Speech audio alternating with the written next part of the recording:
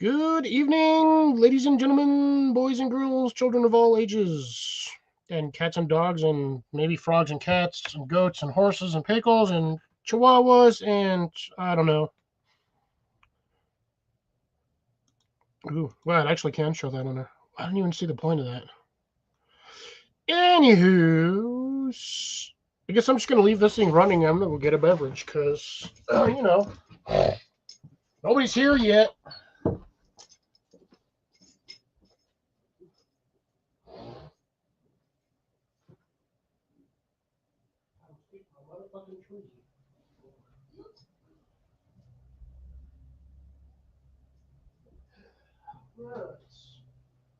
That is cold as hell.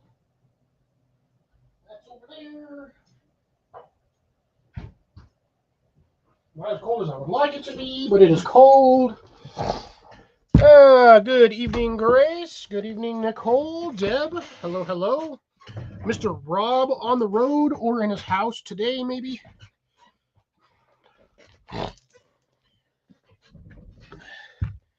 Deb is here as well. We got everybody showing up today. Motherfucking camera, seriously? This is not how I wanted to start my live. I did not want to start my live with my camera drunker than me. Ooh, there's a Blake Wurst. God damn, thanks, camera. Jesus, ass waffle. This thing is killing me.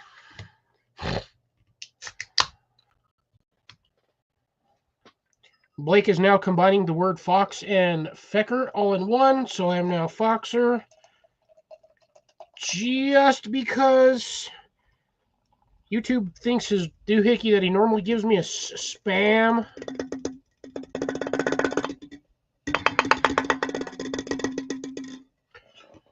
If only I was John Cleese. John Cleese. That would be hilarious. God, I look like I got punched in both my eyes today, which is really sad because I actually got sleep for the first time in, God, I don't know, a while. I got a decent amount of sleep. That is freaking cold. 30-degree bottle.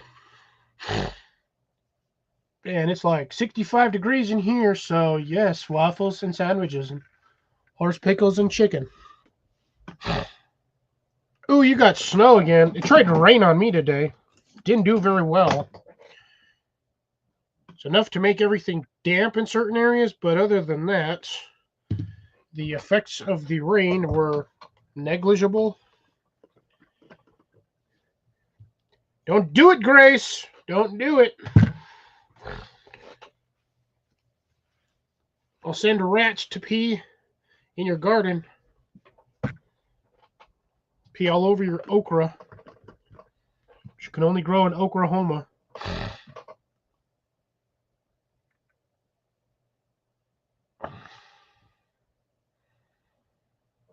And there's Mr. Herbert T. Outdoors. Or as my brain has been recently remembering it as, because it is H2O. HTO. I don't know why I keep saying H2O. In my brain, Herbert is now Honky Tonk Outdoors. Just because, for some reason, that's where my brain went.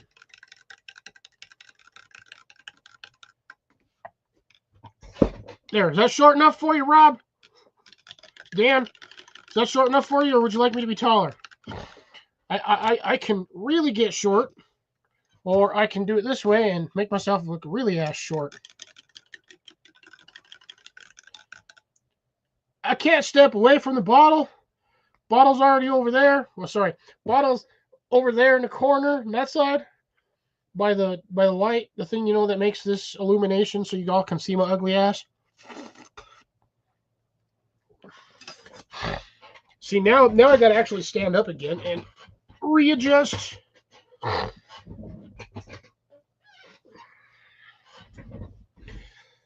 Yeah, everyone's getting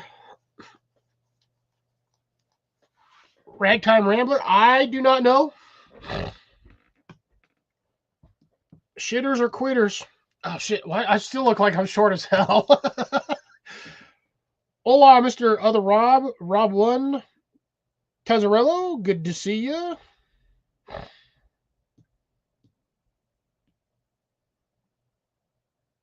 I do not know. I do not know. And there's a Mr. Colin. Doesn't even say hi first. He just throws out random numbers. Haven't even asked for him yet.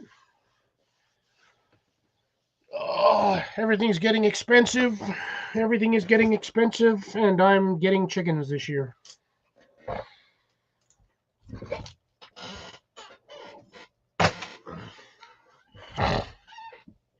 So, yeah.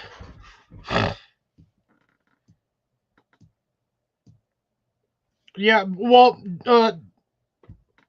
Deb, that was also horrible gas station lighting, so yeah, I wouldn't go that far saying that was cute. That was a terrible gas station lighting, and it was also trying to rain on us.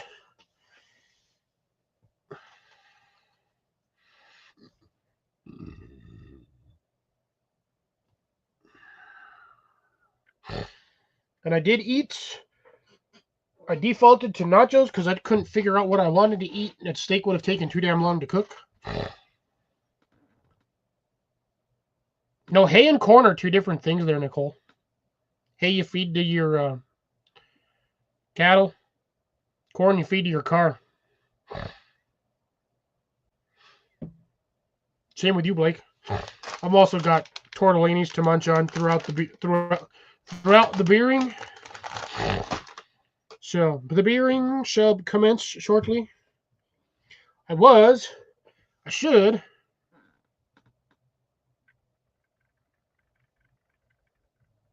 I don't have an ass. My ass is both fat and flat. I got a fat, flat ass. That would be Rob on the road. Psych, just kidding. Rob's not on the road. His name's Jeff. Oh my god. Fucking Blake. I got that shit in my head the minute you said that. Oh my god. Hey, my name's Jeff. Oh, Jesus.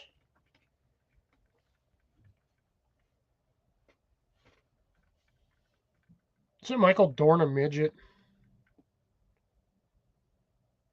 Or sorry, little person. Person of short stature. One who is closer to the grass than he is the clouds.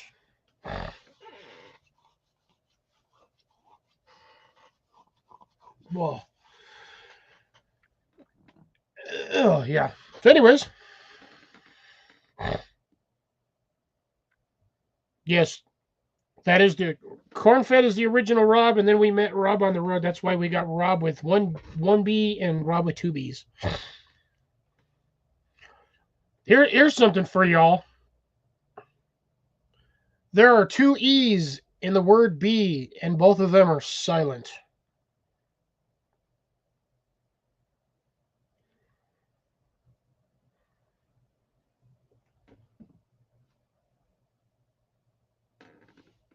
I got one fucking dimple.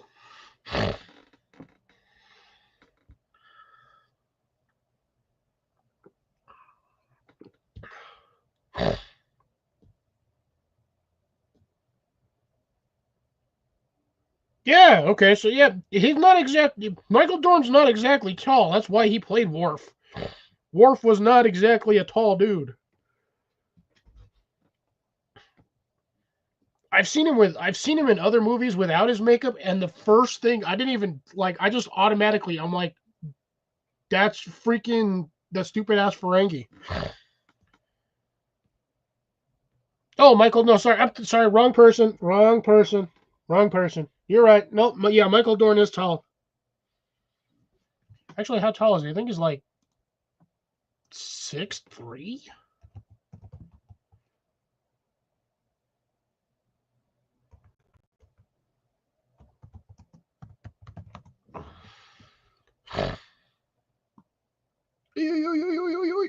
Yeah, I was right. He is 6'3". Holy shit. I got it. Okay, so yeah, he's just a little taller than I am. Doesn't look like Worf when he doesn't have his makeup on. The one I'm thinking is who in the shit was the damn Ferengi? Who the hell played that one? I forgot his damn name. Mother effing chicken wings.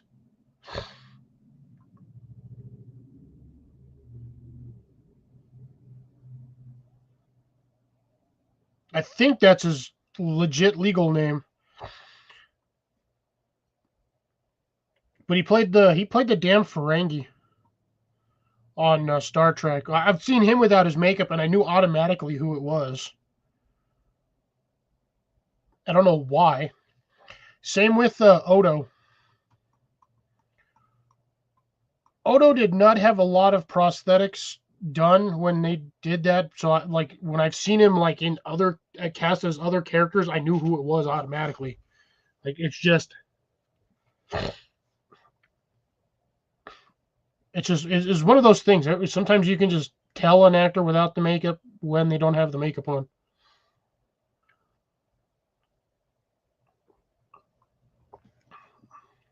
Wait. Nicole, what are you talking about? Blake thinks. I was unaware that was the case for him. I did not know he could do that. Because he sure as hell didn't think to give me the goddamn keys to the truck when he told me to go get the damn truck.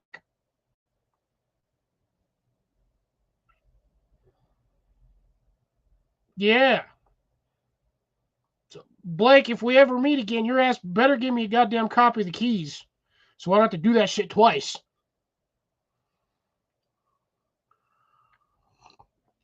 Good evening, Cecilia. How's it going?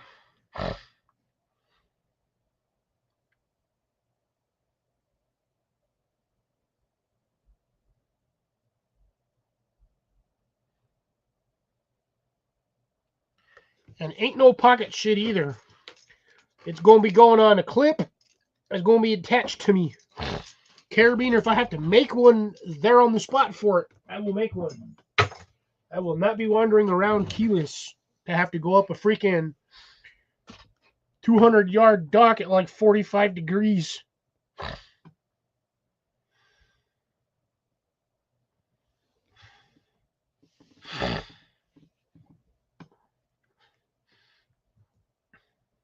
Also got to remind me to attach the boat to the boat trailer before I take off, so we don't lose the boat on the dock or sorry the boat ramp. Because yeah, that one was almost a huge mistake. That's assuming Blake ever lets me drive his truck again. That's also assuming he still has it the next time we meet.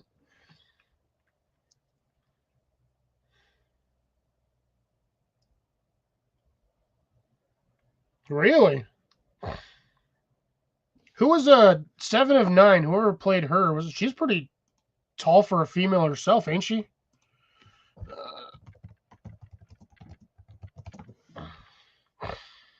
Joey Ryan. There we go. Jesus.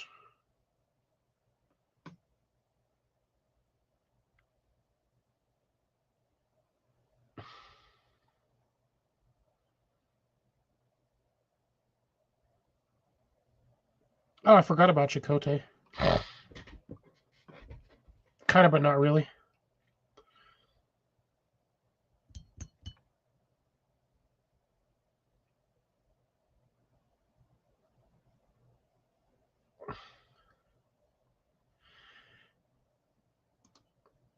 Come on, she is.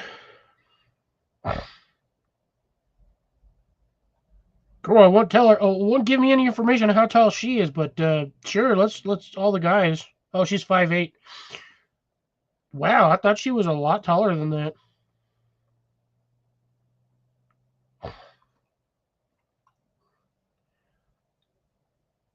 All right, starting to live off on a Star Trek rant, which is I don't know how we got onto this. Not complaining, just saying. Oh, nice. How'd that go? Sorry, Colin, how'd that go? Since you finally met up with Rob. Evening, Mr. Jason, Mrs. Molly, how's it going? Also, hello, Jenny. I forgot to mention that earlier when Colin popped in.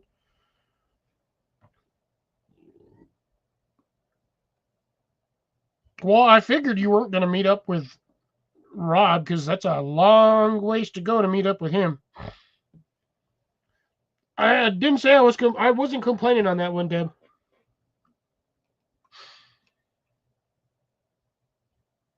I did not went for a swim.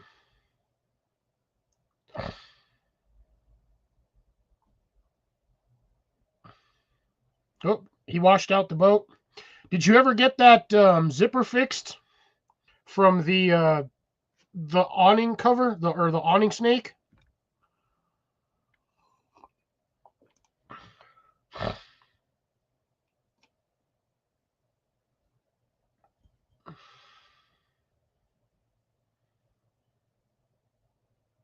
Ooh, give him a magnet. Oh heck yeah! I saw those today at the store. They were $4.99 a pack for 4 of them. Them damn things are getting expensive. I gotta try to find there's a rare rendition of those Cadbury eggs, and they're white chocolate, and those damn things are harder than freaking heck to find. Every once in a while they pop them out in the UK, and I randomly find a channel during like Easter that'll be like, found these at the local store, blah blah. So it'll be some random ass gas station that they find them at. They're like, picked up like 3 packs of the white ones. I'm like, you suckers, like you stinking turds.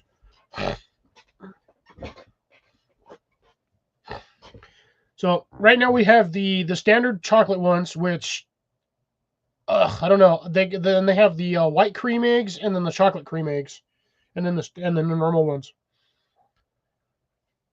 But yeah, $4.99. Last time I had some of those, I took some to the damn camping trip from the previous year, and I think I got rid of like 1 box out of the like 6 that I took, and I ended up bringing them all back home and eating them. It took me like 6 months to eat them all.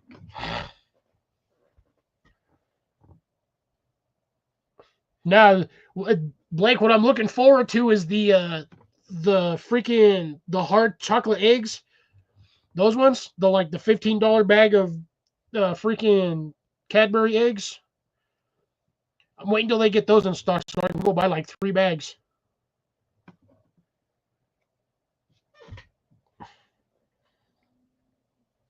It's gonna be $45 worth of chocolate, but those goddamn things last for freaking forever. And then right now they've got the Robin's eggs, the large and the small ones, for $2.99 a piece, or well $2.50. So I'm gonna have to start stocking up on those things.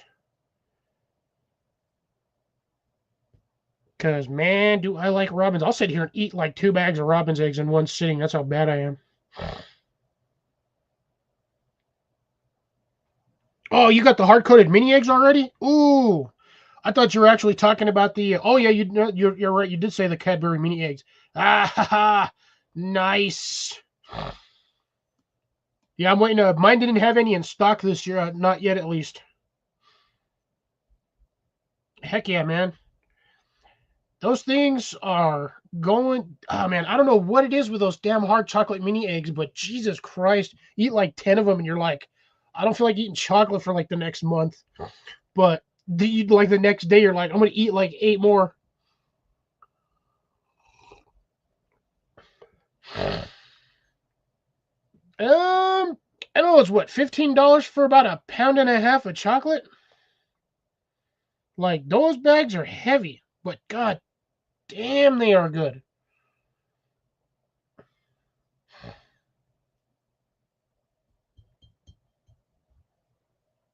And yet, it is really sad that the chocolate eggs are actually cheaper by proximity than the actual regular eggs.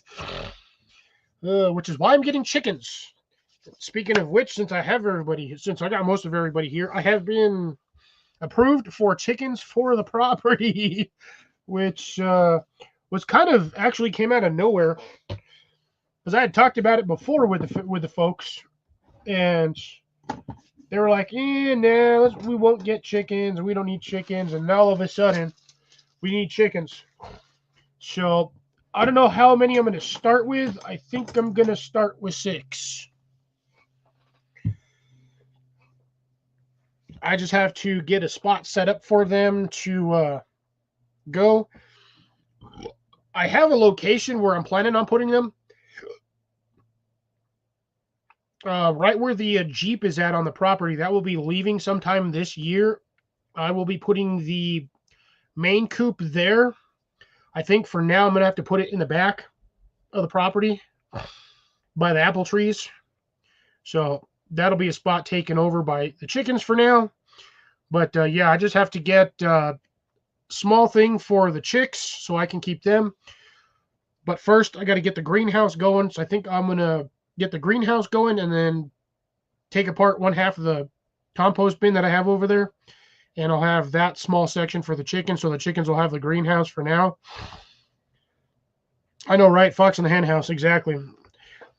Everybody that I know that has chickens, like all the homesteaders that I talk to, I always tormented them or would like tell them, like, I'm going to come to your house and don't get mad if you find me in the chicken coop.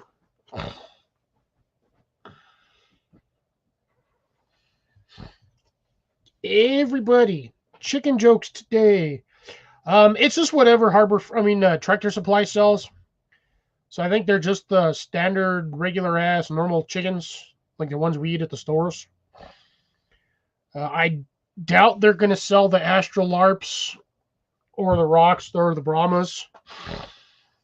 So I'm pretty sure it's just your standard, normal ass chicken. Well, I have to, considering that we lost, 1.5 million chickens for the bird flu, which, by the way, I don't know if anybody noticed this, started after January's election, or swore in. I kind of find it a little convenient.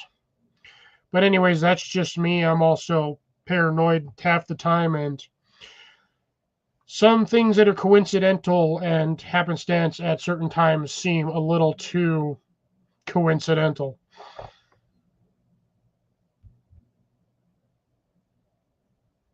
Dog with no back legs and balls of steel. That is a good question. So I think Rob will be getting.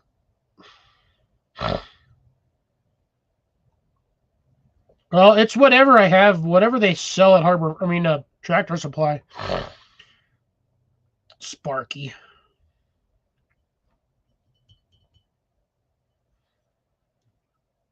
I know, Jason, you missed it earlier. The mine that I said was the word "B" has 2 E's in it, and they're both silent.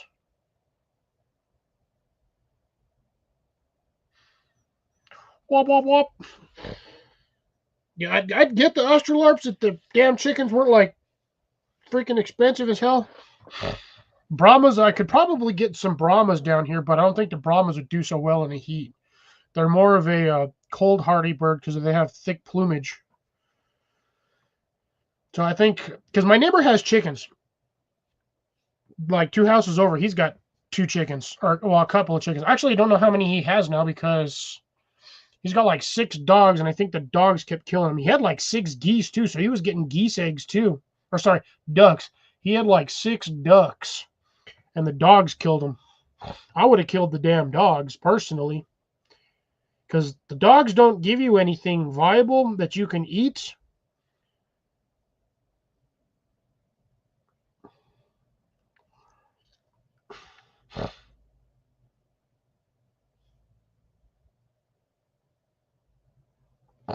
Damn.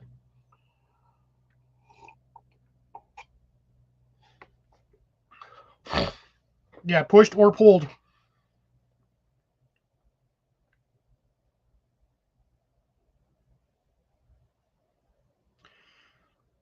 And Chevys can't have expensive vehicle yet. Oh, there used to be. I used to remember the one for Buick.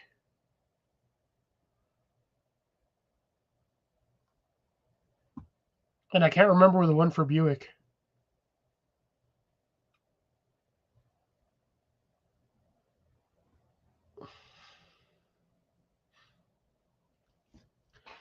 Sad part is for Easter, I've already seen a ton of memes. That due to the insane inflation of eggs, it's going to be cheaper to paint potatoes. So apparently everybody this season is going to be painting potatoes. We're going to have colored potatoes.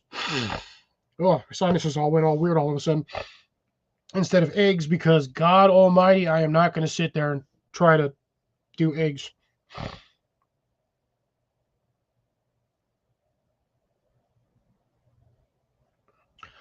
I used to know what Pontiac stood for. Something about thinks it's a Cadillac.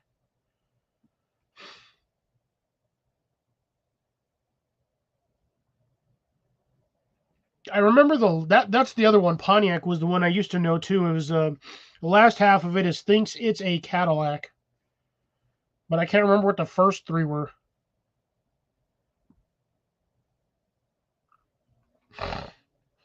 No, that Jason, that's for Jeeps.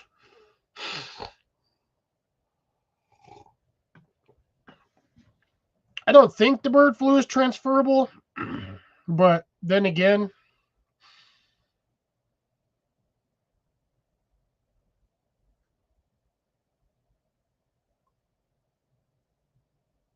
oh, poor old Nissan thinks it's a Cadillac.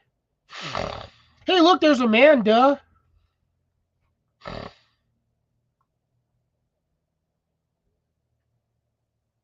Yeah, that's the one.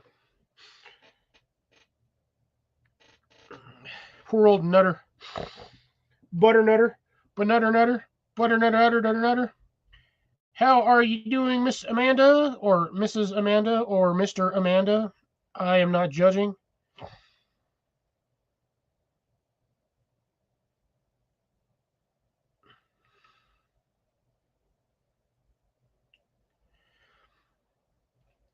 They yeah, would have. 2 dozen eggs is a lot of money. And I got Blake doing it too. By the way, folks, today I'm in a relatively good mood. So, like I said, I got sleep last night. I got like 7 solid hours of sleep. So I am pretty good. Work was decent. Ran myself a little bit ragged, but otherwise doing well. My planties are doing well. Would you guys like to? Wow, where the hell? I had like 12 people in here earlier.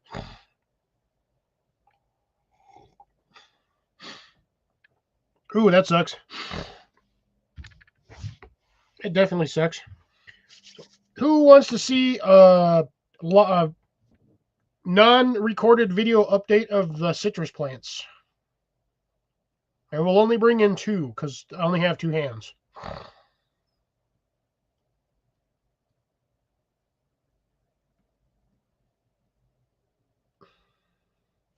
I was going to try to do a video before I got home, but I did not have a chance. It's the same thing as swine flu does, just makes you sick for a little bit. All right, so I got 3 so far. 3 out of 6 want to see the planties. I still have 3 out of 6 want to see the planties. Unfortunately, I lost 2 of them. All right, so that's 4 now. So I'm going to go grab those real quick. I shall be back. Because I do have to get them from outside. But I am super happy. They are looking good.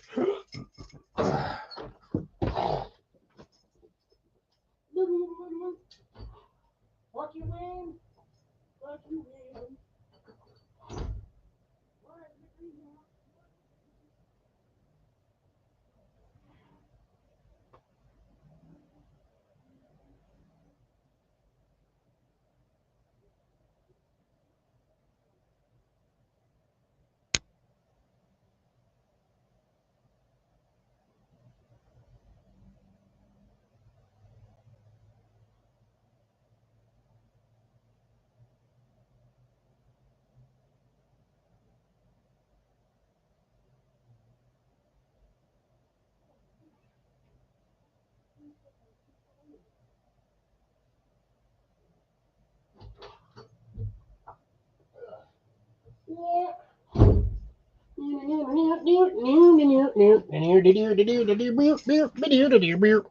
Bloop, bloop.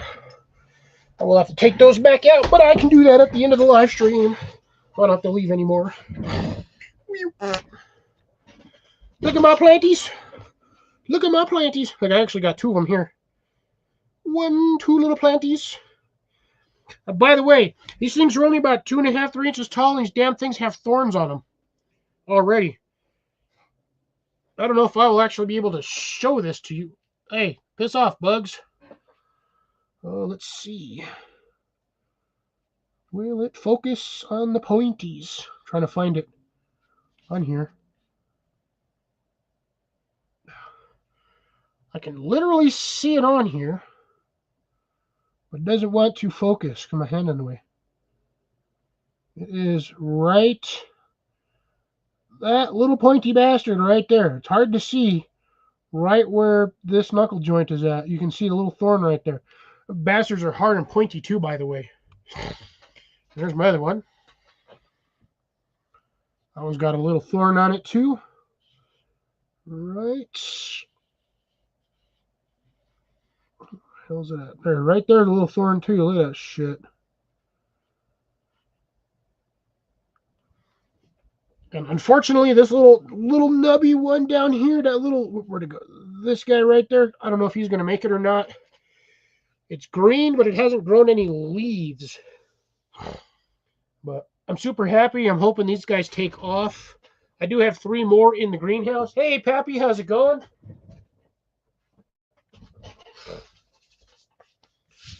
So I'm super stoked. I think I got like 6 out of 12. So I got about 50-50 on the germination.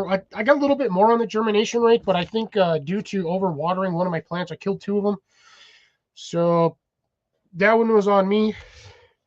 I'm also still learning how to germinate a lot of these particular seeds. They are a little tricky. I don't exactly know what the specific requirements are for germinating citrus seeds. I think I need more of a like tropical sort of climate to grow them. Yeah, well, they're young leaves, so they're gonna have that waxy look to them. They're gonna be the shiny waxy look, only because they're young leaves. When they get older, they get a little darker and they lose a lot of the shine or sheen.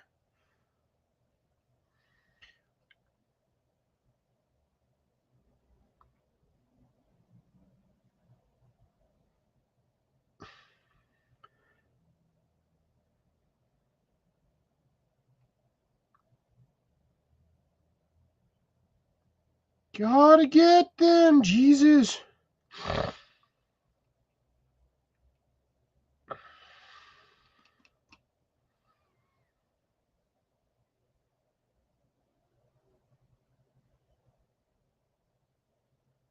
Well, I don't know about artificial germination, but I just grow them from little seeds. I got a couple of these ones are lemons, so those are lemon seeds. And I got about 5 more of these. I'm waiting to see if my test one's going to run. If my test one goes, I'm going to put these ones. I'm going to run a test on these ones on a heating tray or a heating mat to see if I can get them to germinate faster. Because these stupid things take freaking forever. Oh yeah, I bet it's way too early to start. That's a Montana or is that Maine? MA is Maine, right? Because MI is Michigan. Damn.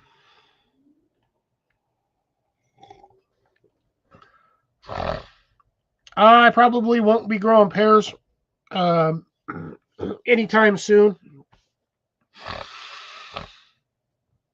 No, not really. Nobody around here eats them, so Massachusetts. Massive 2 shits. Think maybe. I do not have the coconut will not grow then. I don't have the tropical climate. If I can find a way to get a greenhouse big enough to make a tropical climate into, I could probably grow coconut. Right now, I'm attempting to try to grow pineapple. It's been sitting in the greenhouse for weeks. Essentially since Christmas, I took a pineapple cutting and I cut the bottom ½ inch off, stripped the leaves, and I chucked it in. I put 3 freaking nails in it. Yes, nails, because that's what I had on hand. Because I'm not sticking a toothpick in water, because that's just going to get wet, soggy, and crumble, and I'm going to lose the whole thing in the thing. It's got like 4 roots on it right now. So I'll probably end up cutting the rest of the bottom leaves off that are brown and just basically dried up and soggy. And at some point, I'm going to put it in dirt. Hopefully, when it's a little warmer, like I said, I do have it in the greenhouse in water. It's just in a clear jar of water. So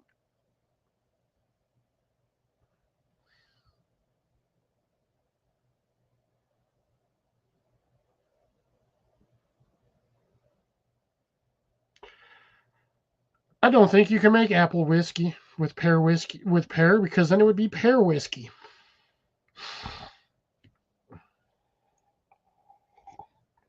But yeah, I'm looking forward to that. I've also got 3 tree cuttings. Yeah, 3 tree cuttings. Technically 5 because I cut some off of my pine tree because I'm going to try to get my pine tree. I'm going to try to propagate little pine tree sticks. If I can propagate pine trees, I can start selling pine trees.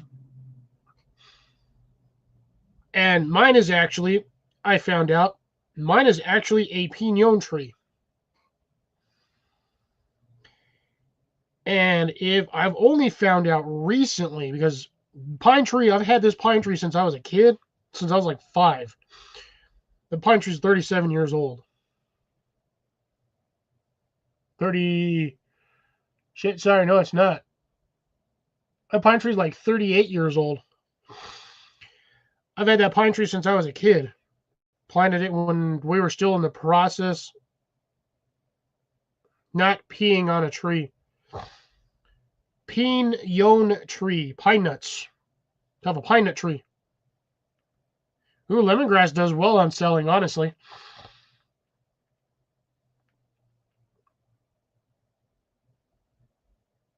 Yeah, see, exactly. Right, Dan? You can't make apple juice with pie, with a pear.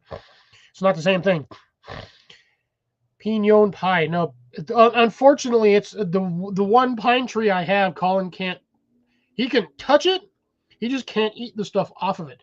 I have been trying to find a viable pine nut off of that damn tree. The whole top of it's good. There's like 30, 40 pine cones, like little tiny pine cones on it. The first time this pine tree has ever crapped out pine cones. I got like 1 or 2 the previous years, but this year it is just pooping out pine cones. And I think I know why. I legitimately think I know why it's crapping out pine cones. Well, yeah, because it's technically a nut. When I redid the border, or not the border, the covering for the pine tree, I stripped out everything that was in there, leveled out the dirt, and then I put like 4 inches of mulch on top of it. And I think that is the reason why it is doing so well. I have one section. Unfortunately, I do have there's a boar or a beetle in there, which again, is one of those nasty ones that took out a lot of the pine trees in this country, or in the Southwest region anyway, in the first place, which is why pine nuts are so darn expensive. It's similar to like the ash borer beetle, but it's a pine borer. I was hoping my tree would survive and wouldn't have it, but if I can get the cuttings from it, I can just keep going. But redoing the groundwork on top of it, I think is what's keeping it alive, because before it is shady under it, but it still gets too hot and it dries out the dirt real fast. And that thing only gets water like once every 25 or 30 days. This is how my dad has the watering system set up on it. When it does rain, it gets more because the drain bucket, or the overflow for the water bucket, goes goes down about 2 feet, and then goes right over to the pine tree. And there's I got a little 6-inch, 8-inch pipe spout that just pours out water over there. So it does get excess water when it rains, but that's only when my water catchment hits the limit and gets pumped up to the overflow. So that thing will hold about 100 gallons, but the minute it hits about 100, 102 to 105 gallons, it'll start. Actually, no, I stand corrected. I think it's set at like 95 gallons, maybe 93. And then anything after that, it just gets pumped right back down to the overflow or bleed over pipe. Nope, unfortunately, a pine nut. It's called a pine nut for a reason. Otherwise, it would be a pine seed. So, again, I do have that tree in my yard. You can probably touch the tree without it being a problem. And I'm pretty sure you can handle the shell of it, because they do come in a very hard shell. It's kind of like a walnut. You have to crack an outer casing to get to the innards. So I think you'd be fine touching the outer shell. It's the inner contents that might get you. But none of my stuff is viable. I go under there every week, and I go through all the little pine nuts that I find, and every one of them, I crush them, and there's nothing inside of them. So may or may not have missed the conditions to properly, I guess we'll say, fertilize the seeds or nuts themselves to actually get them to grow. Could have been the wrong conditions, could not have been enough water, could have been too dry. I don't know the background or the horticultural aspect of why that's not working the way it's working. But it's kind of neat to see my pine tree's got a whole bunch of pine cones on the top of it. So that's always fun. Get free pine cones. Can't do anything with them because they're like little tiny pine cones. They're like 1 to 2 inches at best. But still, first time my pine tree in almost 40 years has produced pine cones. So it's really exciting. But yeah, I've got a couple of pine branches that I've stuck in some dirt. Wet dirt. So we'll see if that goes. Like I said, I do have 3 apple cuttings, fairly substantial ones. One of them is essentially like a small branch. I cut one of the side branches off that I didn't need because it was too low to the crown or to the base of the tree. So I snipped it. But because of the way it grew almost straight, and then it sent out like a little branch. So that thing's like 4 feet long, 3 feet long, but it has like a 1.5 foot side shoot branch. So I stuck that in there, and I put some, I don't have it over here, the root starter, the white powdery stuff, the hormone stuff, rooting hormone, Jesus Christ, sorry, some rooting hormone on there, and I stuck it in some dirt with a like 3.5 foot piece of bamboo to keep it from falling over, just to give it a little bit more rigidity in the pot. And hopefully having it in the greenhouse will start to trigger its growth cycle, and it'll start setting out roots, hopefully. Under the right conditions, yes, they will. Most tree branches you can cutting. That's how they do a lot of grafted trees, or a lot of tree starts. They don't necessarily grow all of the trees from seed. You can get a cutting, and if you do it the right way, right conditions, pay attention to it, water it the way you're supposed to, it will start sending out roots. It does help if you use either a root starter or a rooting hormone, which they usually come in a little white container, usually about this size, but it's a little white plastic container, and it's just It's a little fatter, just a tad bit fatter than this. But usually what you do is you just wet the branch, kind of flip off a little excess water, dip it in there, kind of tap it on the side of the container to get off any excess powder so it's basically not caked on there. And then apparently you just stick it in the ground and water it and just kind of let it go. And for the most part, usually you can get a graft on there. It'll usually grow.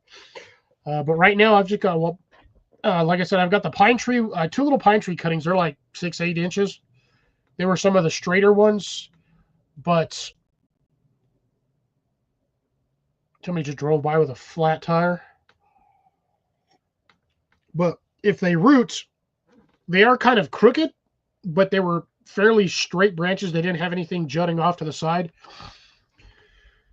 So I just basically cut them and I stripped the bottom 3-4 inches off. So there are no pine needles on good 3-4 inches of the base, and then it's all pine needles on the top.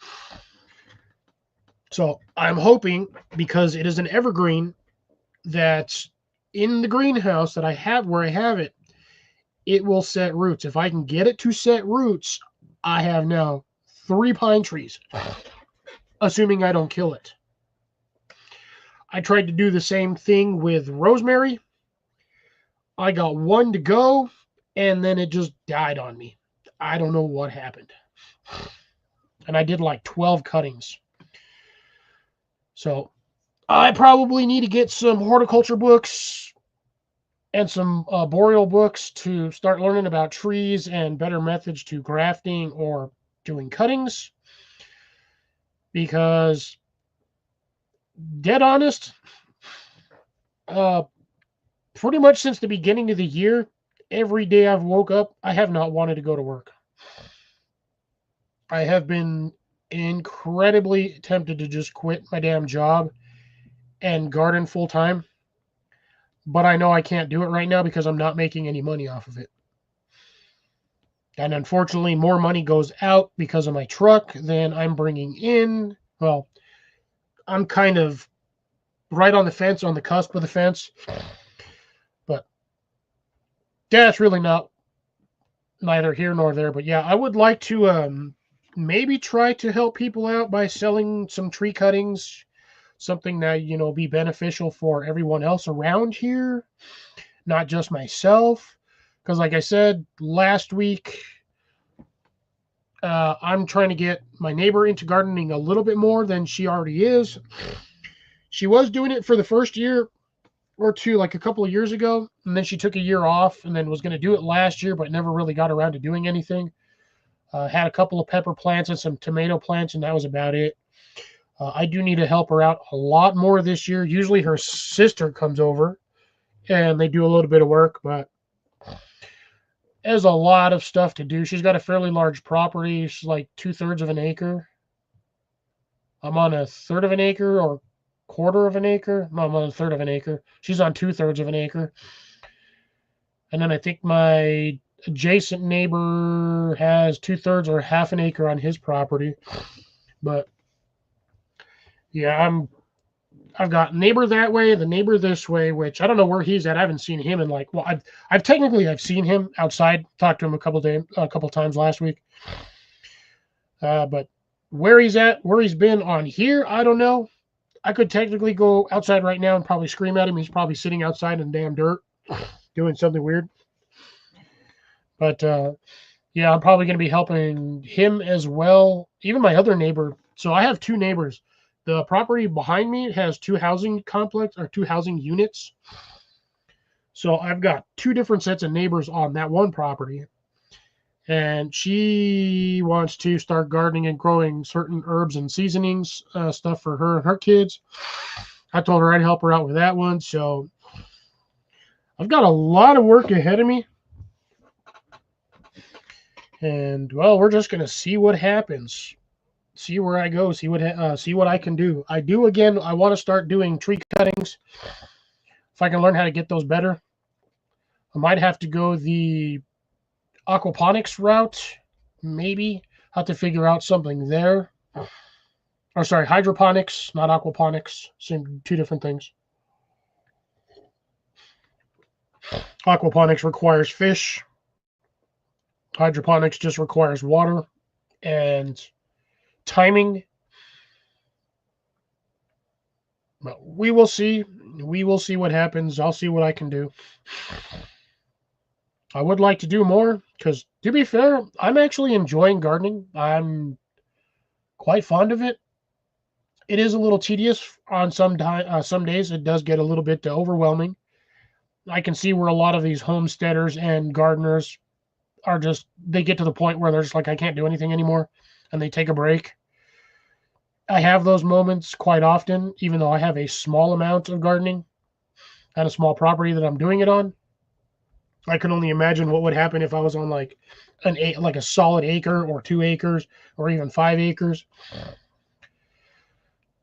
I would do it. I would trudge through it, and I would probably be doing it all by myself because I don't think I'd be able to convince anybody to help me.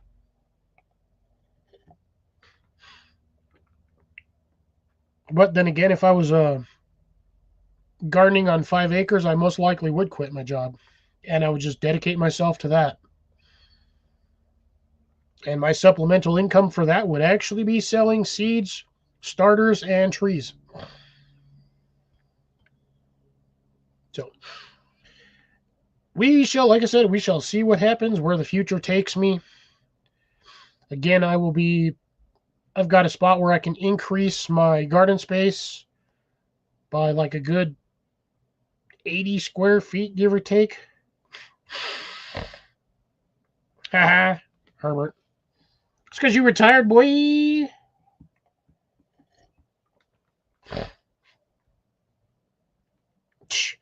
I'm pretty sure if a lot of people lived closer, they would try to help me. Problem is, I don't have the money to drag everybody over here that would be considered or interested in helping. So, I appreciate the sentiment, not sediment, sediment. Ooh, damn, that sucks. At least you don't work for the U.S. government. Because that's currently a shit show right now.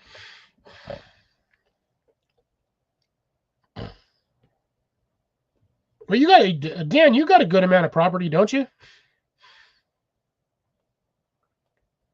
Do you have a small amount of property?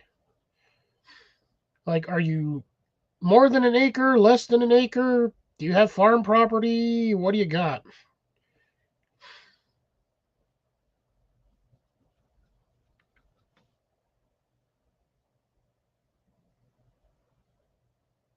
Waiting. Yeah, I would still really like to buy like 5 to 10 acres of property, relatively closer to my property than the one me and Jason were looking at a couple of weeks ago. It was like an hour and a half away. That's a 3-hour drive back and forth, like 3-hour round trip. And it's like a 30 to 40 minute drive to anything that's remotely close to civilization. So I would technically, by all rights, be off grid while on grid, which is kind of sad. But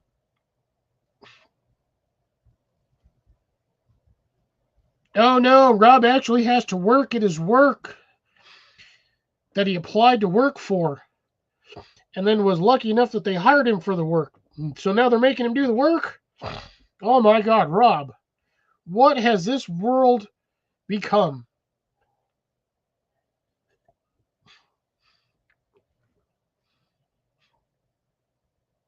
Yeah, I'm really mad with I'm like pissed off with my sinuses.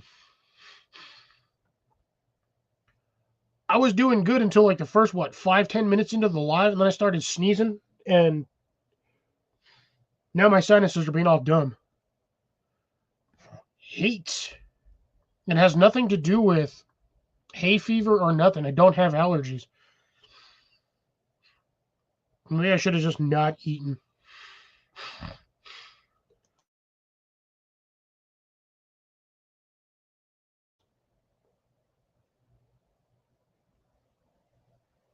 God, you're on 22 hours of the last 30 hours, so you got, 8 hours left? That sucks. And then you're hitting overtime, but that's a good thing, though.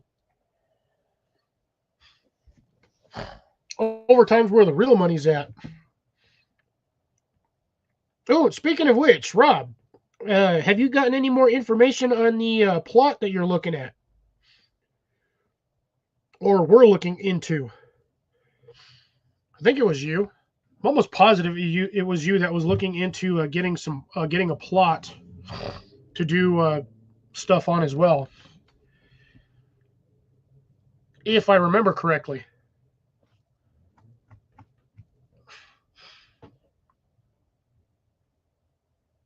Yeah,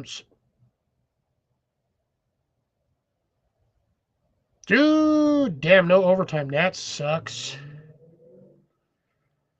And I'm surprised I have not seen Peaceful Des in here yet or Shawnee, but that's okay.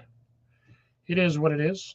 Can't force everyone to be everywhere because I know those ladies are always on other lives that are probably more informational than mine. What the hell, camera? Shit.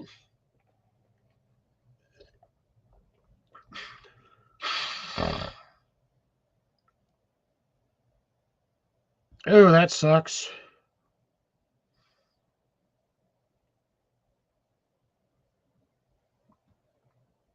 I'm trying to think. I know a bunch of.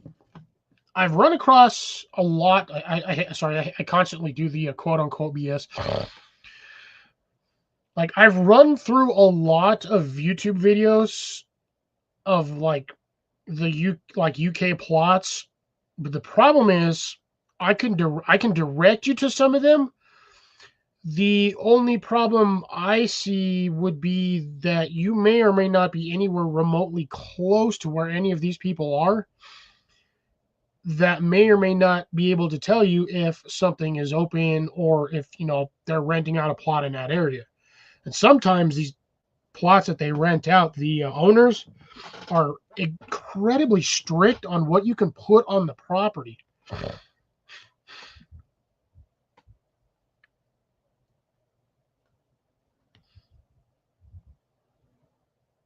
Oh, okay. So that's decent. But how much clearing of the land are you going to have to do in order to use that property?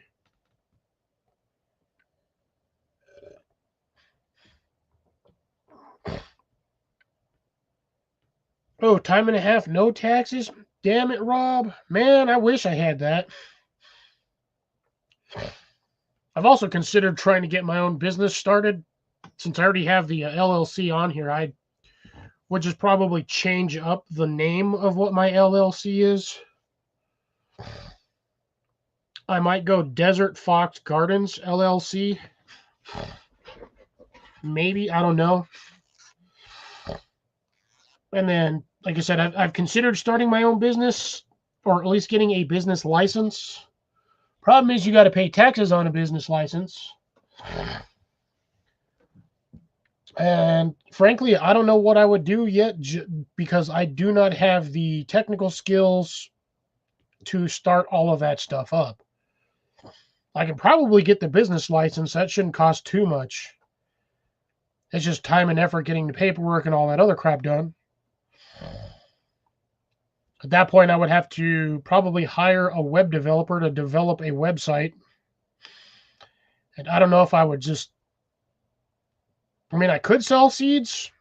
It's not like I don't have a decent supply of seeds. I just don't have enough to sell to too many people. So it'd be kind of a, once I'm out, I'm sort of out until the next season. And if I have a bad crop year... See, I knew the minute I was going to talk about selling seeds, I knew drops was going to pop in.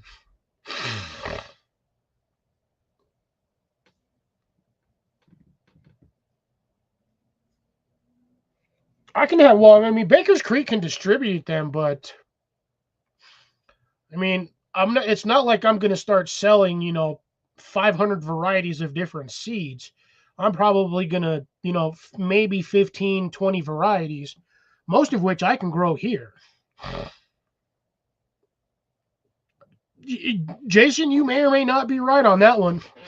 Somehow, but the minute I started talking about seed selling and starting a business for that, I knew it was in my head. It was on the front of my head, on the tip of my tongue, the tip of my nose, tip of my finger. The minute I started talking about it, I knew drops would pop in, say something.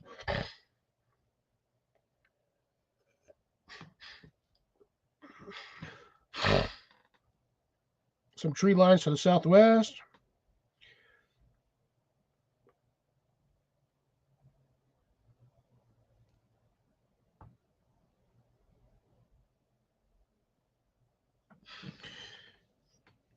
So Baker's Creek just distributes the seeds that they probably grow from somewhere else.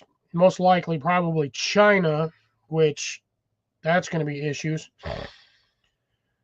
Rob, at least a solid acre is better than nothing. And if you have permission, you can always clear, drop a tree or two here and there.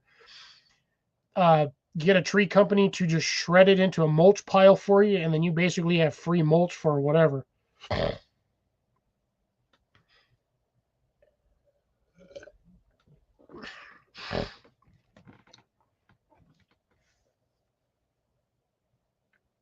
Camera is being weird today. Yeah, that's the thing, Drops. I want to do it, but at the same time, I don't. Me personally, I'm not comfortable with doing a startup right now because financially, I'm not set for it. I do not have the what I would feel as a comfortable medium. I do not have as a for capitals. I do not have that much capital for a startup. I can do something small, but I need land. That is my biggest problem right now. Tons of properties around me, always constantly for sale. I don't have the money for what these guys want. There's empty properties on my street. They want $150,000 for them, only because they have access to power and water. But there ain't shit on the property. There's a property up the street. It's like a half an acre, maybe 3/4 of an acre. And there ain't nothing but tumbleweeds and dirt on that property. It backs a ditch, but nothing on that property. I've looked at that property. They want like 150, almost 200,000. It's like 150 to 175 for that property. It's not $175. That's thousands. So they want $175K for a piece of land that does not have shit on it.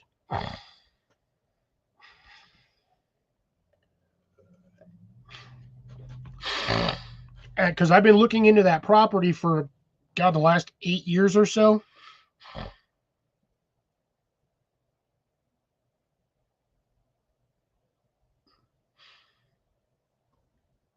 Rob, it's not a cabin if you claim it as a shed.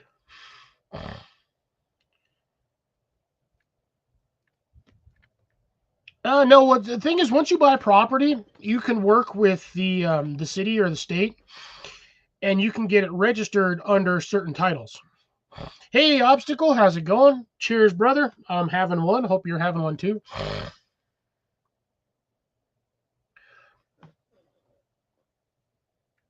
I'm not raising Russian thistle. First off, I'm not in Russia. I can raise tumbleweeds, probably. Basically, tumbleweeds is dried sage. Those things grow everywhere down here.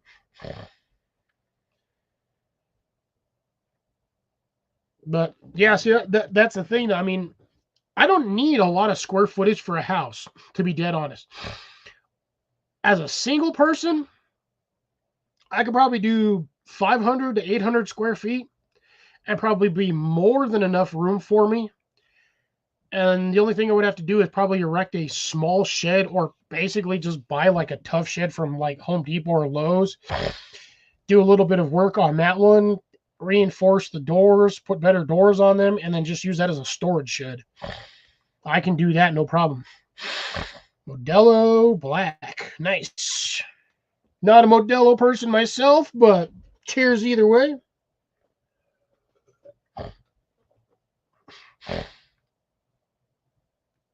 I don't have people that are going to want to buy that stuff around here. Don't have a lot of hippies. Or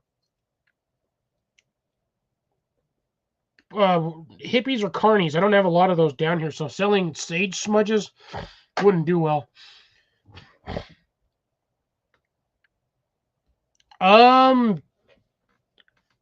There are places that would probably buy microgreens. I was looking into that a while. To be honest, it would have been a better venture when I lived in Denver. The only problem is when I lived in Denver, I lived in an apartment. Would not have been able to grow enough microgreens. I mean, I did technically have a wraparound patio porch because I was on the second floor, so I did have like a balcony, like a wraparound balcony. But in all fairness, I never really got into it when I was up there. Gardening wasn't my kind of thing at the time. When I lived in Denver, I was more outside trying to camp, do cycling and fishing. So at the time, microgreens was not on my list of priorities. Though I did think about it because there are a lot of companies that will buy microgreens by the tray. I would have to, personally, I would have to get a setup for it. Oh, shit. I'm sorry, guys. I will get the, Jason, I will get the link up here in just a bit. That's why I'm trying to do the trees. If I can get tree cuttings, and again, these little bastards here, I started these in the middle of winter in a greenhouse. These are citrus trees. It's about a 3-inch, maybe 4-inch citrus tree. These are the Mexican limes. I have officially, if that thing lives and gets bigger, by transitive properties, I will have made myself like $100. Because them damn trees are like $25 a piece. Well, $15 to $20 a piece. 15 to 25.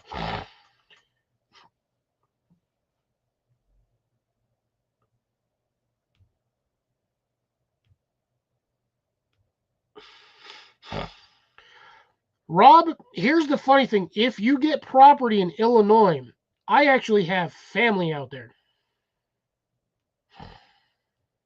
My brother-in-law owns 40 acres.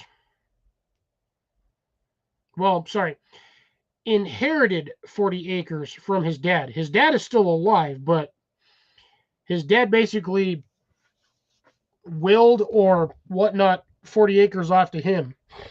So my sister, my nieces, and my brother-in-law are on the 40-acre property. It's a very funky shaped 40 acres of property. They do have water on it, but they got 40 acres. If my brother-in-law actually does anything on that property other than just build a house and just hoard the 40 acres, he could probably make $200,000 to $300,000 a year easy on that property.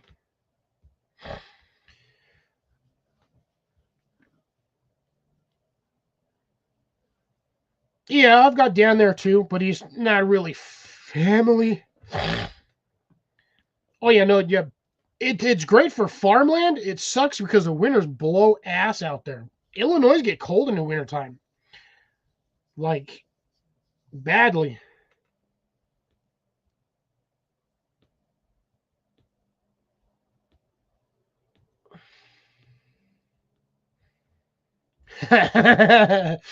Rob, make sure you drag your beanbag across it. That way it's limited edition beanbag dirt. Yeah, I know Iowa was expensive. That property you were looking at is 270,000. It was only like 5 acres. No, 7 acres for 270K. No, thank you. No worries there, CR. Good to see you. How's it going? Hope the weather's not too bad. But, I mean, if I got set up properly, I would actually be able to start it if I was going to drops. I'd have to look into doing the microgreens and to see who would be willing to buy them at certain prices.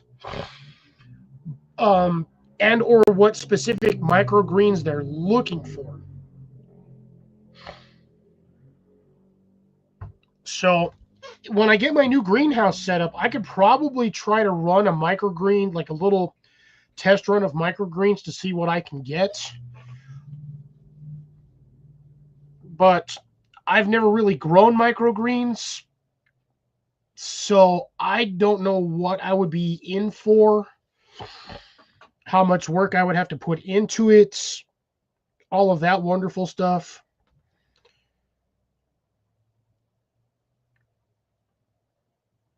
Yeah, you know what my obstacle? Mine was this.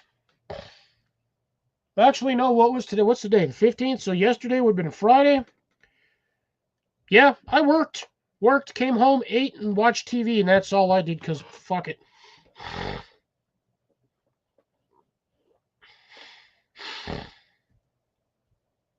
Ooh, man. God damn, 100K an acre? Shit. God damn, you have to sell a kidney, a lung, and a testicle for that.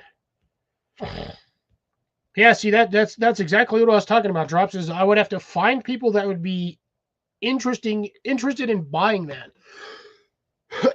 And the thing is, I don't have a lot of like Jamba Juices down here. Jesus Christ. Nope. Obstacle got a new knife.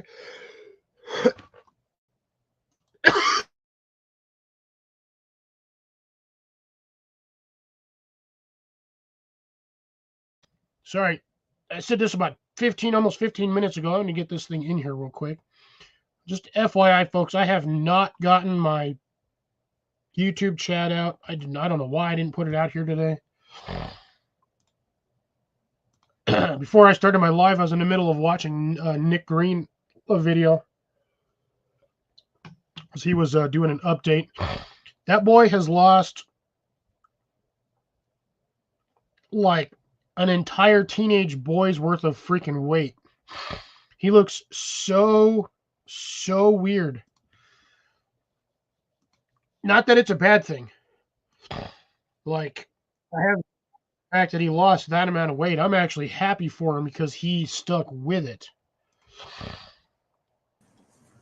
There's one, and there's two. Hopefully this one doesn't derail me. Oh, yeah, I do. He's looking hella slim. Who? Nick Green? Nicholas Green. I've lost 50 pounds. No one said anything about that. We've been you talk about it like 4 days a week. We always say I'm happy to be where I'm at. I'm doing Cecilia, Dan. Hey everybody. They actually told me that the weight loss stuff I'm on, even after my surgery, they're going to keep on giving me the shots. So I'm going to be taking as long as they give to me. So By the way, the property I've been looking at is 3,600 an acre. How many acres are you planning? 15. Whoa. That's, what is that, about 55K roughly? 54. Does it have power and water? Power's right there.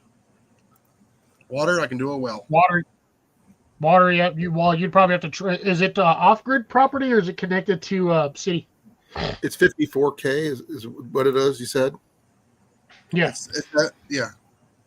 It's got power, but no, you would have to put in your own well. Is there a lot of trees? Not a lot of trees? What's the... Yeah, there's trees. What type of trees, though? That makes a difference. Pine and deciduous. Okay. Just not straight pine, because you need a combo. I can make it straight pine. No, you don't need it. Oh, you need both kinds. There's nothing wrong with pine trees. Pine needles make exceptional freaking compost. Yeah, but they don't bring in a lot of animals for like hunting. Yeah, they do. Oh, the shit they don't. Not like the regular like hardwoods and stuff. Yeah, the hardwoods bring in a little bit more. But I was like, go ahead. Chops is wondering where I was at. He's in a red state. No, I'm actually, if I end up going for this properties, I am going to go and get my my gamekeeper's degree. Ooh. There you go. Mm-hmm. That's a few years down the way, though. There you go, Jason. Well, if him, then that means that Mandy might come down this way too. There's three. He already knows how to do that. There's 3 parcels for sale at that price, all right next to each other. 54 total, huh? So if you had the 160K, essentially, you could get, what was that, 45 acres? Mm-hmm. Yep. Guess how much I can get with my VA home loan? 0. 260 plus. God, that's a lot of money. The thing is, I won't have to use it all for just the land. I could use part of it for the land, part of it for building a house. Yeah, well, good One luck of on the that largest- one with who we currently have sitting on the throne. He is derailing all of that stuff. So I would not hold a candle to getting jack shit from your VA. Yeah. Due to his age, he may pass away before he gets finished with his term anyway. Yeah, well, I'm hoping to. Because as it stands, he will be the oldest president on record. If he No, Biden so far. Huh? Biden was older. Well, Biden was older before, but now that this term, with this year to he gets the end of his term, by the end of his term, he'll be the oldest. Rob can't do it. You're not a nationalized. You're not a. You Right, weren't took me a born second here. to figure out where my phone was, Jason. Who's messaging me? This is the knife I got from Rob. It's a Flissa. When the hell did you send me a freaking audio call? I did send in an audio call. Did I? Yes, because I missed an audio call from Jason. Oh, Here's my knife. Ooh, nice. It's a Flissa.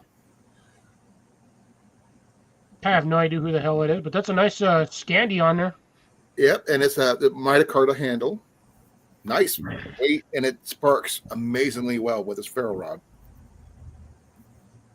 See, right? Even the obstacle says Biden looked like he was 120. I think going through that kind of stress for it being in politics would do that to a person. No, it's having to refix all of the shit from previous season. Would do that for you. Most likely.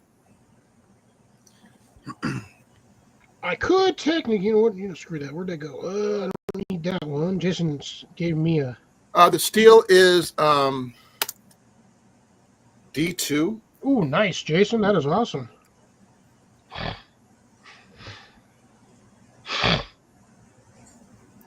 I'll look up the exact steel here on Amazon here because that's where it came from, I believe. Yeah, if it's D2, that's tool steel, so that's basically like shit they would use for wrenches and pliers and. It's D2 As long as steel. it's not the Chinese version of D2, then you're fine. Well, it is made in China, according to the box. But it's a nice one. I've never had. I just got it yesterday, so I haven't really put it through. And apparently Blake sent me. Oh yeah, Blake is tormenting me, little bastard. He always torments you. Nah, he's got the little bags though. Blake, if you're still in here, I'm waiting for the big bags, the $15 fucking big ass bags, the like pound and a half of chocolate ones. Those are the ones I'm waiting for. It's all in the heat treat. Okay. It's a good blade. I'm really, really liking it. It's comfortable in the hand too, so which is nice. I did pick up one more thing at a secondhand store, but I'm not sure if you guys. Oh, it's right here.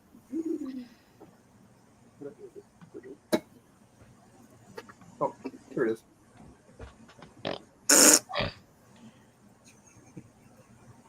Micro torch. A micro torch.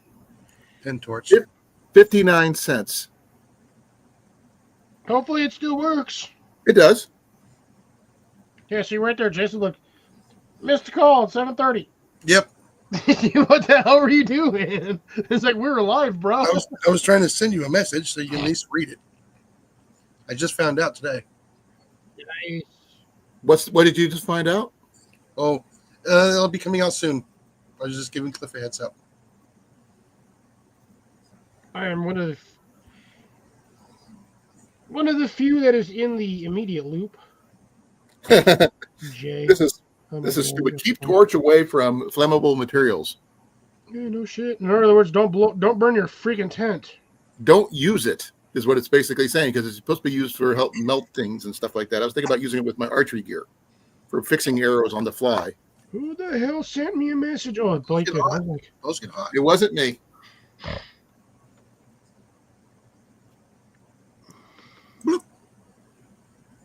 Oh, nice.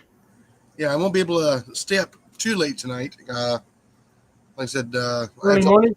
I got it early morning, and like I said, I had troubles getting up this morning. It was just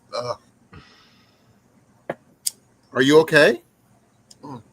no, just probably the lack of sleep past couple days, along with the roller coaster of temperatures. Same question. Are you okay? Boy, you and me both, man. The weather is. Oh, I swear jeez. to God, it's bipolar for like the last 2 weeks. No, we went from, let's see, today we were in the mid 70s. Tomorrow we're going to be dropping down into the 50s. And the day after that, our high is going to be in the 30s. Oh, you've got that same shitty weather pattern coming in too? Yeah, and then a couple days later, it's going to ramp back up to 80. Yeah, I've got that same problem. My low today is 28, 35 tomorrow, Monday's 40, Tuesday's 28, Wednesday's 32, Thursday's 30, Friday's 31, and then I've looked at the 10-day forecast, and right after the 23rd, it just shoots up to 70. Yeah. And the lows are in like the 40s and 50s. I'm like, it's a good thing I didn't plant all my plants yet. Monday, we're going to be down in the negative 26 degrees. It's going to be like -3 at 7 in the morning. yeah, we've got like here right after the 23rd. I shit you not. I'll see if I can find it again. Stupid. If the stupid ads would stop popping up. Oh, right in the middle of. I hate when these stupid ads on the Weather Channel. So yeah, right after the 23rd, I go. The 23rd is 70 degrees with a low of 38, and then right Monday, the next day, 73 degrees with a low of 40. And then after that, I'm in the mid 70s all week. With most of my lows are in the 40s. 77 degrees, 58 for a low.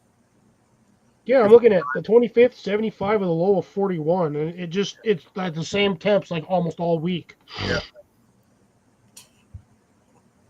So, I guess I don't have to worry about not planting shit till April, because I guess after the 23rd, it's freaking spring.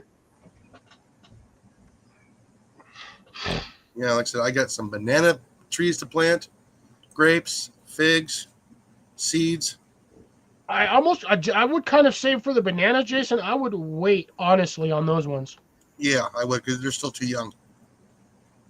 Yeah, I don't think if you get a freak freeze, they are going to die instantly. Well, when's Easter this year? That is a damn good question. That's assuming that one hasn't been removed from the calendar by the freaking government.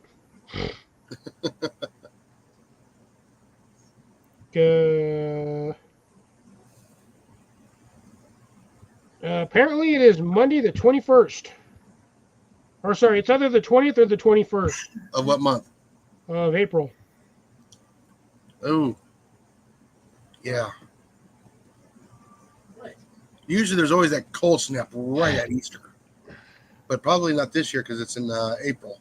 Yeah, CR, you missed it earlier. That's one of the funny things I was talking about was the fact that eggs are too damn expensive to paint, and I've already seen like dozens of memes of everyone like, well, I guess we're painting potatoes this year, because for like $6 you can get a 5-pound bag of potatoes.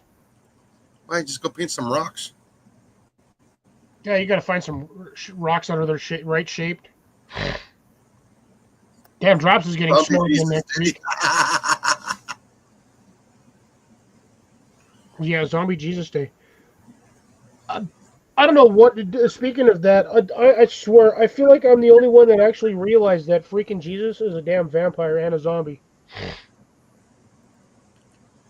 He's carrier. He's carrier 1 or carrier 0 for both vampiric and zombie genes. Yeah, 0.0. I can understand the zombie thing, but not so much the vampire thing. Who else do you know that can turn water into wine? The blood in the wine. Their blood into wine. Or sorry, yeah. The body of the drink from my blood or a drink from my whatever. It's yeah. I don't pay attention to that crap anymore. I haven't done it for decades. That one vampire from the Lost Boys.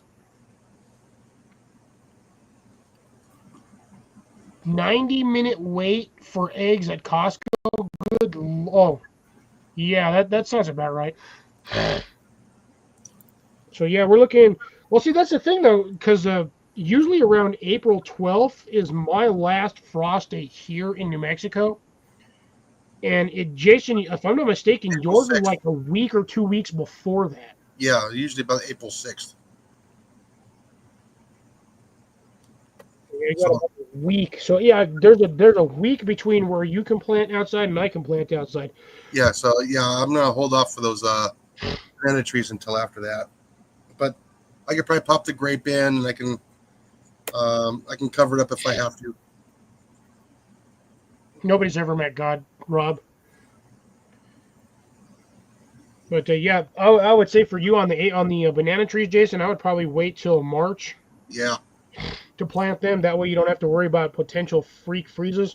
Me, I know my weather patterns here have been so consistent over the last 8-10 years that I usually plant everything about a week to a week and a half before my last frost date, because I know damn well I'm not going to get that frost date.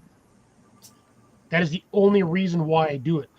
Since 2020, I have been planting anything that I've been growing. I kid you not, I've been throwing in the ground like April 5th, April 6th. Because I know I'm not going to get that last frost date. I won't. It won't happen. It might drop down into the 40s, and then it shoots right back to the 75 the next week. Be right back, guys. That is still freaking cold water. Oh, yeah. But I mean, considering our temperatures that we're going to be getting over the next 2 weeks, Yeah. I've already planted bulbs in multiple locations. I planted a set of bulbs like a freaking week ago. 2 weeks, actually almost 2 weeks ago. I think those were the amaranth. I had 8 of those from like 2 years ago. Whether or not they do anything is a whole nother story, because I think they've been sitting for a whole year. They sat in the greenhouse. And then the other year they sat outside in random weather conditions. So I have no idea if any of those 8 bulbs are even going to germinate. Only time will tell. I have a whole bunch of other bulbs that, again, same problem. They've been sitting in my house for 2-3 years. Don't know if they're going to do anything once I stick them in the ground. And then I have a planter right outside my window in my shade house.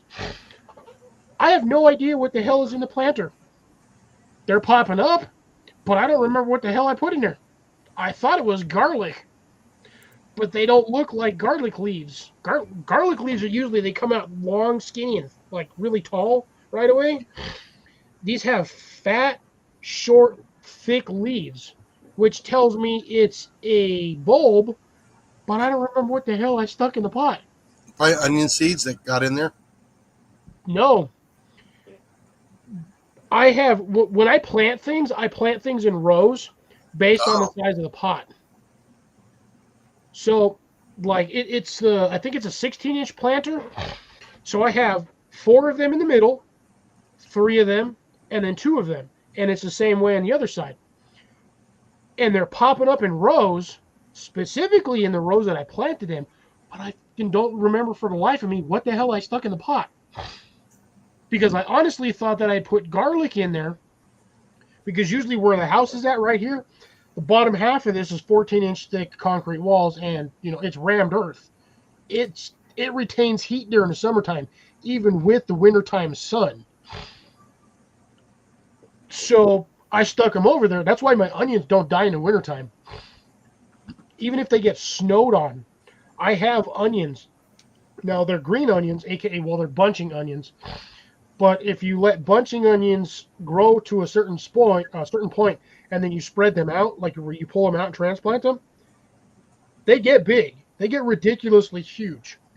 I've gotten some 3 to 4 inch flower heads off of these things. So I got no damn clue. I won't know for another couple of months what the hell they are. I'm thinking they're daylilies. Could be. I think they're daylilies because that's the only thing I remember that I had a significant amount of bulbs for that I may or may not have transplanted because they were still alive.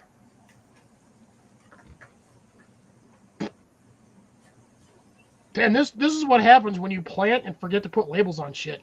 Yeah. So I won't know what those things are until goddamn spring.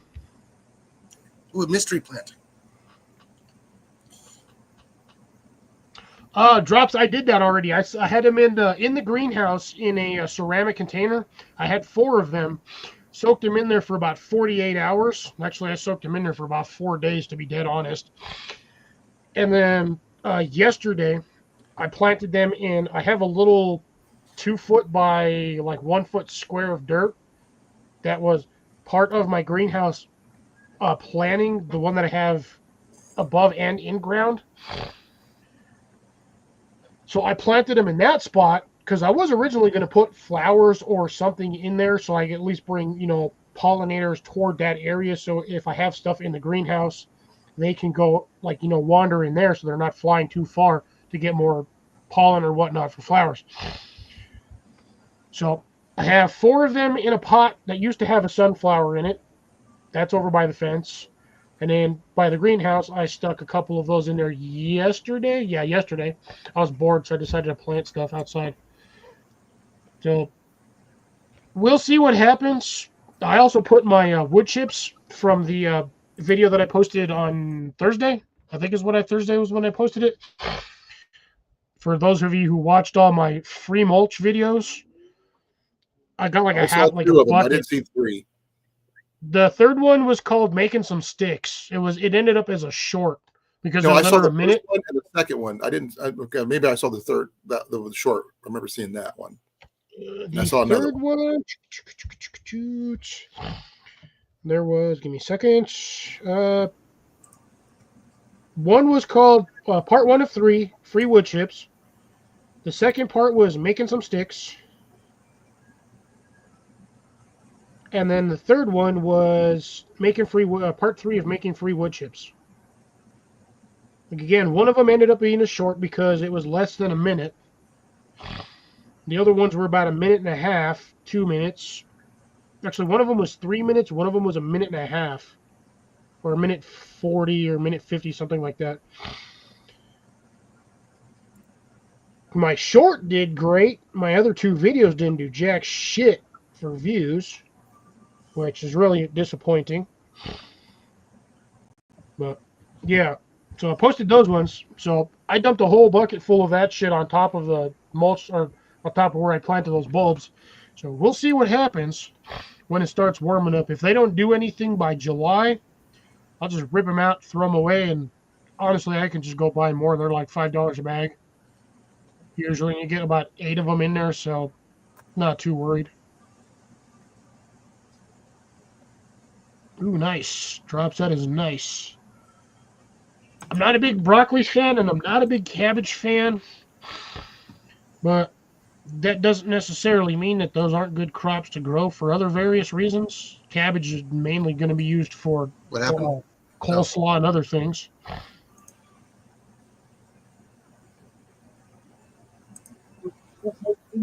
More space, but with a bigger root time. Nice. Well, obstacle, it's just going to be a matter of what you feel like growing and how much and honestly how much time you want to spend outside growing. The more space you have, the more time you're going to be outside. There was no part 2 of making some sticks. It was supposed to be a 3-part series, but Well, I some guess of the apparently I wood. did not make the second one long enough to make it a normal video, so it ended up being a short. Okay, I saw making some sticks, and I saw the other one, and that's like what? Okay. Oh, red acre cabbage. Okay, so you're running the red cabbage. There you go, obstacle.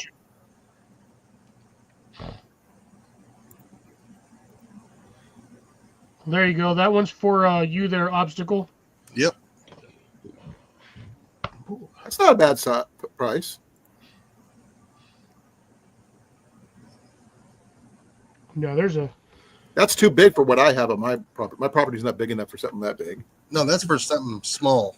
I have it. I actually have a tiller. Yeah. Well, actually, technically, my neighbor has it. That's her tiller. You have access to a tiller. Yeah, I have access to a tiller. If I need to borrow it, I can just ask for it. It's not like she's going to say no. Unless she gave it to her brother-in-law. If she gave it to her brother-in-law or sold it to her brother-in-law, that'll be a different story. But, I mean, truthfully, I don't really need a tiller. I mean, I would rather... I mean, me personally, I'd much rather do a lot of stuff by hand.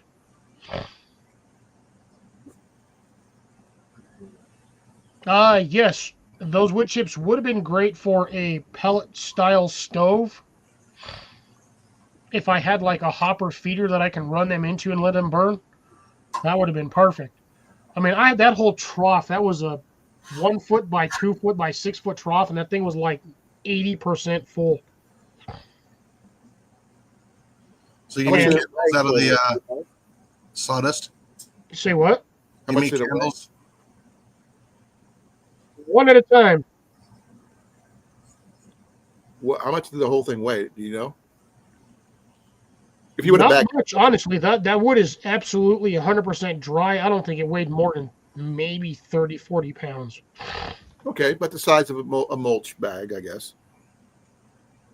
Depends on the size of the mulch bag. Oh, look, Hey, there's Mandy, Ned. happy birthday. You forgot your hat. I didn't forget. Oh, You can't You steal my can't silver. see me. You can't take it. Mine's camouflage. You can't see it. Damn it. Oh, God. I probably took apart about 10 or 12 pallets, give or take. Is how much that came off of. But I also took apart pallets in varying sizes. Some of them pallets were 7 foot long. Some of them were your standard normal 3 foot by 3 foot pallet. Hey, CR, how are you? I can only be up here for about an hour-ish, because I got my nephew coming over, apparently. Oh, well. Yeah, I won't be up for much longer, so. So glad that he gave you enough warning, right? Well, we thought he was coming over this afternoon, but apparently not. He'll be dropped off in about an hour. How old is he now? He just turned 11, I think.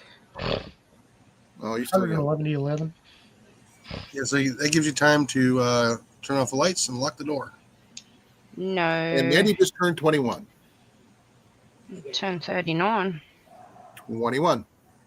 No, 39. You go down once you go past I a don't- certain age. You go I backwards. don't hide my age. I am You're just a little 39. younger than Cliff. Like a decade and a half. 39? Are you 49? She said 31. No, she's 39! Fuck's sake, people. I'm 39! we're taking years off because we Oi, want to. oi, oi. Shut your hole. You don't take years off, Colin, okay? Don't work like that. I am 39. I may not be happy about being 39, but I am still 39. It's still better than being 93. I'm dyslexic, remember? Dead. I ain't living that long. Technically, 39. Obstacle, how many of those 50-gallon steel drums do you actually, like, get from work? And I know what's in those 50-gallon drums, especially considering where you work. Now I'm going to be trying to order a couple of 55 drums before winter because I'm going to try that heater system. There you go. Nice. I don't think you're older than Cecilia there, Drops. I don't know. He does look like the Crypt Keeper. With Get ears. on. I'm not sure how old Grace is, so I don't want to, upset her. So. I think Grace is on the younger side of the older side. I'm not sure. I know how old I am, but Oh, Dan, you a lying sack of shit. 40.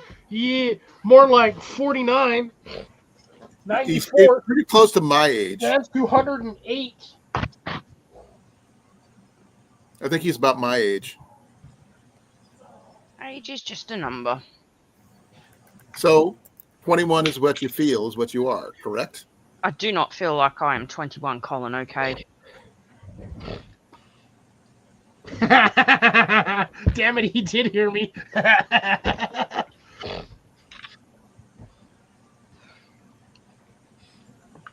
It's Yeah, dead. Dan's a couple years older than me. Dan's No, not younger that than me. He's old. younger than me, way younger than me. I'm 57. There's no way that Dan's younger than me. I'm Oh, 57. damn well, Dan's not 49. He lying sack of shit. Yeah, that's My dad exactly had what one I of those figured it was, those Optical. optical. I know from where you work, I knew damn well what was in those drums. Which means you're going to have to seriously clean them things out with That I believe. degrees Dan's of soap and he's a water year before older than you do them. me.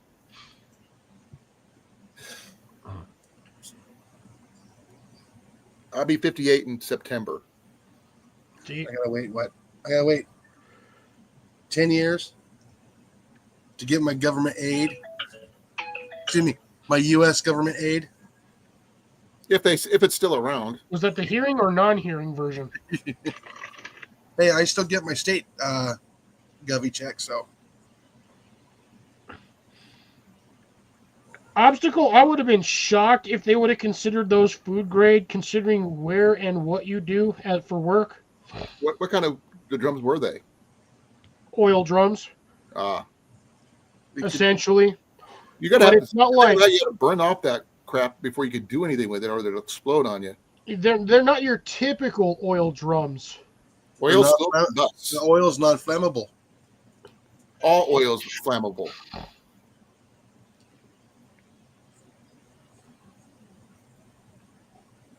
Yeah, it's grinding fluid. It's not oil per se. I'm probably going to be wrong on this one, but it's kind of going to be kind of similar to like this. That's flammable too.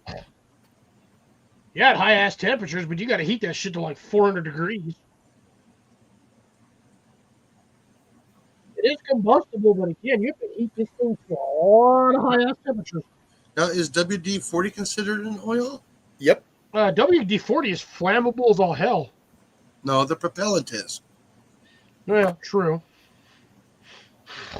But yeah, WD-40 is is considered an aerosol oil.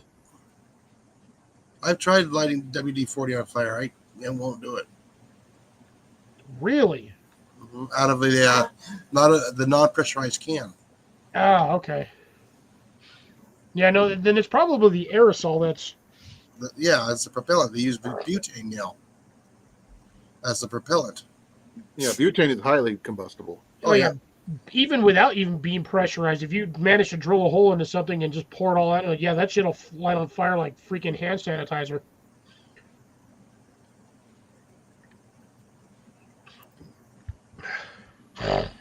Yeah, grinding Yes, fluid. it's water displacement formula 44.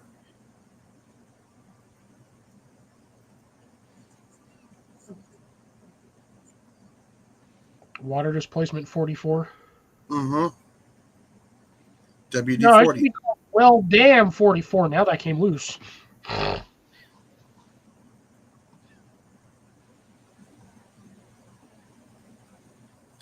Like I said, they stopped using. Technically, weld dissolvement. If you're selling those stoves, Obstacle, let me know. I'd be interested in one. Put it in my shed.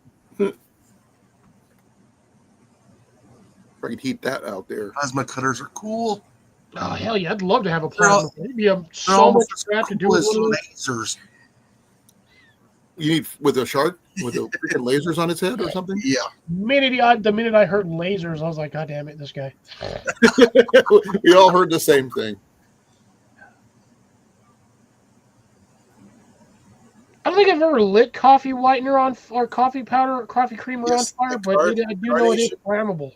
It is. You just take a handful of it, throw it in a campfire. It goes. But You it do the has, same damn thing with a handful of flour. So yep, you can do it with flour too. and you can do it with sugar. Powdered sugar, not the regular sugar. Yeah, like I said, the And it didn't creamer, stay very long. those But then- actually have to be atomized in the air for it to combust. But sugar cubes can burn if they have some ashes on it initially. They will burn like nobody's Well, it's business. liquid sugar. It's going to burn regardless. But it burns better when you dip it in ashes. You can light the part where the ashes is at. It'll burn. But yeah, to get it to go kaboom, it has to be atomized in the air. Yeah, you have Which to is like the powderize it. powdered sugar would work better. Well, that's what the Mythbusters tried to prove too. Is they tried to make popcorn with flour, and it kind of, sort of, technically worked, but it made more of an explosion than anything else. Oh yeah, they went boom. They like making things go boom though. Yep. Would you work on Mythbusters if you could? Oh, fucking hell yeah, I would. Oh yes. Just think of the, I would probably have the least amount of technical knowledge there, but I would do it anyway just because I would love to watch it blow up. just think of the insurance you would need. Think of the money I'd be making. Hell with the insurance. You still need insurance to do half. All right, do not give a crap. It doesn't matter. The insurance was all of that was covered by Discovery. Or was it Disney? No, it was Discovery. But you remember when that house got hit by the cannonball? Yeah, well. That's why you got But the the duct tape, anything was always cool. When they did the cannon was actually pretty cool. Oh, sorry, man. Wondering, I thought you left because your nephew was over already. I was like, damn, that was a short-lived. She needs a new laptop for her birthday. Well, I can't afford to give her a new laptop. Neither can I. I can barely afford to give myself shit.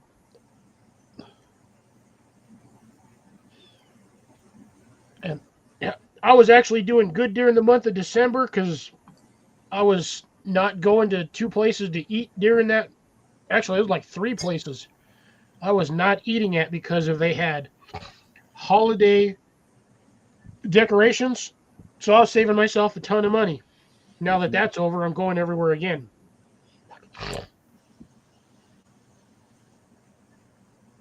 Her laptop is dying in the ass. Well, Amanda, pull it out of your ass and it won't die. No, you're supposed to put the cord in its hole. It charges it.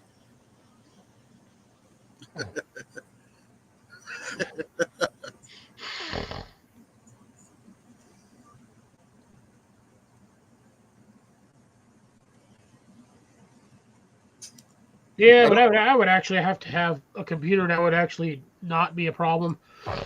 This one's already starting to go on its way out, so at some point, probably within the next year or two, I'm going to have to buy a new laptop. And if I were to do on the business side, I would have to get another laptop, which would be dedicated only to my business venture. Yeah. Dan's got stuff through the Amazon thing going on. You should talk to him about it.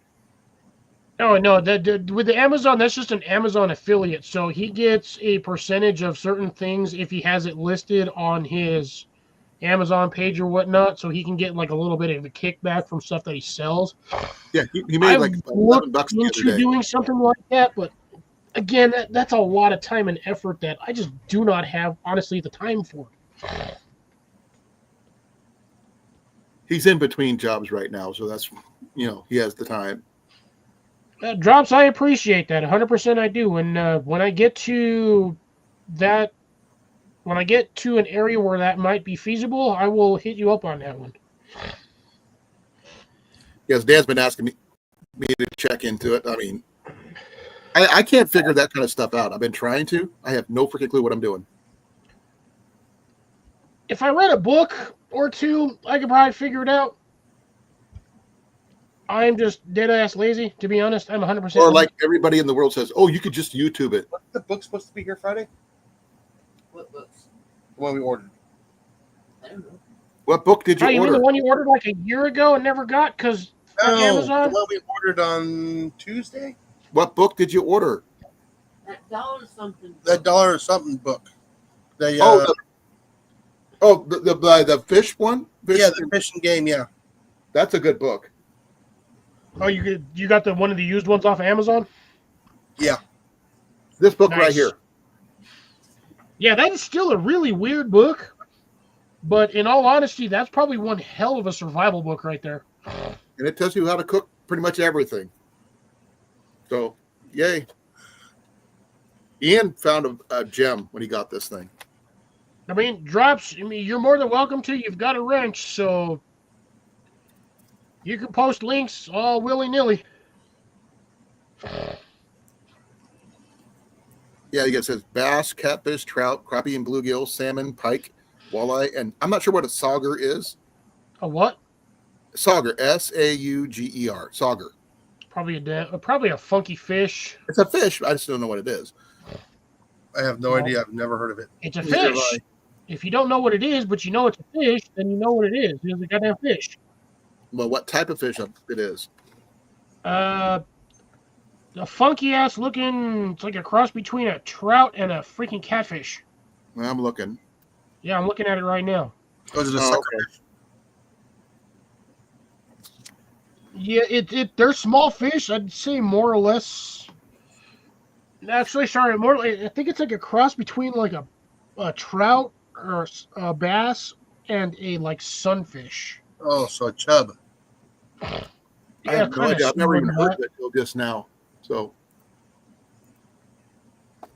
Yeah, it's a little tiny fish. It's not a very big fish from the looks of it. So it's basically essentially like a bait fish. An adult can weigh up to 4.4 pounds. that's pretty good. That's not small. Hey, it's edible. That's all that matters. It's got the Imagine same. smallmouth bass bigger than that. It's like a mini version of a walleye. So it has Monkey teeth. soaps. I don't know. No, it looks like one. I said. I didn't say it was.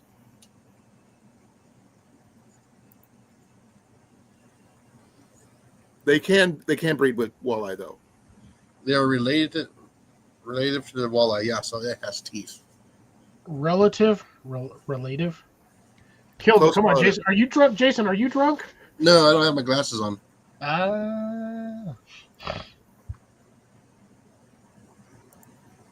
I'm just giving you crap because, why not? Yeah. You guys been getting you gotten any more trees at the location yet? Your location yet? I can check tomorrow and find out what's available. I can throw up a quick video. I figured since you've already got the banana trees, I would assume that after a solid week and a half, they would already had I'm pretty gonna show much this all of the off. entire tree stock up there. I'm gonna show this off to Cornfed because you hadn't seen it yet. Ian found this book there, Rob. He didn't pay like $1 or so for it. Maybe less because it was at Goodwill. It's got all kinds of different style recipes of all these type of fish, and as well as for game wise, it's got deer, elk, pheasant, quail, upland game birds, wild turkey, duck, goose, and wild rabbit recipes. It's a really interesting book. Yeah. We were looking at it last week, and to be honest, if you were in the wilds, I wouldn't necessarily say full on 100% bushcrafting it, but if you had like a hunt camp or you were at a lodge in the woods, that would be one hell of a book to have. It would make whatever wild game you acquire, whether it's fish or wild game, better. Because eating just plain whatever gets boring. This at least give you some flavor, and as you as a chef, you can understand. There is nothing wrong with eating SpaghettiOs for like 2 weeks. You've done it. Raviolis. SpaghettiOs, raviolis, the SpaghettiOs with meatballs, the mini raviolis with meatballs, or the mini raviolis. Yeah. Ain't nothing wrong with that. Nothing wrong with that. Plus, when you're done with the empty gas can, you can put a hole in it, put a rock in there, and stick it on a string and wrap it around your property. Or you put two of them together and you can make yourself a little rocket stove. Hell No. no, you pop a hole in one end of one can, you pop a hole in the end of another can, and you put a string in there, and you talk I to was each thinking other the from same the fucking thing. food lines. Talk to your neighbor, right? Yeah, from about 10 feet away. Does that actually work? Does that ever worked? You hear something, but you can't make it out. You hear sound, but you can't make out specific words. I don't know. If you make it really taut, you might. Possibly. What if you use like a Teflon string or something? Same. You're gonna, regardless of what string you're gonna get the same effect. You're gonna hear some sort of noise vibration, but you're not really gonna make Wait a out. minute. If you use a fiber optic line, does it make it a fiber optic phone? That could would probably be get, like, hilarious to see what the specifications for a fiber optic phone would be. I don't know, I I guess think you would be able to use it for more like a Morse code than anything else, because you just use light flashing off and on. Oh yeah, I've done that many times. It's untight. No, it's loose because if it was tight, I wouldn't be doing it. And drops, I got you, brother. Like I said, when I get to a point, if and when I get to a point where I'm ready to do that, I will definitely hit you up on that, and we can work on getting that set up and squared away. I do appreciate the offer. Just right now, as it is, I'm not in a stable area where I can do something like that full scale. Yeah, Deb, I think that's a great idea if some people do it, but I think most of us, if not all of us, already have some kind of tea kettles on their property somewhere, or more than one, depending on who you are.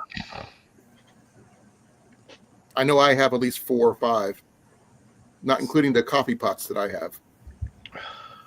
The various types of campfire, percolator pots. Here's a funny thing. So when I was a kid growing up, they had the more modern version of the Canon string telecommunications thing. Me and my sister had this. They literally looked like little telephones. They were like little red box telephones. They were about this big, and they actually had a communication cable from one to the other, and it was like 20 or 30 feet long. And you could actually talk on it like it was a regular ass telephone. And we used to use that thing all the time. Like, it would be in her room, and we would just run the cable along the floor, along the wall. And one phone would be in my room, one phone would be in her room. And You know what that was, right? huh? You know what that was? You know what that was, right? I don't remember what the hell it was. It was I had that thing when I was like 13. It was a disguised intercom. It might have been. I don't remember.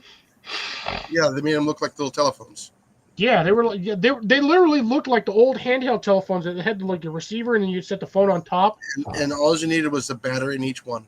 Yes, I think it was a 9-volt battery. Yeah. Cameron, why in the hell did you decide? I'm the one drinking, not you, sucker.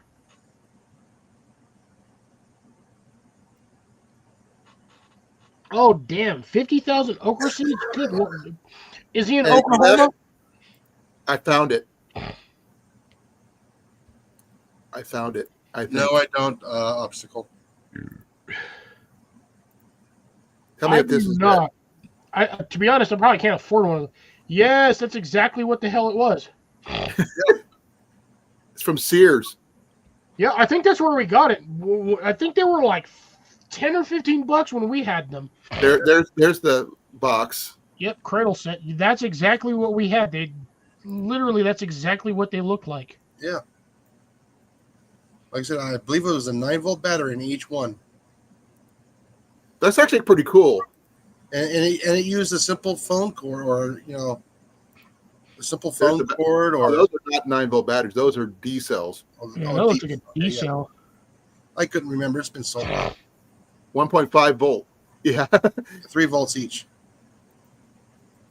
Yeah, that's what we had. We had that. Those things were fun to use, honestly.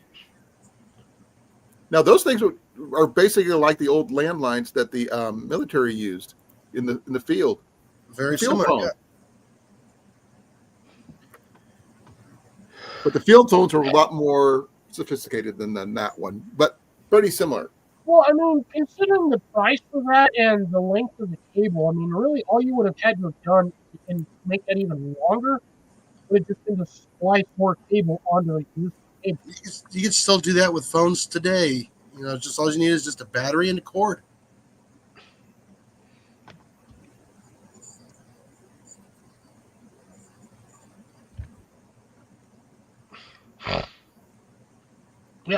Drops, I know that.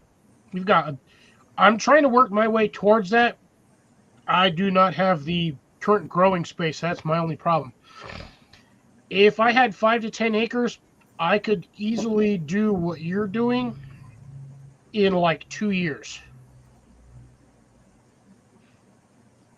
And I would have to hire a few people to help me, but I could probably get that accomplished in 2 years. Now, it would again still take roughly 3 years due to statistics or, seed breeding to get them as heirlooms. So I guess roughly 3 years, and I could be high enough stock to sell everything as heirloom. But again, I need space, time, and personnel, of which I don't have. I do, aside from the online community, I have no one in my area that I can talk to really to do mass gardening. There's a few people I can maybe, if I felt the need to, talk to them about gardening, but a lot of the people around here garden specifically for themselves and not necessarily like their neighbors or family. So I've got a few people down here that garden, but I know one specific person. I don't know them physically. I see them all the time.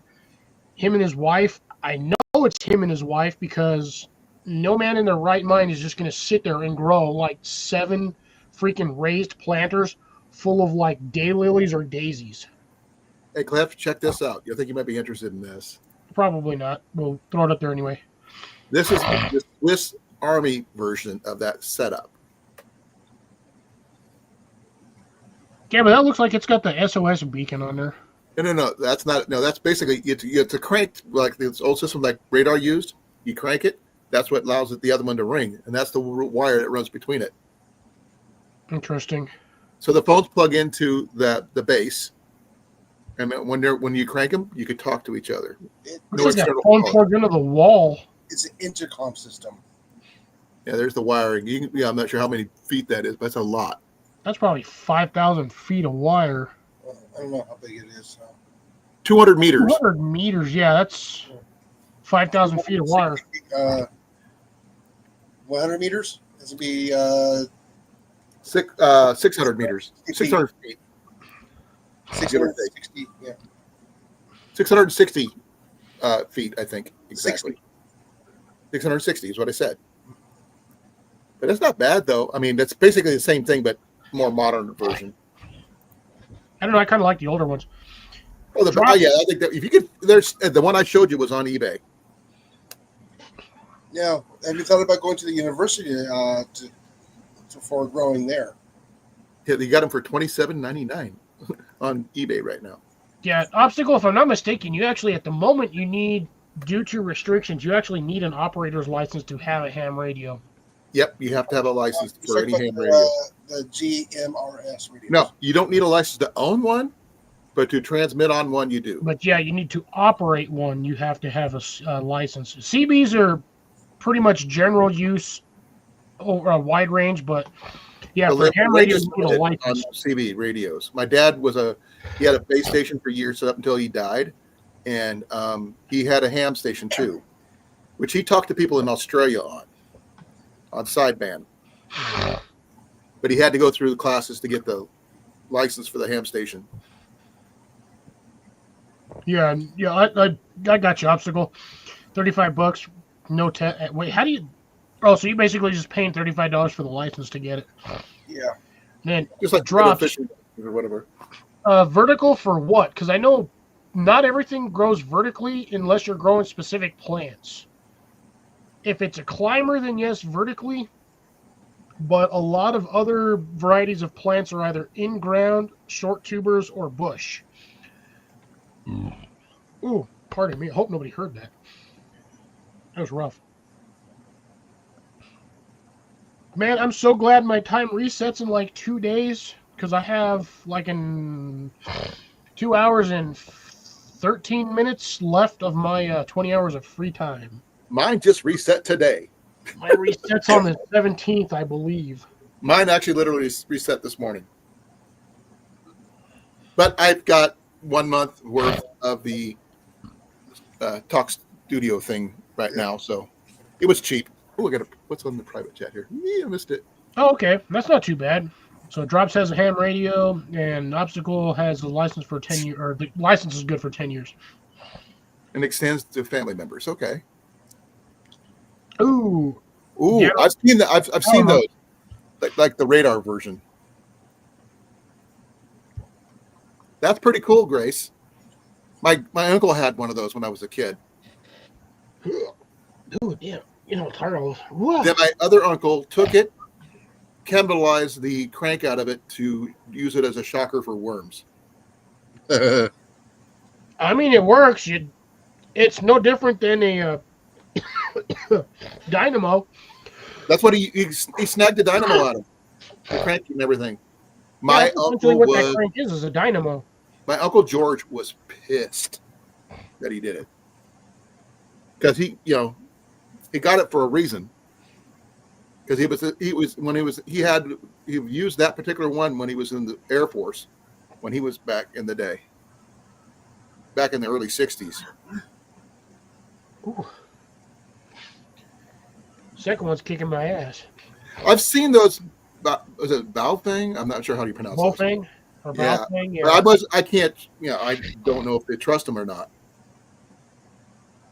Yeah, the Bowfangs are nice, but if I'm not mistaken, now even nowadays they're starting to require you to get a license for them, and they're getting harder and harder to get acquired due to restrictions and regulations. Is that like a pole dancer there, Dan? Whatever. No, Tower Monkey, same like a pole jockey or a pole jock or What is that? That still doesn't explain what it is. telecommunications. Towers. Didn't Tyler used to do some communication stuff? I believe so. No, that was He did the wiring for the water tower Blake. at I think that was Um, Blake True actually. History Farms. That's what he told me anyway.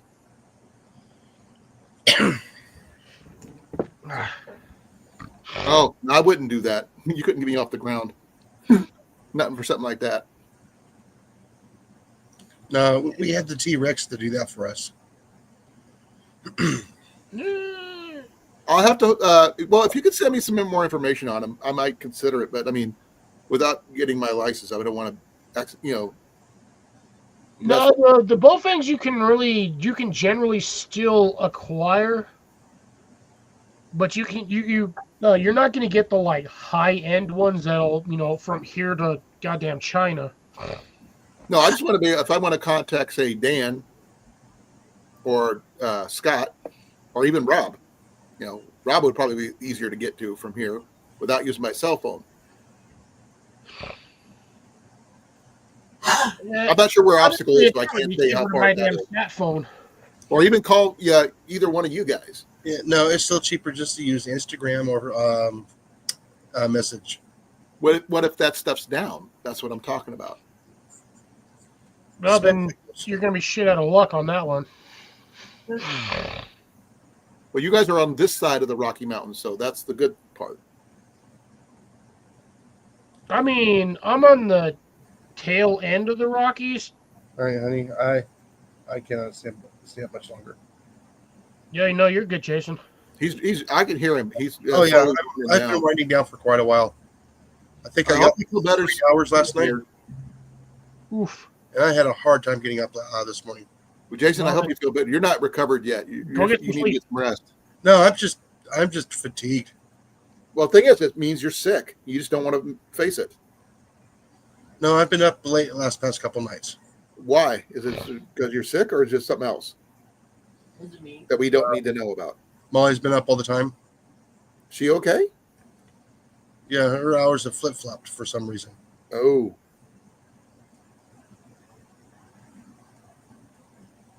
So I'm actually staying up for her. Gotcha. So I can blame my wife. That's messed up. Well, I'm debating on send me whether the or not I want to information have on either Instagram or my email, which is in my about about page.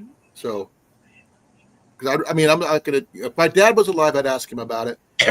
That he knew all about that kind of thing, but he hasn't been around for over 25 years, Yeah, 26 years now. pencil and a paper clip and a razor blade. Okay, I just didn't hear the first part of that, but I heard a Trench paper radio. for Trench what? radio. A trench radio.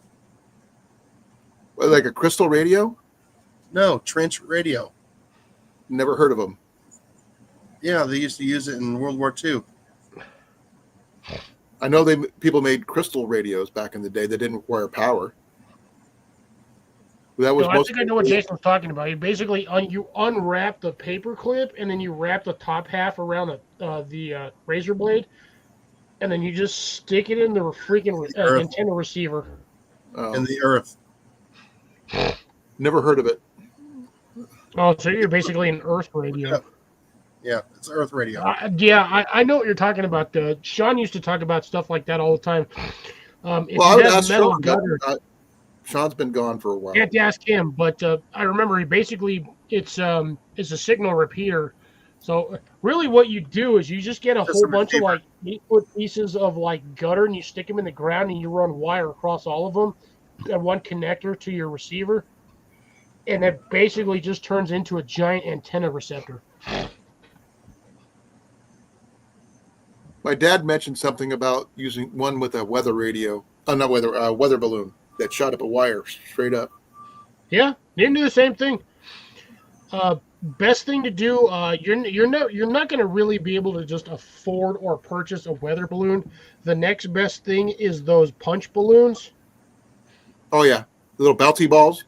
No, the punch balloons, the big Oh, yeah, old the one like, that goes 3 foot wide balloons with the like. Yeah. They always had that big old thick rubber band you could attach to them. Yeah, You fill one of them bastards with helium, tie it off, and then run a cable up to that or a wire, and you just let that thing go on a string. Don't just wrap the wire on there. Wrap a wire on some string.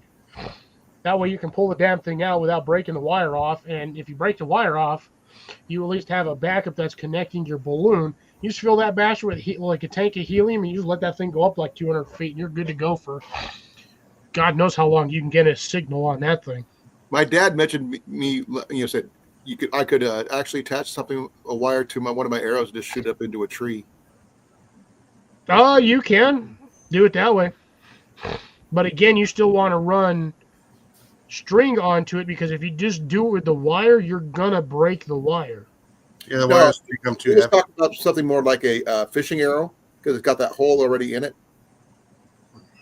On the end. I would just do it with a regular arrow and just chuck that sucker up there. But again, you're going to need your best This would thing allow to you to use. run a would be- string through it. What I'm saying. That way you can. So the wire is so delicate it can break under its own weight. Now, Yeah, he had the you old. need to run string and a wire. Same thing with the kite. Actually, that's probably one of the better ways to do it, is to run that line down run a wire down a kite string and let your kite go up there. Because if you got a good windy day, that damn kite can be up there 400 or 500 feet. My dad suggested using what was it? The braid. Spider wire? Yep. Because of the amount of pressure the kite would have, something like that would snap normal strings. Most kite string is rated for like 60-mile-plus-an-hour winds. Well, I mean, you can, if you get the like 50-pound test spider wire, you're not breaking it regardless. well, By that's the what way, my guys, dad good suggested. night. All right, night, Jason. brother. Have a good one. Night, I'll be Molly. back Be well, be soon. safe. Get some rest. Be well, everybody, and get out there and slap a rat. There you go. It's slapped. Night, Molly. Hi, Molly. No, Okay. my dad just wanted to suggest the thing is we had across the street, we had this really huge ash tree.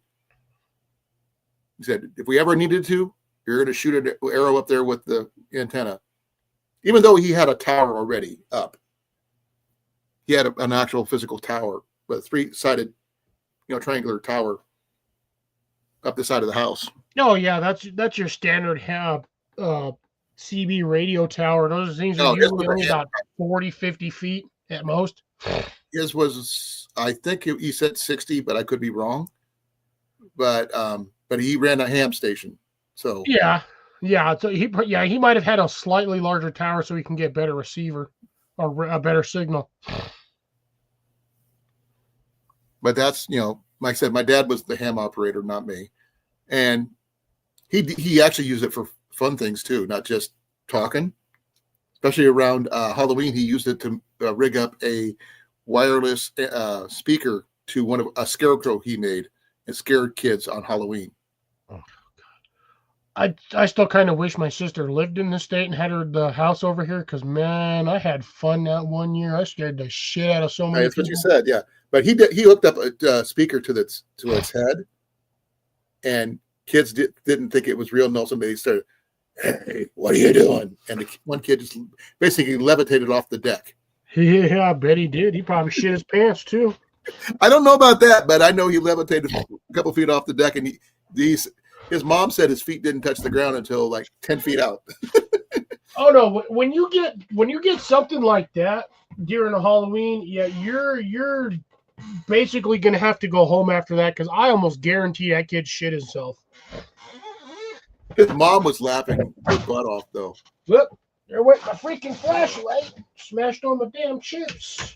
I think I'm gonna have a second one, even though technically I've had a second one because I'm still. I haven't even put the numbers up. Maybe thinner.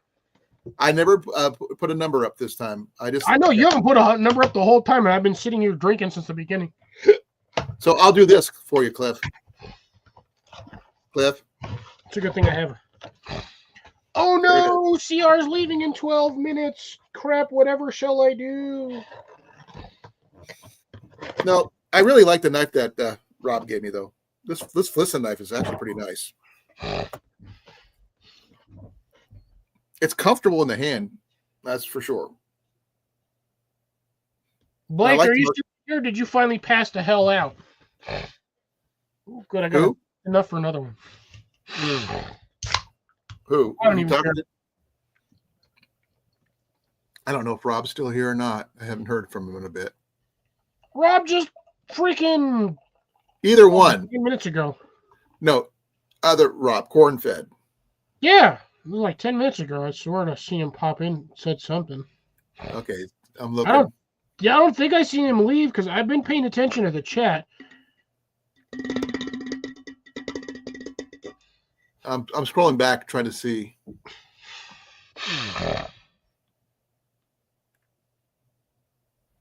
No, but I'm interested in the ham thing. But my dad had the full-on base station. Yeah, it was like 20 minutes ago. 25 minutes ago is when the last time he was talking about the fish. When we talk about this, yeah. Well, I'm gonna get a chance to. I'll show him that book. I would not. Drops, that's disturbing and also very poisonous. Fucking Black Widow throwing knives. Hell no. I hate Black Widows, man. I understand a lot of when it comes to gardening, people are like, oh, I don't want to disturb this. And some people are so adamant about living creatures in their garden that they try the least amount of physical disturbance to certain species of things. I see a Black Widow, and the first thing I do is I fucking smash the damn thing. I think he's talking about a brand of throwing knives. Think life is protected. I understand that. I know it's a throwing knife, but still. We don't have Black Widows here. We have brown recluse, which are just as bad. Oh, yeah, just as dangerous. Fuck, I ran out. I didn't even have enough to pour this shit. Jesus. Yeah, I'm sorry. I see Black Widows and I smash them like instantly because I do not want those things around my plants in any of my planters, because if I reach and grab a planter and it's got like a lip on there and that damn spider bites me, I'm going to be pissed as hell. I'm going to be as aggravated as a hornet. I'm going to be smacking things. When I was younger, my grandma used to talk about when she was a little girl, they had to watch out for brown recluse in the outhouse. Because they like Oh dark. yeah, you don't want a spider biting your yoo-hoos. Yeah, the thing is, that's where Or they your talk about. food That's where they like to hide is in dark, places like that. Oh, it's not dark. It's warm. It's Yeah, warm and dark, moist. warm places. My dad may have built his own radio or put it together. I'm not sure how he did it because the reason I get up so early in the morning is because of him. 5 o'clock on the nose, he'd turn on his base station, which is at the bottom of the stairs, which funneled right up to my bedroom, and I'd be awake. And he used to talk to people all over the world on that thing.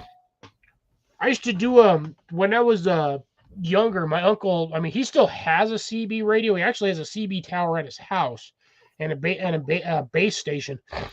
And every one of his vehicles he used to have a not a ham radio, a CB radio. And we used to talk all the time between me, basically myself, my uncle, my nephew, cousin, and then like his wife, so basically my aunt. And we used to always go on road trips, and we'd always talk to each other. The amount of random ass truckers I have talked to when I was a kid. What name did they give you? My name, it's not that I was given a name. I chose my name. My CB handle was Gilligan. Gilligan, really? Yes. My mom gave me mine, which is kind of ironic now because I like to talk. She called me the quiet one because I used to sit and be quiet most of the time when I was a kid. Then I started doing Renaissance fairs. Then I learned I like to talk. So. Yeah. Nowadays, if I had a CB, I would most likely change my CB handle. But yeah, when I was a kid, my CB handle was Gilligan. That's cool. My nephew or my cousin, her handle was the Ginger. Really? Yes. Surprisingly, my cousin is a redhead. My uncle is Hispanic, but his wife is a ginger. Well, that happens. So you get a Hispanic ginger. Sometimes you get the dark, almost like the vibrant red hair, and sometimes it's like a darker red. Like an auburn. Yeah, it's so my cousin was on the darker side of the red spectrum, but yeah, still redhead. My dad's handle was Bullhead. And my mom was Shiny Penny. My sister's Joni's was Fire Eyes, and my brother's was Junior, Bullhead Junior, and Little Angel was my little sister's.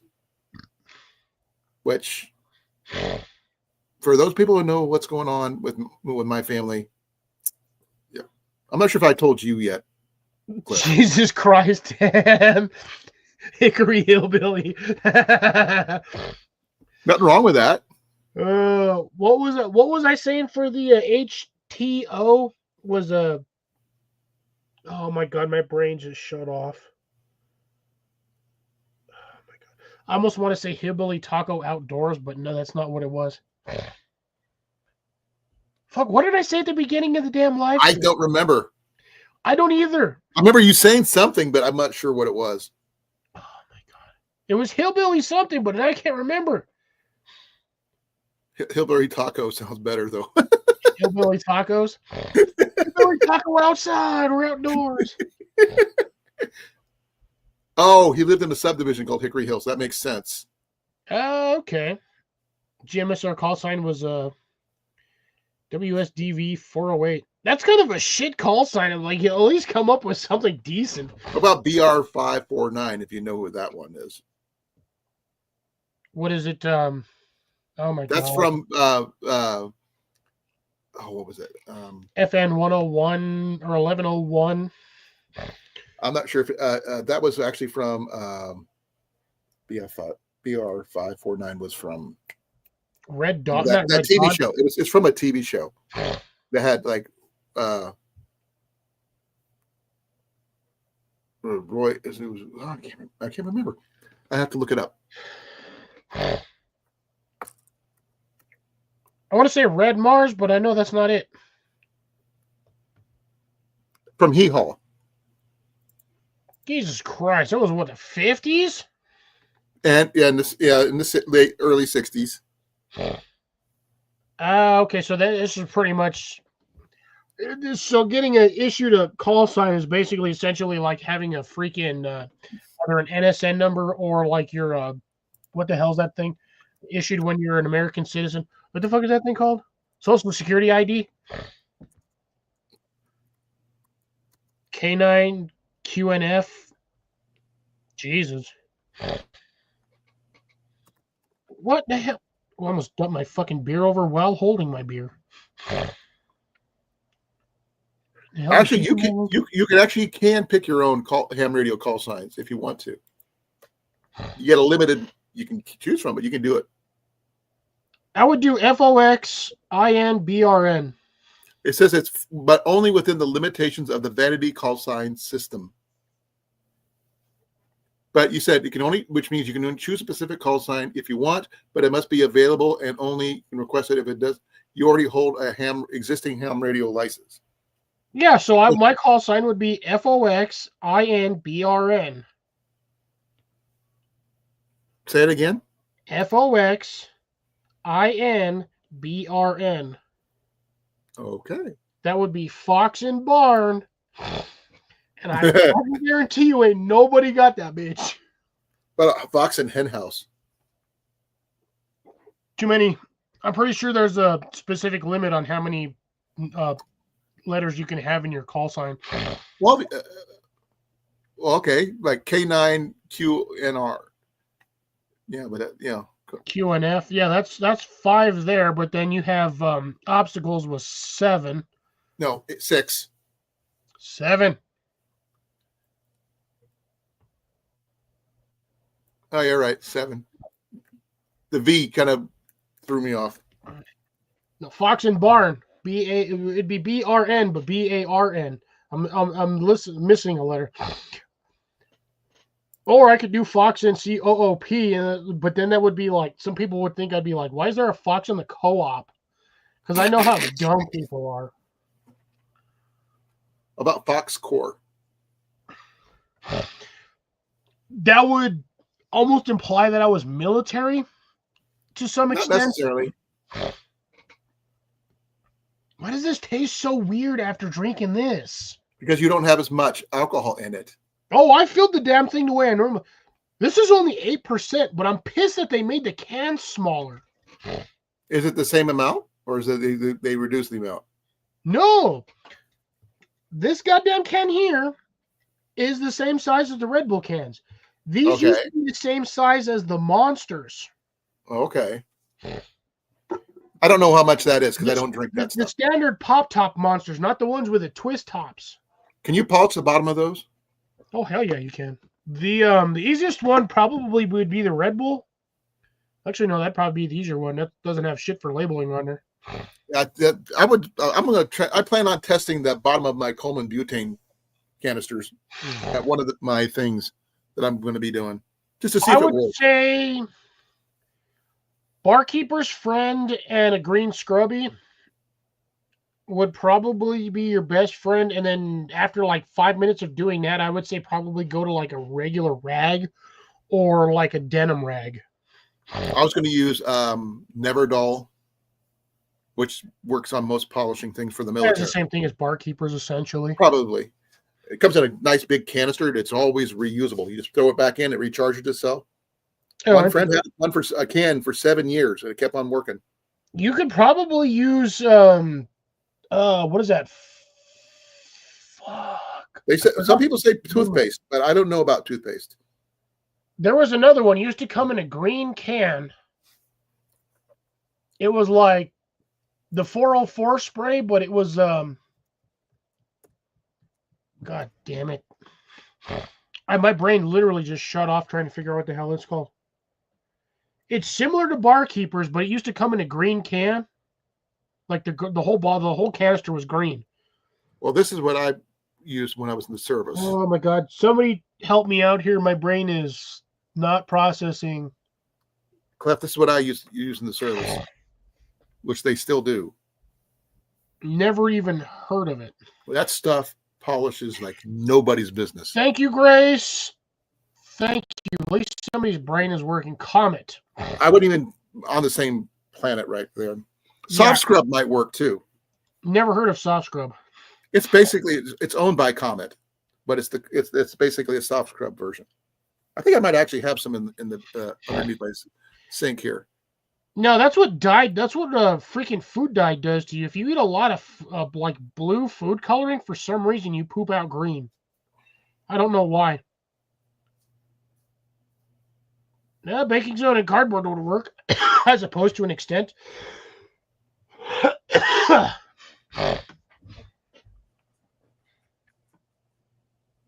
I really don't know if I should have had the second one, but fuck it.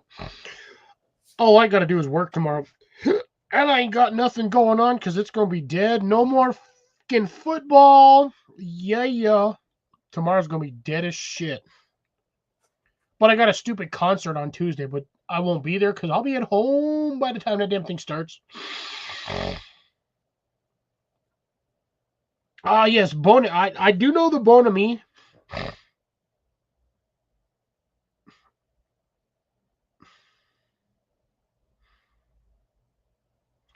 Wait, drops the dye from the purple ones. What purple ones are you talking about? Are you talking about like the purple drinks? Because essentially that's basically what this one is. This is blackberry, so this is purple as shit. Or sorry, black cherry. I can't get any more purple than this. Oop, CR's going to stay for a bit. Woohoo, look at me, I'm lucky. He said he was going to bounce like half an hour ago.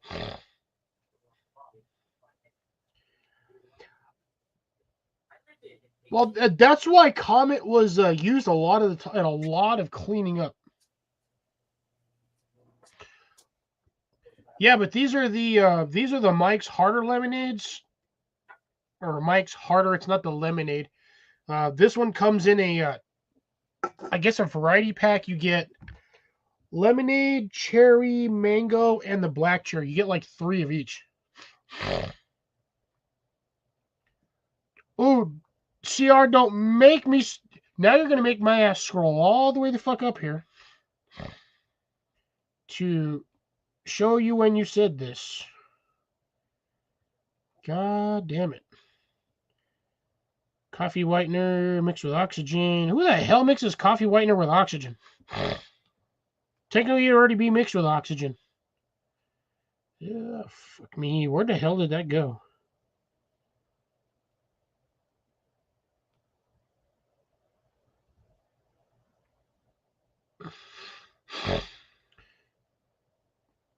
No, I swear to God you said that earlier. I know I seen it.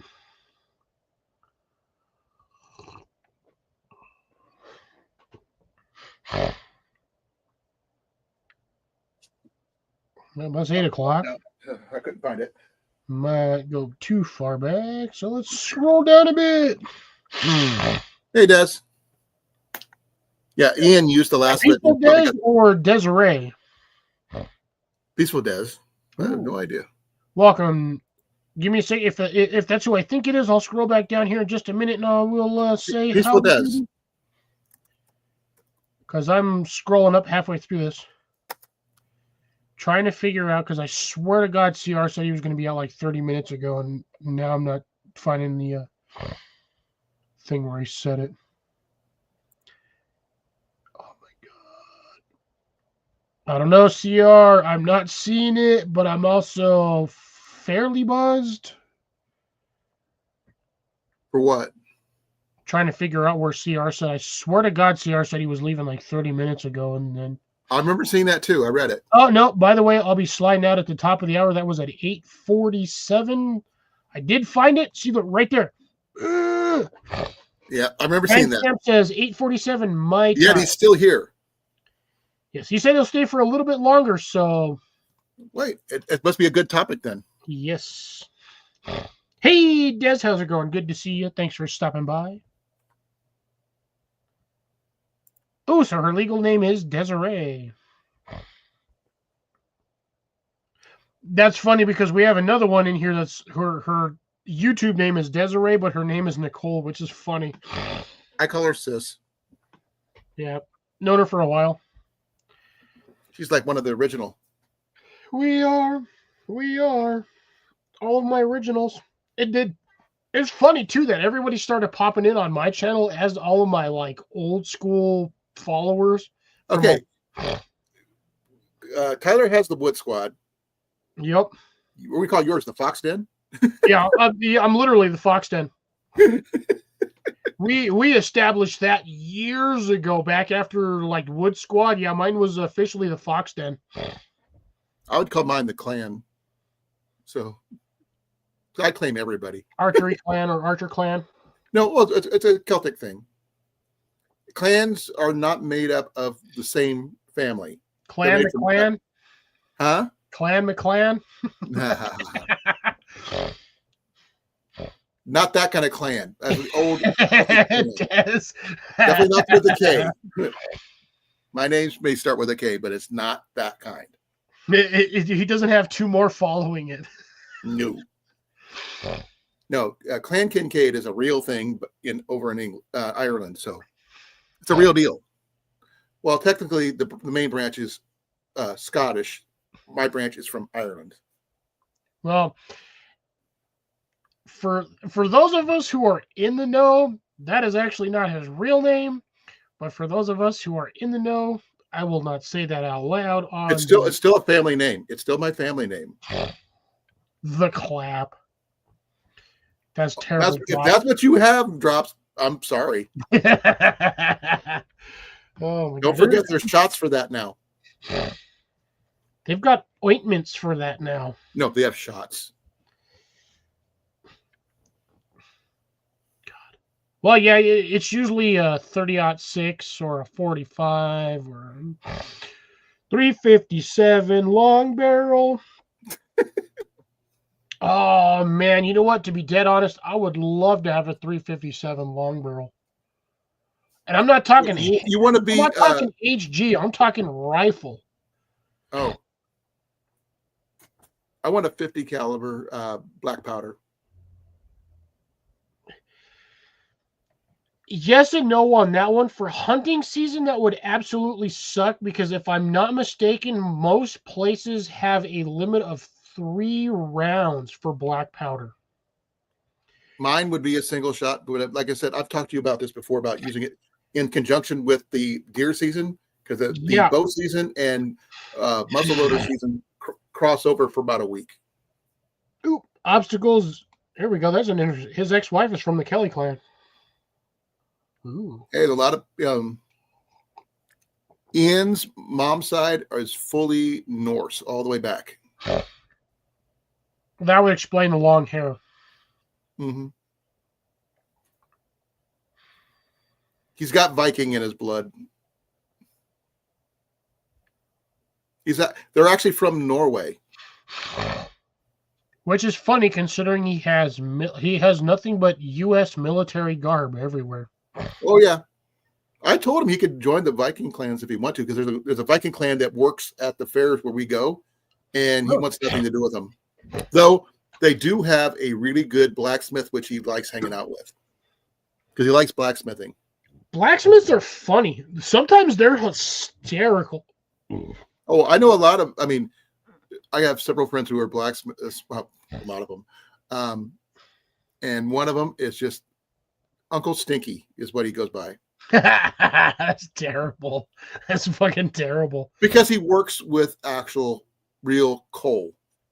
It's like the sulfur kind with a lot of sulfur in it. Oh, and wow. His real name's Andy, but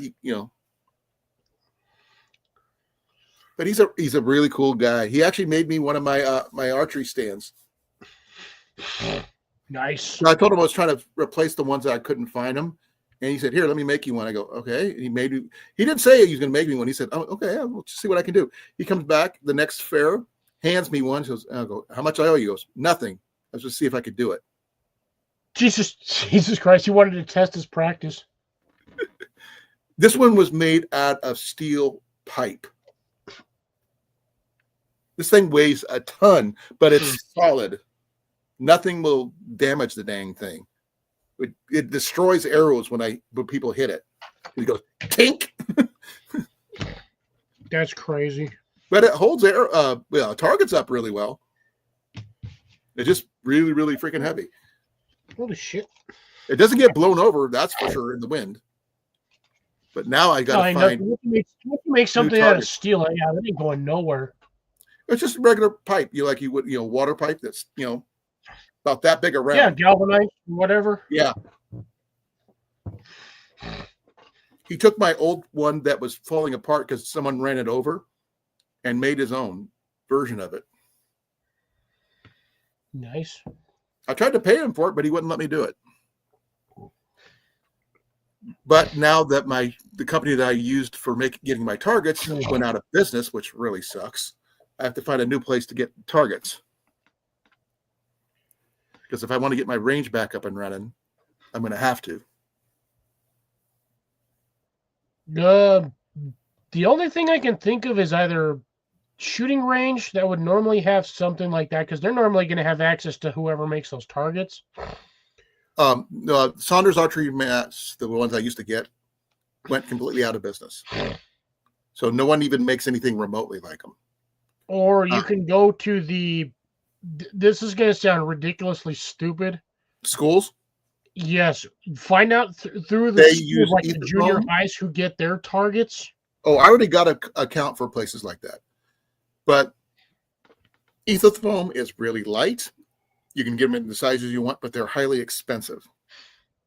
That's the only issue. But once you get them, they last a long time. It's just highly expensive to buy them all at once. I was gonna say you We're can talking get about $300 a style piece. ones, but The rope, the straw bale ones, the round ones. That's what the Saunders archery mats were. The wild prairie grass, but they went out of business. And I had one of those for years. Like for 10 years, I used those until my targets literally just fell apart. Well, then the only thing I can suggest is to make a square bag that goes over like a standard hay bale and just use that until the damn thing disintegrates. I'd rather buy the set ones. That way they will. I have a way I set up my trailer when I travel that I know where everything goes, and I don't want to have anything that just sheds constantly. That won't shed if it's in a solid bag. Oh, they do. Trust me. I would say feather, but at the same time, god damn, I can only imagine how expensive a feather target would be. Yeah, from Great Lakes Archery, they have a 36-inch Etherfoam targets, but they're $193 a piece.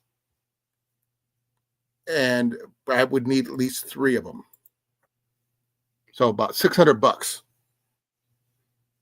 just to buy the 3 I needed, just to get started. I already have the posts for my backdrops. Backdrops are easy to replace. Then I would have to buy arrows, a lot of arrows. I still got to get a couple more arrows, but Flat stack cardboard is heavy. Just to let you guys know. It's you're not really going to get heavy. much durability out of flat stack cardboard either. I'd rather stick with the Etherfoam ones because I could use the round. They have the round target faces that look traditional, back in the medieval style. All right, Be CR, well. be well, be safe, take care, have a good one. Thanks for staying as long as you did, much appreciated. Well, let me see here. Where did I do Stay it? warm and stay safe. And I have had the weirdest fluctuation of viewers tonight. I have gone from I think the highest was at 13 and went down to 6, went down to 5, keep going back and forth, fluctuating. Night, CR. Be well. Guess I can show this. That's the style target. Yeah, those are the ones I used to shoot at it when I was standardly in high school. That's what you see the way it's round. Exact same shitty framework too. No, I would get different frames, obviously. I stuck an arrow dead center in the cross piece where they're welded on the cross, right where the cross is at. Right there. I stuck an arrow in that bitch. Oh, I bet. But the thing is, like I said, the only reason it's stopping me is the cost, times 3 of that. That was the one time I lost an arrow. I physically couldn't get it out, even with pliers, because I had buried it past the threads. Well, the thing is, it's I have a stance I could use. That's not an issue. It's just that I don't really care for these. They don't work for the aesthetic what I'm working with. When you're doing medieval archery, you don't want things out there more modern style. So, and I've got the tripods already set up for that.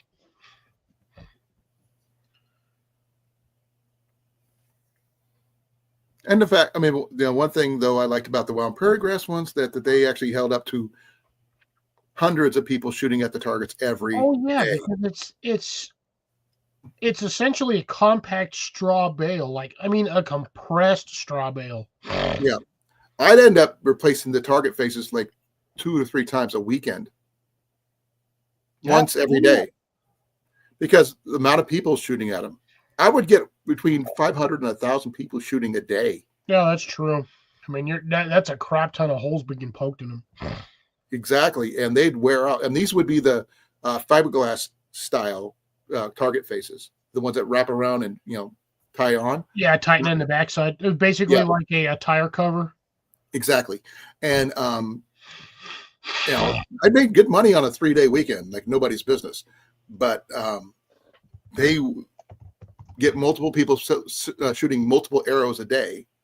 Some people getting the all-day pass and shooting all day, which really helped. I actually end up hiring a lot of people who did that because they end up coming back more often than not. I had like several people just show up as soon as we opened up, they were out my range and they stayed all day, which is cool. They got to hang out and shoot.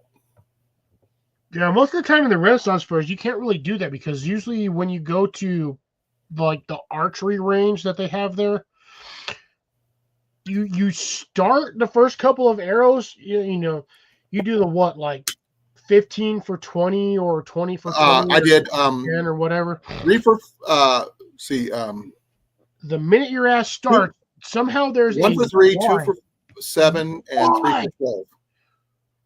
Fucking camera! I swear to God, it went from what you have right there to drunk as fuck. Like I said, $1 for 3, 2 for 7, 3 for 12.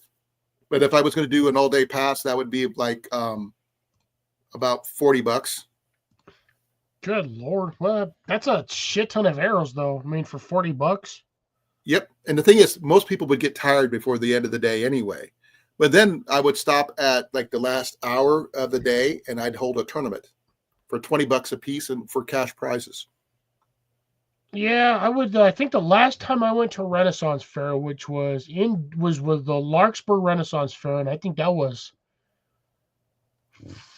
2018. I think was the last time I went. I end up actually having a 50 yard line after the fair closed because they thought everybody was gone, but they were all down on my archery range waiting to shoot. That's crazy. Oh, the thing is, they loved coming back to my range and shooting, and even the tournaments brought people in to watch them shoot. And then I would do my demo shooting and things like that just for showing off. At least that's what Jenny called it. But the thing is it demo shooting or is it showing off? It can be kind of both. But the thing is, I do it for fun anyway, and people like to watch it.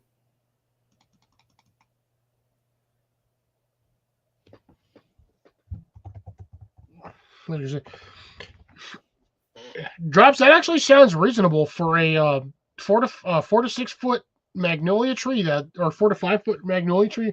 $40 to $60. That actually sounds reasonable. That's comparable to, I guess, what they would sell like the big box stores. Okay, and what is a magnolia tree good for besides smelling good? Fuck a shit ton of things. They're it's both a soft, if I'm not mistaken, it's both a soft and hardwood. So there's a lot of applications you can do with a magnolia tree. I mean, I've not heard of anybody working with them.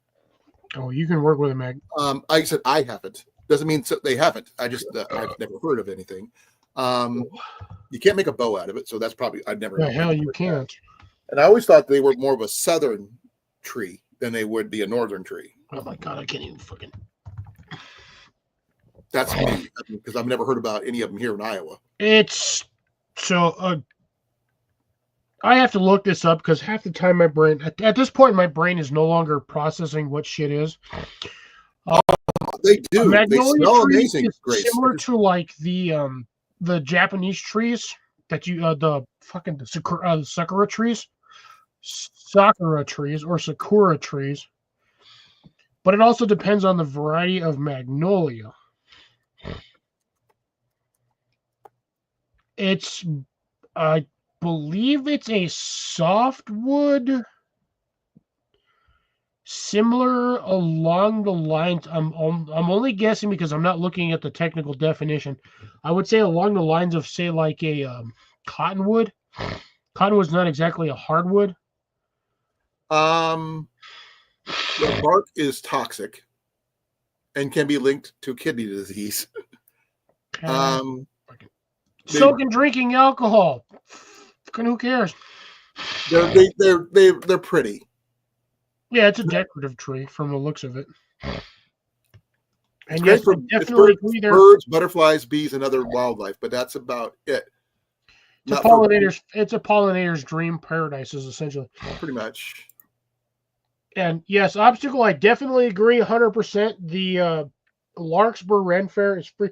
That place for a Ren Fair, I've never been to any other Ren Fair, so I can't really compare, but that damn place is fucking huge. Like, that is a massive Renaissance fair. Well, that would actually give me a reason to take the train to Colorado. I'm telling you that, I shit you not, in September, that is one hell of a place to go. No, sorry. June through August. Yeah, June usually when 15th they to have August 4th. That was last year. I don't know what the new one is. Is that All right. called the Colorado Renaissance Fair? No, it's the Larkspur Renaissance Fair. Or I'm trying Ren to find Fair. that particular one. It's not listed. Just Google Ren Fair Ren Fair Denver. You'll find it. 7 months ago, a bear crashed at the Larkspur Renaissance Festival. Sounds about right.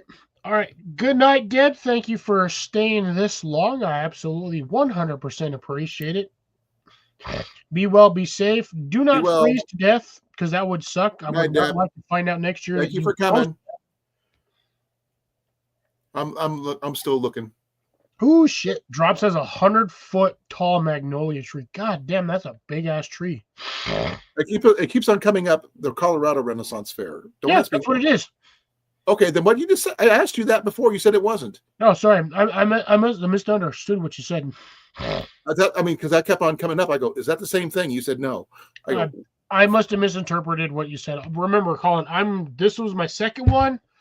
Plus, I also had this 8% right here, which is okay. I was looking for their website. Yeah, just look Larkspur Ren Fair. Well, it says Colorado Ren Fair, so yeah, it'll probably redirect you, but yeah, that's what it is. There's only one Renaissance Fair in Denver. It's on. I don't want to look at the Facebook. Well, one. technically, it's Renaissance Fair in Larkspur, but massive, and it really sucks if you get there late in the day. You have to walk. I shit you not, like half a mile just to get to the entrance. They have the largest goddamn parking lot I have ever seen. I'll have to check out Facebook because that's the only one that keeps on coming up. There it is. Cecilia, I had a massive ass bowl of nachos, and I'm probably going to have more later tonight. And I'm probably going to snack on some tortellinis because I'm weird. And I kid you not, I will eat these like they're potato chips. I know there's one fair down in Missouri that does an archery tournament. I think it's either the Kansas City, my God. Or it could have been over in Wisconsin at the Bristol Renaissance Fair. I'm not sure which one it was. Is hilarious. Long underwear washed and ready to go. I'm set. Jesus Christ. Themed weekend. We have some wool socks at least. Magical Fantasy Weekend. June 22nd and 23rd is Art Ale and Art Festival and the Military Appreciation Weekend. That'd be a good one for Jenny and I to go. And 29th and 30th of June is Celtic Weekend. And a whole bunch of other weekends in between. Now, here's the thing. Where I'm at now in New Mexico, they do have a small Renaissance fair in Santa Fe. It's usually around, I think, like September. Only problem is I have not been able to attend or go to it the last 4 or 5 years because of actually it's been like 6 years. I have not been able to go because of work. Is that the Celtic Festival or the Santa Fe Renaissance Fair? Santa Fe Renaissance Fair. Okay. That one we have. I just have not been able to go. I've gone to it like 2 or 3 times. Tickets go on sale April 1st. Venue, a very small venue. I think it's on like maybe 15 or 20 acres, like the whole property. That's not bad though. It's small, but if you look at the like full-on Colorado Renaissance Fair, like that one in Larkspur, that is on, I think it's like 160 acres. It's a massive ass property. Oh, I've been to the Kansas City Renaissance Fair and I've been to Bristol. Those two are highly big venues. So I understand completely. What earthquake are you talking about, Drops? I'm in the middle of nowhere. I'm in Iowa. I didn't feel anything. I'm not on any sort of fault line or tectonic plate, anything. The only way I'm physically ever going to feel a damn earthquake is if one of the damn volcanoes around here decides to randomly be like, I'm not tired anymore, I'm going to get up and do something. I am actually technically surrounded by a multitude of like dormant volcanoes, but they will not do a damn thing in my lifetime. Today's earthquakes in Missouri, United States.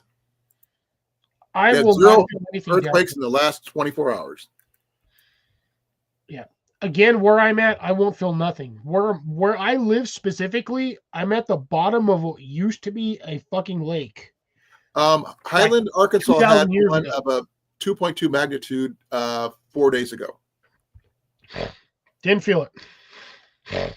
If he's near Highland, that's probably why. He said he's in Arkansas, so that's what I'm assuming.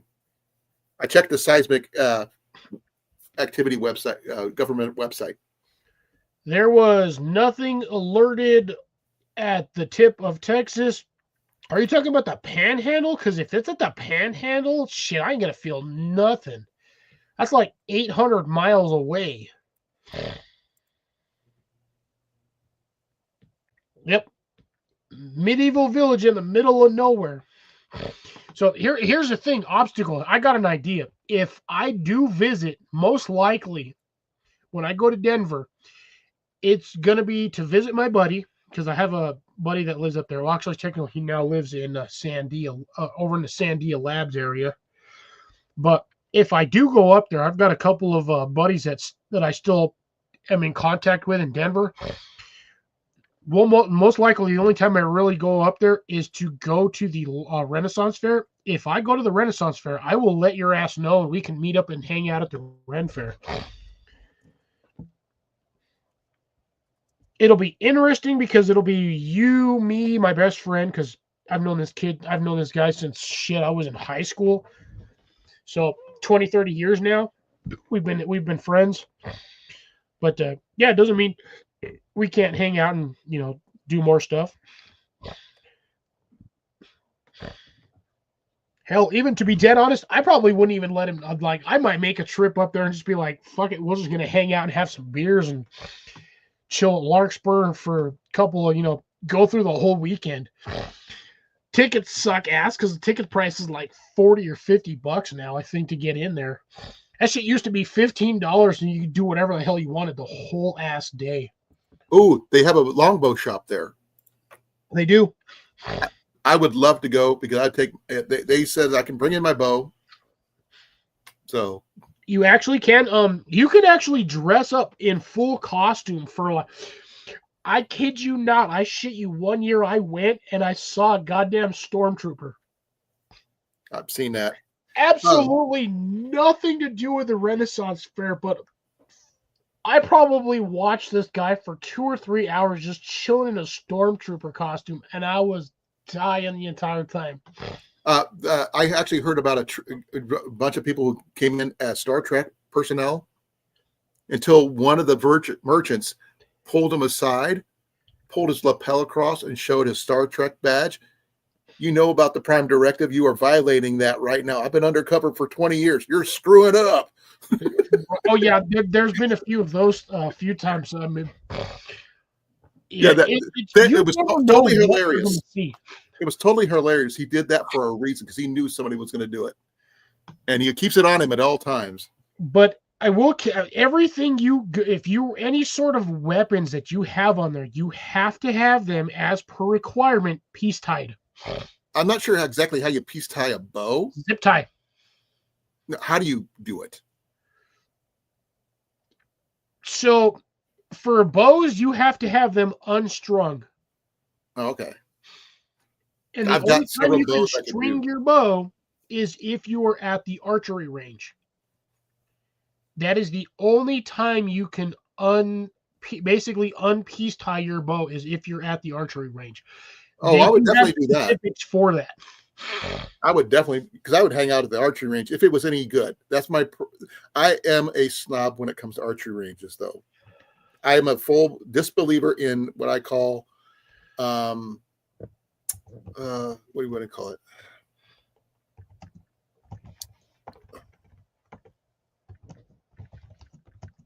Oh, there's a word for it, and I can't think of it off the top of my head right now. It's not the full size range. It's just yep.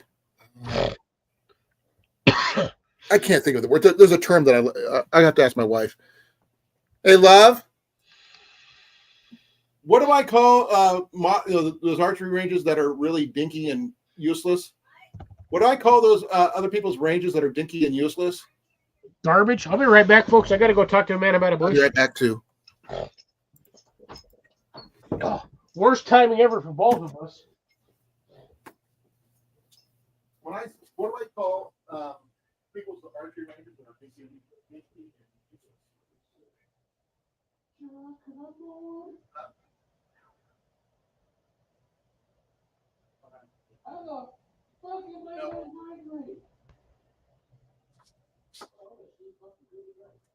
Quick question.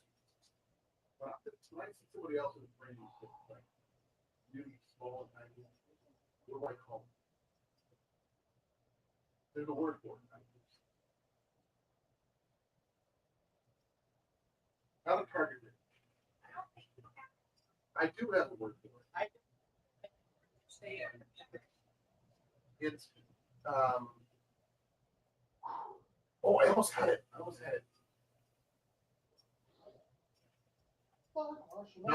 Nobody here.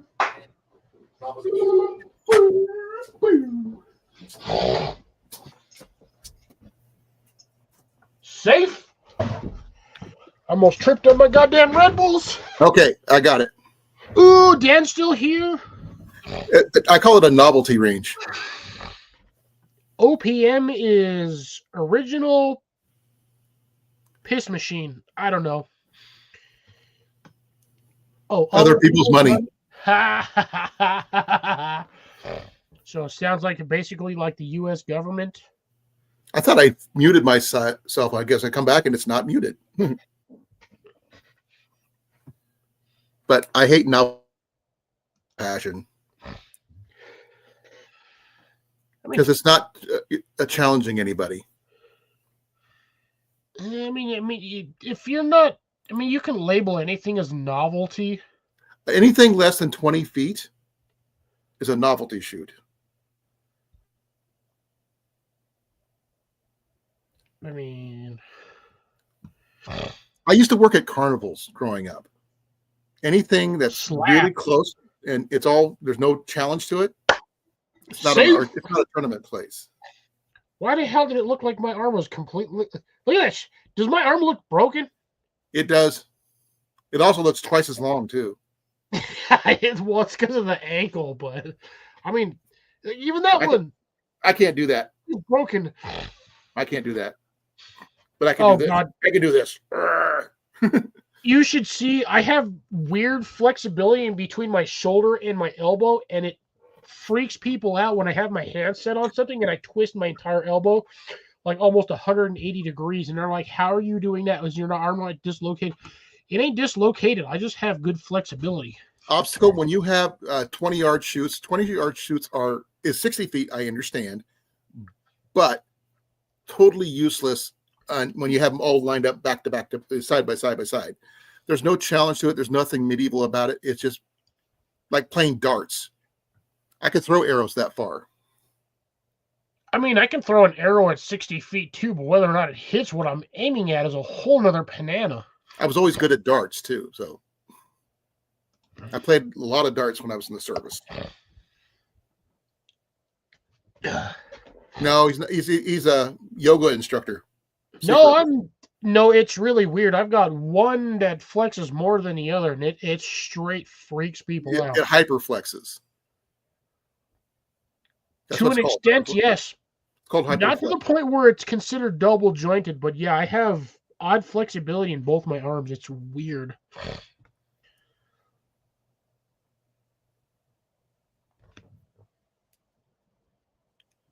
When you can do this. Can you do this?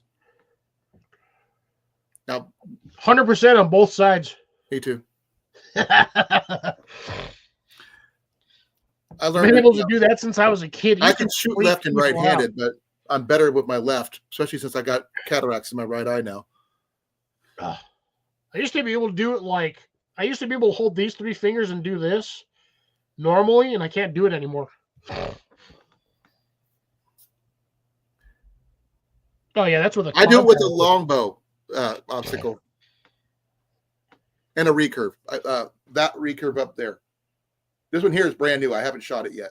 So yeah, I've got from like armpit and or shoulder to like the tips. I'm at like 2.5, almost 3 feet.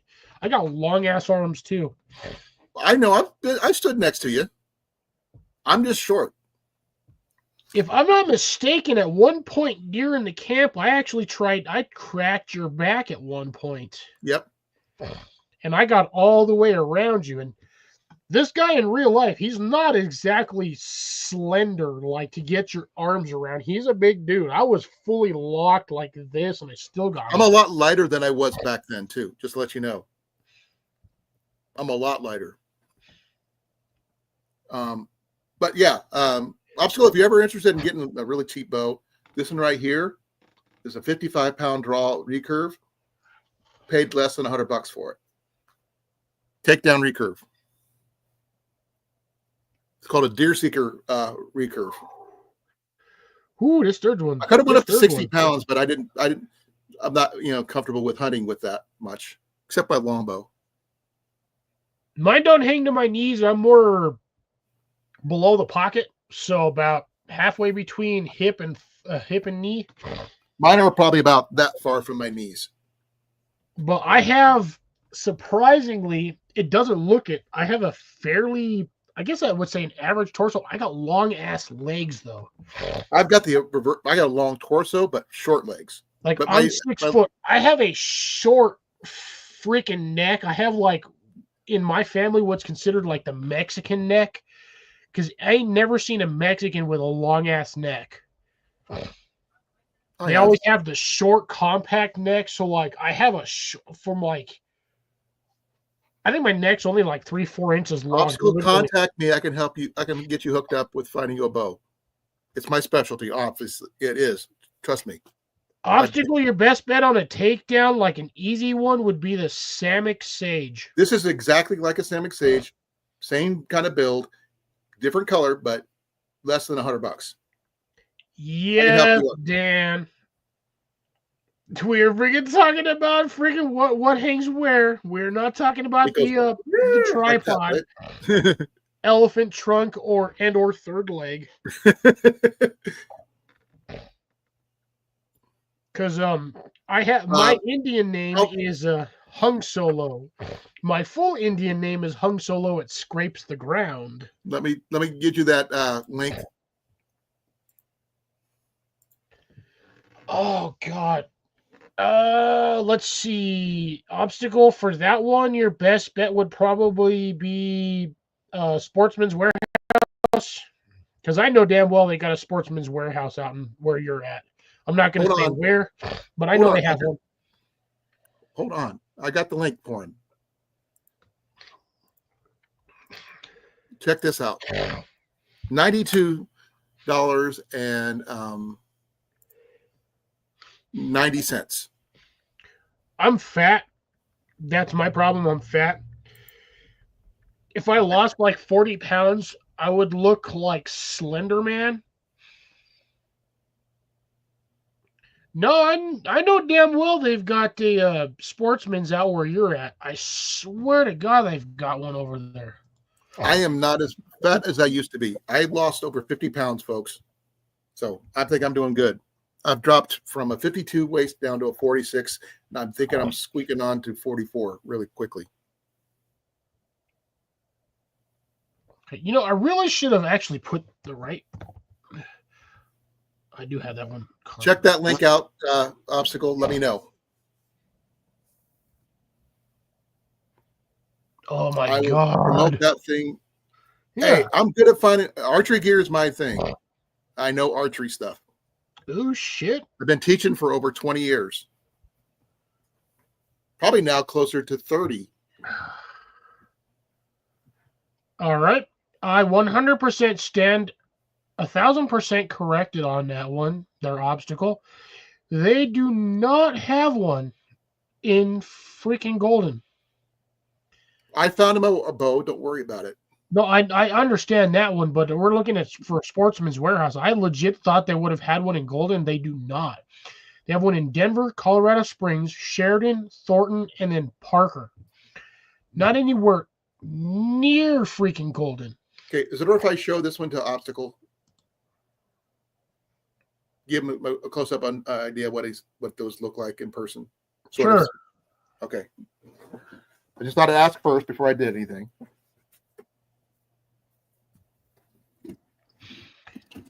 Drops as your advanced chronological denomination, you don't have an ass, you're flat. You go from knee to back. Okay, this is Same as me.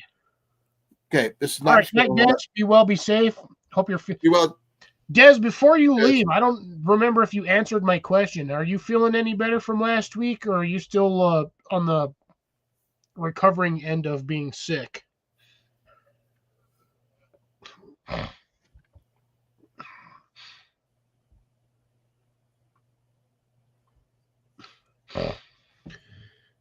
she didn't. Is she still here or is she gone? Des kind of depends on whether or not she really wants to go or just kind of hangs around. Okay, well, this is the Deer Seeker. No, this is the Deer Seeker. Oh, that's a deer. See, that looks like the Samick. It's the same design. It's just a different set of wood. And it's actually kind of nice red, as you can see. It's got the same receipt things like this. And okay, give me a second. Right there. But it's this one here. It's got the 55-pound limbs, interchangeable. So this one riser will work for either of them. You can get them in left or right-handed. $92.90 right now. So it was a really good deal. I have not had a chance to do much Is shooting that with this sub one yet. $100? Sub $100. That's what the link I just put this. I'll put it back in there in case you missed it, Cliff. No, I saw the link in there. You don't have to post it twice. They can just scroll up and check it. I just did it. But I already had it posted by the time you said it. But yeah, sub $100. You know, if you have Prime, it's even it's the same price. So you can get it in multiple things. It's actually a pretty nice setup. Only thing is, I can't use my bow fishing reel with it, unfortunately, because Doesn't have the mount? no, it's not that. It's just that when I attach it to here, these get in the way. Okay. The little brackets right here. Yeah. But it will work with my Spacers. other type with the screw-in mount. So if you put a real bow fishing reel setup on there, I just got to figure out what I did with my reel seat. I had it, and this morning. I'm not sure what I did with it. It's I over was there in looking- the corner next to wherever Ian put stuff. Well, I was looking at Ian's crossbow about setting it up properly for a modern bow fishing setup. Because I was researching Crossbows are bowstrings for his a crossbow. little more tricky to do with a standard bow fishing setup. But this is actually pretty good, folks. It's got a really good grip, pistol grip style. And as it says in 62 at 55. That's 62 inches end to end at 55 pounds. For those who are not bow savvy. It's from Deer Seeker Outdoors. I haven't seen a bow cheaper than this one. I actually got stiffed on a bow that I was buying. And this is the second one I bought. This one here was a lot faster. There's you can sit there and argue all day long versus crossbow and standard recurve.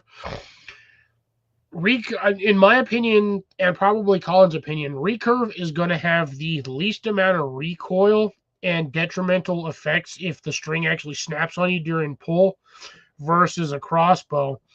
Yeah. We have a buddy that can actually attest to that when a bowstring snaps on a crossbow, it is a bastard. No, on a compound. Compound. It was actually Tyler. Yeah, that's what I'm saying. We have a buddy that can attest to that. If that thing snaps, it's a bastard. I was right behind him when it happened. So, yeah, I was there. We were at my get-together when it happened. I feel crossbows are under a lot more tension than a standard recurve. And, I mean, the worst thing that's going to happen on a standard recurve is one of two things. Either the limb is going to fail or the string is going to fail. Compound, you have way, way too many possible points of failure. And the thing is, with my bow over a compound bow, I can replace the limbs. Yeah. And I can do it myself. I don't need a machine. I don't need anything else. I just unscrew it, put a new one on, and I'm ready to shoot again. Now, that's assuming you have random spare limbs as you're traversing any sort of... Oh, no, I didn't say like right away, but I mean, I could order a new limb and have it I could put it on and that kind of thing. Oh, you And know the what limbs would are really cheaper. be funny is if the one random person has, say, like a lower limb is like 45 pounds and the upper limb is 65 pounds. Oh, no, you don't want to do that. Mm-mm. That's a recipe for disaster. What would be the result of having like a difference of 15 to 25 pounds between limbs? Not And necessarily. You can hurt yourself while you're shooting. You might think that arrow's shelved 100% dead straight and you're going to shoot, but the minute you let go, that damn thing goes 90 degrees up. No, what's going to happen is that bottom limb, if the bottom limb is the one is the lighter one, it's going to fail. And that arrow can go into your arm. There's a lot of things that could happen. I could shoot straight down, stick in your foot, veer off to the left, 45 degrees. If you get one of these bows, Obstacle, let me know. I'll talk you through all the stuff about setting it up and everything else. I put on the nocking point and stuff like that. So I want to add some string silencers and stuff like that because I initially got this to go bow fishing, but it only works with my other bow reel setup, bow fishing setup. I don't have a bow fishing reel for that one yet. But I found out that the bow fishing setup I got right there will work on my takedown longbow, which is right here in front of me. And you can't afford that one. Yep. Yeah. Most people can't. Like Grace said, more moving parts equals more things to break. So yeah, compound bows have a plethora of failure points. You've got every cam, every hinge, every joint, every ball bearing. Exactly. And yeah, those carbon fiber limbs, or even the arrows too, if you, again, you're lucky on that one obstacle that thing did not destroy itself, dry firing. I've had things like that happen. I mean, look what happened to Tyler when the bow shattered. Yeah. But if I'm not mistaken, he was in shooting position when that string He was in went full out. draw when it gave way. And again, that can attest to or be, accountable for many different things. Failure to oil a ball bearing, pivot point. A lot of the bearings in those are sealed bearings, so you have no way to oil them. Yeah, they can say sealed all they want. But they could have had a micro crack somewhere along the limbs that you couldn't see. And I gave a bow to Rustic Trapper. It's my friend from the Renaissance Fair. And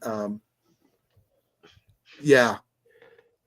That's right. Yeah, she was there. It's the same thing with a compound bow. I mean, you're going to run a risk of potential failure in any variety of bow. Oh, I've had several bows shatter on me when I was shooting. Recurve, compound, crossbow. There's going to be at some point there will be a failure. Oh, I've got one of the bows that a friend of mine made custom, and it shattered on me. I still got it here, and it's the one half of it. The top half's gone, but the rest of the bow is still here to show what happens when you're not careful with your bows. And a lot of it is it's all about maintenance and care for your equipment. If you do not care for your equipment, the same as it's your bow is the same as a vehicle. If you do not put oil in the damn thing, eventually it's going to either break down or you're going to seize something. Well, the thing is, this one here actually had a flaw in it that he could not correct. He said, use it until it destroys itself. So test till destruction. Yeah, and just gave it to that sucks, Dan. That was probably what, a $400 bow. Yeah. So Cougar Magnum. Does that mean that Grace owned that one company? Ha ha ha ha ha. It's a Grace-owned company. I still got 6 people in here. I'm actually shocked. The other day, I ended up with 8 people I was trying to close down. I was talking with Jason, and I had more people when I ended than when I started.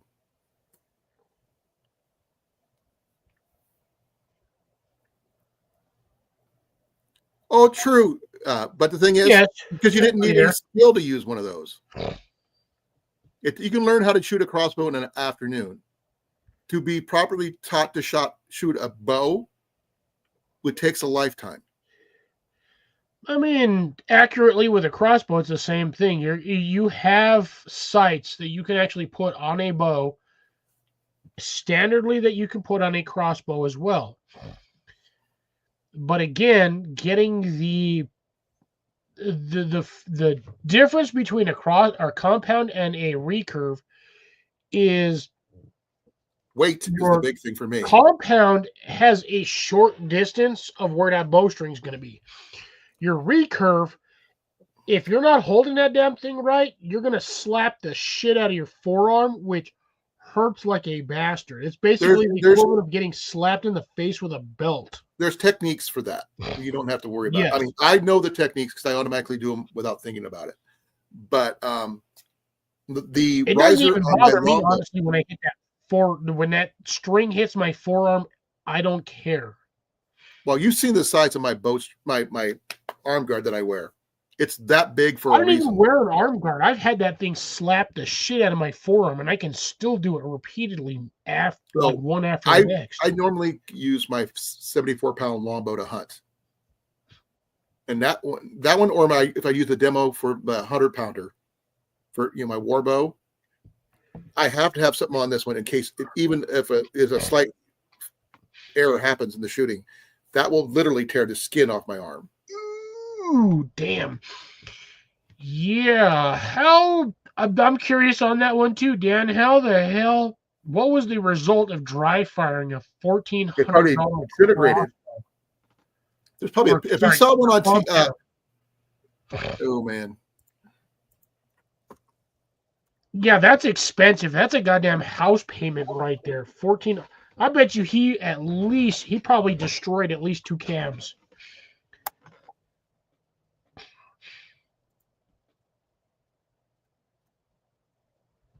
£80 doesn't seem like it would be that hard to string, but then again, yeah, just A 4-inch bolt? What the hell? That's basically the size of a freaking 50 cal bullet. There's no 4-inch bolts is like only that big. That's what I'm saying. It's like a 50 cal bullet. That you can't Or shoot like a that. 30-06. You cannot shoot that with a crossbow. No, that would be like a it wouldn't even repeater. fit on the rails. Most bolts are probably about 10 to 12 inches. At least. Roughly a standard crossbow bolt is half the size of an arrow. Give or take an inch or a few inches. Okay. Arrow, using this as an example, I've made crossbow bolts for people at fair because they asked me to. The average one I made is literally just a little over, maybe 16 inches tops. About that long. So from here to where my hand is at. And generally you use 2 fletchings. From the top of my finger to the tip of this bastard ass knife, that's 4 inches. Okay. That does not shoot seem normal for a crossbow. Pistol crossbow or not, the standard pistol crossbow bolt Is that long? at least 6 to 8 inches long. That 4 long. inches does not. That's essentially shooting a freaking dart, And which is going to I have actually the owned accuracy one of of a those. So I fly understand. kicking in the wind. Those little handheld crossbows that with Yeah. the bolts that long, you could Or not the hit the freaking broadside of a crossbow, barn the from the cross of that inside bow with is one. like 8 inches wide. Yeah, you could not. The ones with the solid plastic, veins, Yeah. you could not hit the broadside of a barn from the inside with those. They're not accurate at all. No, that's essentially like throwing a freaking dart.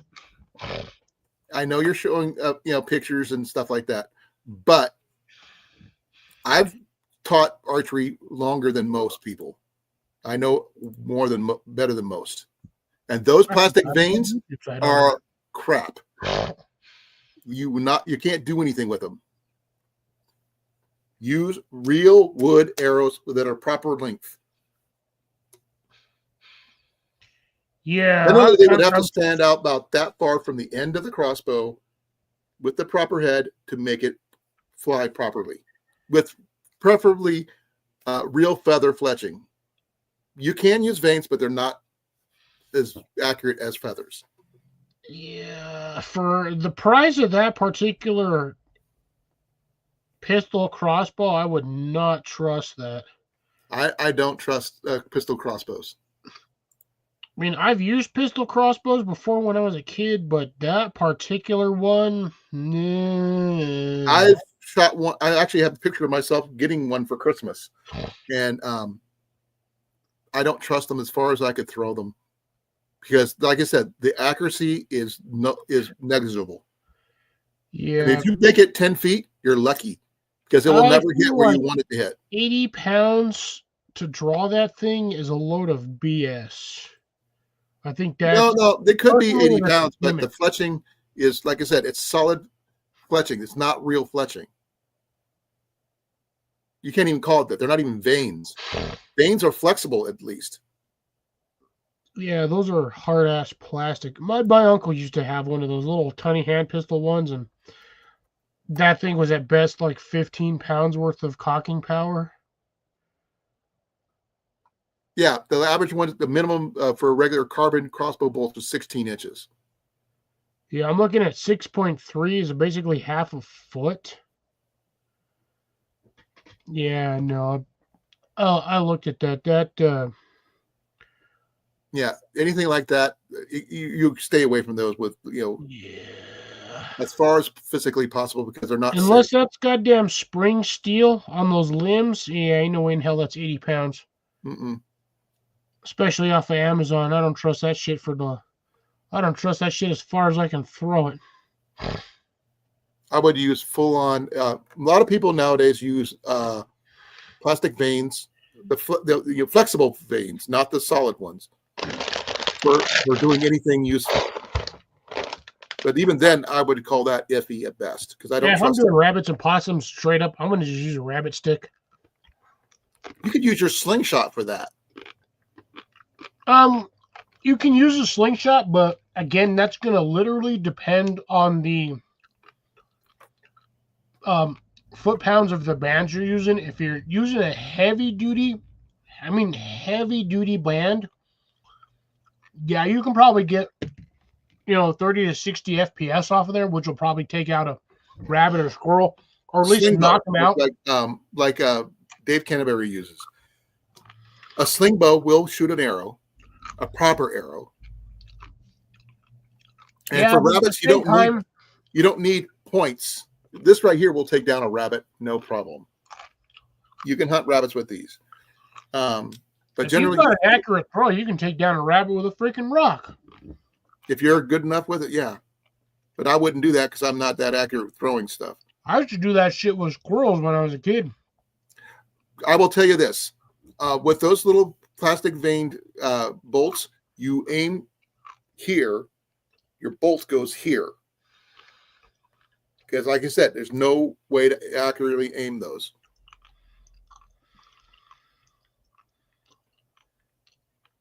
Ooh. Obstacle, when you get that, return to some bitch.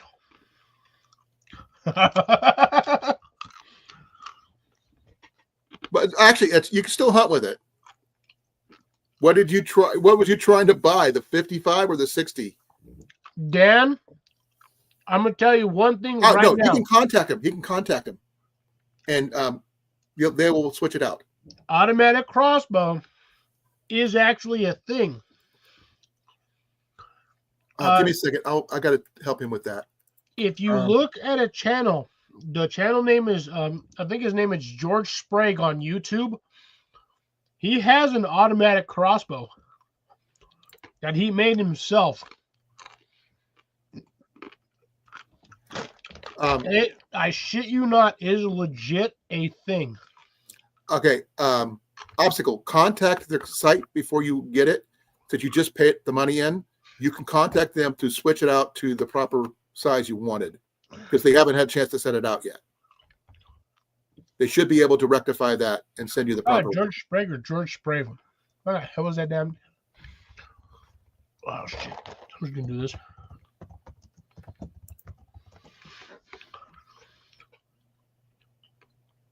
George Sprague. Sorry. He Contact actually the has. website. They should be able to help you with the actual order. Make sure you get them, contact them immediately. That way you don't have to worry about getting the wrong one. You're not changing prices, so it's not going to cost you anything. So all they have to do is just put in the right one into your order. Wham. Right. Fuck out of there, you bitch. No, you turd sack. Goddamn YouTube. George Sprague, if you look at his channel, he has an automatic crossbow.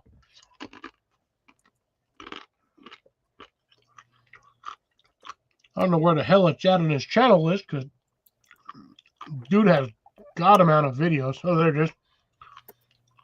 Oh, that's his throwing card one.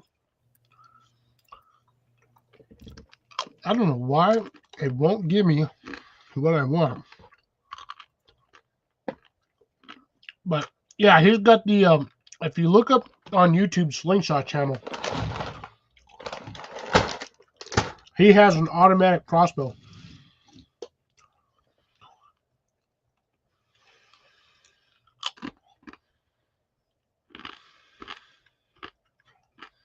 They should be able to contact them about sending him the right weight that he needs, because he just bought it, so he should be able to get it. No, if your compound's 65, 50 should be fine for you, because you're pulling back 50 pounds all the way. There's no let off, so 50 should be actually plenty. You can take down a jackrabbit with a 22. You just got to get him right in the head. Or Ian right did in it the with a spine. 22 air rifle. He took it down a rabbit with one of those.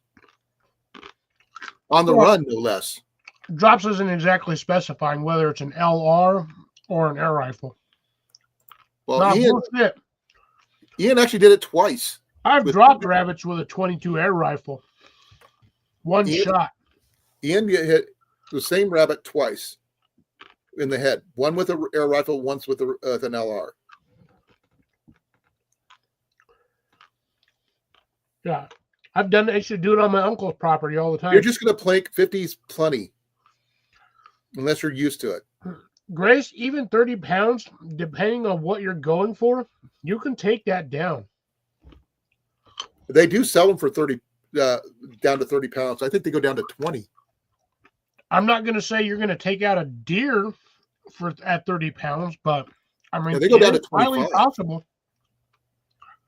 They go down to 25, so that's not bad.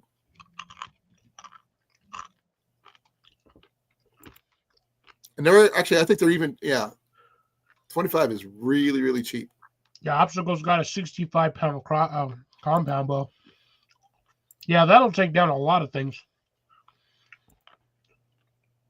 Deer, elk, you name it.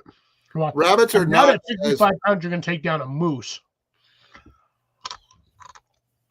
Rabbits will stop if they hear something they're not used to hearing. And dog whistles are your friend, surprisingly enough. No, they are not. I hate that goddamn sound. Just because you can hear it is beside the point. I'm talking about for rabbits, for when you're rabbit hunting. Yeah. 'Cause Dog you whistles are a frequency that are not friendly. They stop. The rabbits stop when they don't recognize what the sound is. Try to figure out where it's coming from. When they do, they sit up. You when they can sit up- fart through a bullhorn and a rabbit would stop and be like, what the hell is that? But the thing is, you can wear a dog whistle around your neck while you're You don't shooting. even need a dog whistle. You can do like a standard. Shit, where the hell did mine go? Huh. One of these Fox 40 whistles. Oh no, I wouldn't do that 'cause that scares other animals away. Don't. Yeah, but if you're hunting rabbits, it doesn't matter. It does because I hunt for rabbits and squirrel at the same time usually. This one does not have sights, but it does have the setup where you can add sights, like right here, Yeah, you can add a sight cage to it. and you can add a arrow shelf.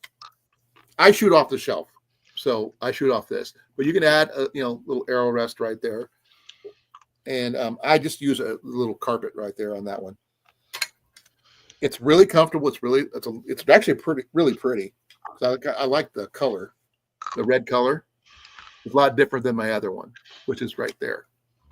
That's actually my oldest takedown. Why in God's name do you need an AK-47 for a jackrabbit? Jackrabbits are not that hard to take down, dude. They're not It's all that. about shot placement. And jackrabbits are just like any other rabbit. They may be faster, but they're just like any other rabbit. They do the exact same patterns, same habits. They circle back to their original location. Trust me, you stay in one spot. If you miss a rabbit, it'll come back right to where you were. There's plenty of bow hunting videos on YouTube here that will show you that. They actually, Sorry. Sorry to interrupt, but what? geez, up here, but there's the camera right there, hon. That's where she got her stitches out. Who? Can you wiggle the finger? Wiggle the finger. Put it up here. Wiggle the finger. Wiggle, wiggle. Finger. No, you're just not as good as an archer as I am. That's the problem, Drops. That's my specialty. And small game hunting is my specialty. I would say it's mine, but I'd be lying out my ass. No. Like I said, try to tell me something I already, know better than most people. Jeez. Been doing it for over 30. So, I'm 57 now. I've been shooting since I was 8 years old. Yeah. I think I've been doing it for a long time.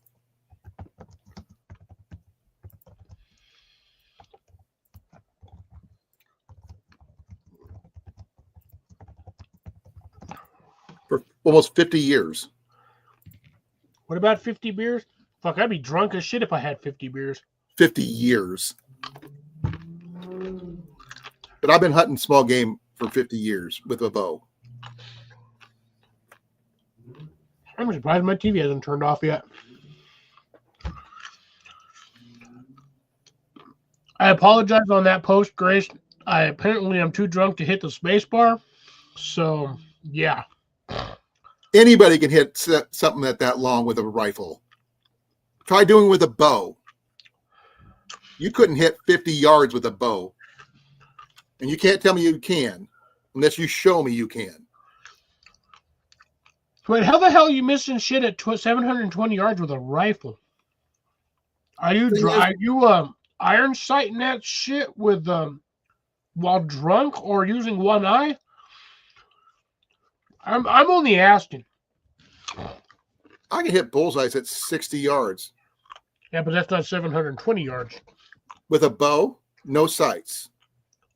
Yeah, at 720 yards, you ain't gonna hit shit with a bow. There's people who shoot bows further than that. Yeah, They're not they can recurves, shoot, but not with accuracy. Like I said, rifles are rifles. Bows are bows. You can show me you can do it with a bow, I'd be impressed. Yeah, new work, Grace Age. I got a lot of these things, Grace. She's not old. No, not to me. Yeah, that's 2,100, well, probably 2,300 feet or 2,200 feet. Let me check here. A yard is 3 feet. That's 720 yards times feet. 3. 3 times 7 is 21. That's 360 fucking feet. But the thing is, I don't use rifles other than a 22. Or 2,160 feet. I just said that. I'm also 3 alcoholic beverages in. So. True. Cliff, I know you can shoot. I've seen you do it. Well, I can shoot. I've seen Grace do it. I know Not she with a can. lot of accuracy, but, you know, if I spent like an hour or two at actual practice, I can hit probably bullseye every damn time. Yeah. But the thing is, like I said, bows are my specialty.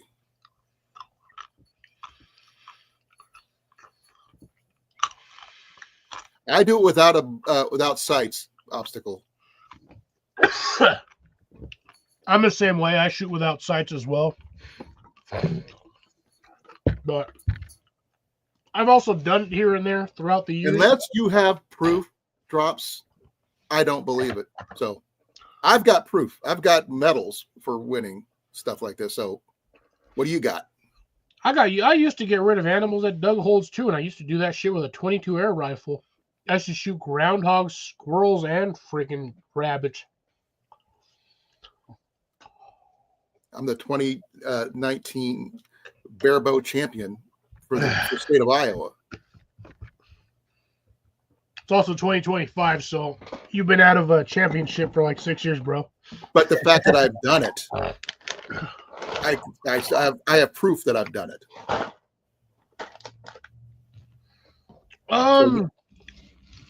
Obstacle, that depends on what you're using the Whisker Biscuit for. Are you using the Whisker Biscuit for compound, recurve, or you can use them for all. They will work for all of them. Whisker Biscuits will fit on this bow. It won't fit on my longbow though. They will work for all, but depending on grab what it to you're a shooting it with, longbow, but I wouldn't. Will determine what your accuracy is. Now, there is one longbow that it will work with, and that is my takedown longbow because it has the setups for it. But that's why I'm using that one, my takedown longbow for my bow fishing setup. No, it is not. Obstacle. He just made a mistake. He says that's the only bow he owns at the moment. He just purchased another one. So he can't really say that anymore.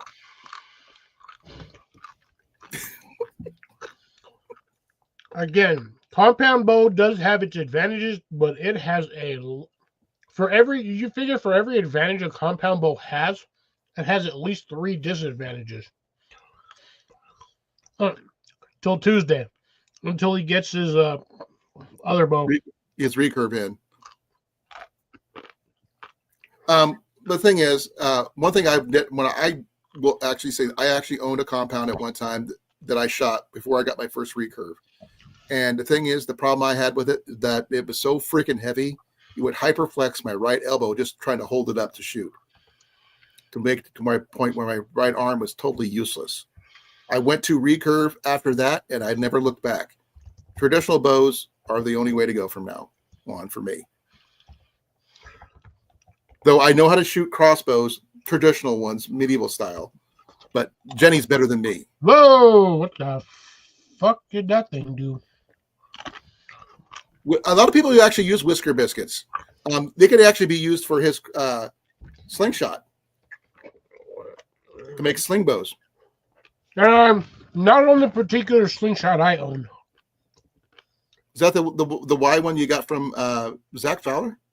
No, I've never gotten it. The only thing I've ever gotten from Zach Fowler was a sticker that I happened to win in a giveaway one time. I got it somewhere in one of these goddamn. It's an arrow holder. When you're shooting, it basically gets a round thing with brushes in it, and it sits your arrow in the middle, and it allows for more of a frictionless shooting of your arrow. All right, easiest description for a whisker biscuit. Think of a paintbrush in a circle where all the bristles face inwards, and that's what a whisker biscuit is.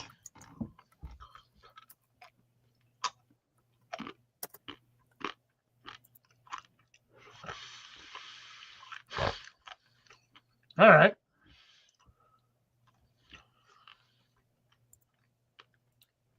I don't know how we went from gardening to talking about crossbows and compounds and whatever, but I guess it is what it is. Okay, Cliff, can I? I'll show her what a whisker biscuit looks like. Throw it up there.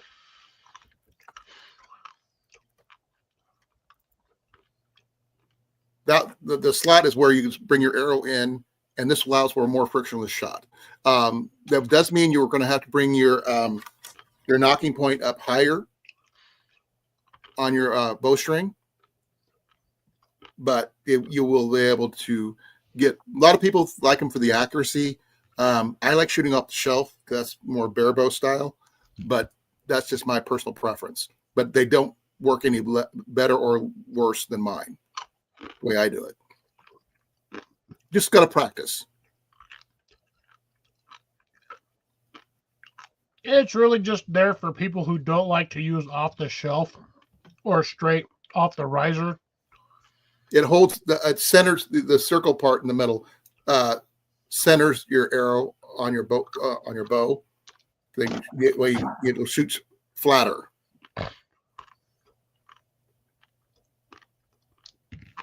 Basically, what the benefit of the whisker biscuit is to not destroy your freaking fletching. Very true. Well said. In all honesty, that's literally the reason why they designed it. So talk about false pride. Drops has got more of it than anybody I know.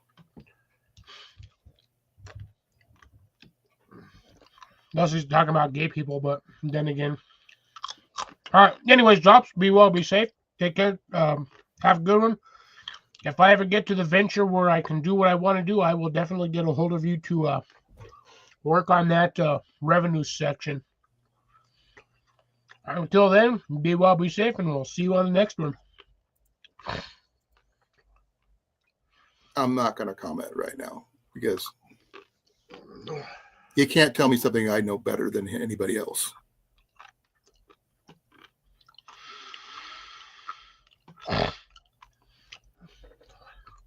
You won't hear me coming, Drops. You won't hear me coming either. I don't moan. Sorry. Sorry.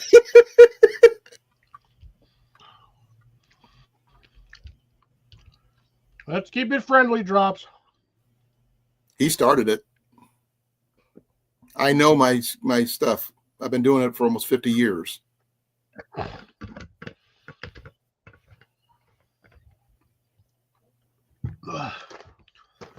Man, I'm just eating the hell out of these things. What are those? Fucking dry ass tortellini. How? How? Just like How? this. Look, dry ass tortellini. How? I told you, eat them like potato chips. It's just flat out hard pasta. Yeah, That's all it is. but it has flavor because you got the cheese filling on the inside, so it's not like eating dry macaroni. Well, I hate to, the one loser is the one person who walked away. So about drops, I'm sorry. I don't like people who think they know more than I do about my specialty when they don't.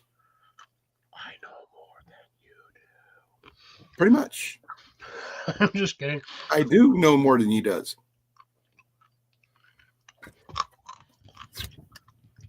I've shot for most of my entire life. That's my specialty. I don't diversify. That's my one thing. I have so many screens.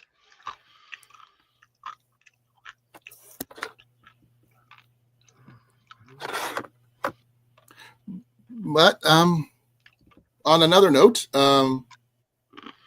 what's next on your garden stuff? You do more mulching stuff, or you're going to do what? Grace, what is wrong with eating dry tortellini?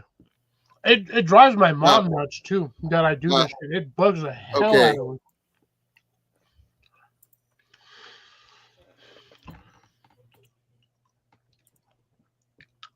me. I'm sorry, I can't help it. I blocked him.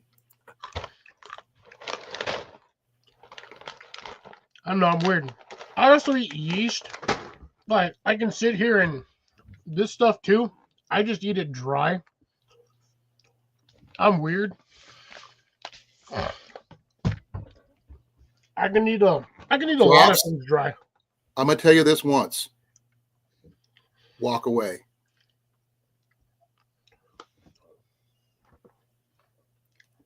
Cliff, this is your channel. I apologize, but yeah, whatever beef you guys got is between you and him. I don't really care. well, drops. I have not heard of anyone your channel posting anything anywhere. So, bye. Like I said, ladies, let's keep this clean.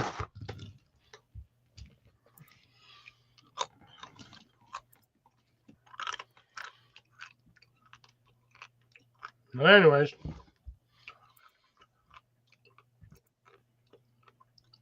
I don't know, man. I've got a lot of things going for gardening this season. I have a slew of things I want to get done. Whether or not I actually get there's a whole nother story. And I just realized I have about 33 minutes worth of live stream time before I run out on StreamYard. So, but I don't know. I got to get my greenhouse set up, which I'll probably do once it starts warming up and I have a few days to actually get it done. Shouldn't take me more than 2 days to get it set up. Don't know what I'm going to do with this space, though, because where I'm putting it is both a garden and a compost pile, which is really, goddamn, I keep dropping my tortellinis, which is going to be a bit of a pain in the ass because I know once I get the greenhouse around the compost bin, the cockroaches are going to be freaking annoying. What do you do about those? Spray the hell out of them, or just Well, step on them. what do you use? Freaking pesticide. I hate to say this, but I just use pesticide. So I've seen people use different things for that. I mean, I can set down bug traps, but they're not really, cockroaches really aren't going to go for it. The only thing I can hope for is that the possible heat of my compost bin being in the greenhouse gets so damn hot that it actually kills and sterilizes any of the cockroaches and or eggs that are in it. Right. But please correct me if I'm wrong. Is it the diagnosis earth work on that or no? DE works, but at the same time, I don't know gardening, so that's the reason I'm asking. DE will also kill any sort of beneficial bugs and or whatnot that you need for your garden. The organisms that you need. Okay, the beneficial organisms. Okay, Yeah. I get it. Well, I wasn't sure. I've only and I've heard it. People mention it, but I'm not sure where would you possibly need to use that So in a gardening situation. lot of Like people outside will your only garden, use or DE when it comes to like if they're growing like squash or tomatoes, and things like zucchinis. So zucchini squash, actual squash, tomatoes, because you have a lot of organisms that like to bore into the vines and they'll kill the whole plant. So that's where you use a lot of the DE, which I believe Jason says essentially just ground corn and some other stuff. But it's like essentially like the bug version of fiberglass. They just do not like it. It destroys all their joints. But I mean, if you're going to get DE, you got to get the food grade DE, which. well, that's what I mean. I know there was different brand types, but like I said, I don't know. That's not my specialty. That's your guys's. Not really my specialty either. I don't usually No, use DE. plants in general are yours compared to mine. Yeah, but I don't really use DE. So I'm hoping that once I set the greenhouse up, within a couple of days, that my compost gets so hot that it either sterilizes them or makes my compost inert. But that would kill if your compost goes inert. You can't use it, can you? I can still use my compost if it's inert. It just won't be as beneficial to my plants as normal. That makes sense. But I mean, not as good as average stuff, I guess. Yeah, it'd be like half strength or quarter strength, but it'll still give me compost. Will that give me okay? Let me give you some examples. Like a commercial grade compost. I know you make your own, so that's different. How is the one you make yourself in relation to the commercial grade stuff? Honestly, I don't know. I've been working on compost bin for almost 2 years. I know. But before that, you used commercial stuff. I used commercial grade compost. I actually like using the mushroom compost. Actually, seems to be one of the more beneficial composts. Is that the? I don't know about that one. Comes in a white bag. What the hell was that? I don't plan on using compost anytime soon, so I don't farm per se. I barely have plants because that's not my area of Doesn't stop the expertise. nitrogen levels. DE stops the bugs from eating certain DE will stop certain bugs from eating your plants. But at the same time, if you have a lot of DE on your plants, it will cause a lot of harm to it can potentially cause a lot of harm to any pollinators or beneficial bugs to your plants. Well, that's what you said. But okay, you mentioned something about a food grade version. Yes, there's a food grade version of DE. Basically, that. How is that in relation to the other stuff? Is that still as bad? You can actually or is eat it. Huh? It's actually edible, so it won't cause any sort of toxic side effects for your vegetables. Okay, so it still stops the bugs, but still allows your It vegetables stops the bugs, but it doesn't have a high toxin level for your plants to absorb to pass on to any of the fruit. It's not as detrimental. Okay. Yeah. Okay, that makes sense. Supposedly, you can do the same thing with cinnamon, but I've never actually tried that, so I cannot 100% say whether or not that is BS or a fact. I've heard people talk about it on some of the medieval reenactment groups that I am on, but I've heard people use them in spray bottles and stuff like that on their plants. But I have no idea what that means. That I feel a lot of these are people with degrees on how to do this stuff, and I have no clue. And sometimes I feel like just because they have a degree, they just throw shit out there. In my opinion, this is my opinion only, that they just throw random shit out there to see who's dumb enough to actually believe him. Yeah. What about Howie and his food forest setup? I would probably trust Howie over some of these guys that have like actual degrees in some of this crap because Howie's been doing this for decades. Right. Actual experience. Yeah. Versus these guys that supposedly have college degrees or backgrounds and all of this shit. I'm sorry. I will take the word of somebody who's been doing this for decades over some rando that just got out of college with a horticultural degree, thinking he Because it knows actually reminds everything that he knows, but don't know shit because he's never actually applied any of the practical applications to what he's doing. well, that kind of reminds me of something I read about once. I'm not sure how much it was true or not. There was this guy who was talking about, we talked about splicing trees and stuff like that before here. Yeah. And this one guy spliced like a whole bunch of different fruit trees onto one tree. Yes. And these guys from the college came up trying to figure out how the hell he did it. And he's like, started a whole thing about it. But it was like back in the 60s or something like that. I could be wrong on the date, but just like I said, I haven't read that one in like 5 years.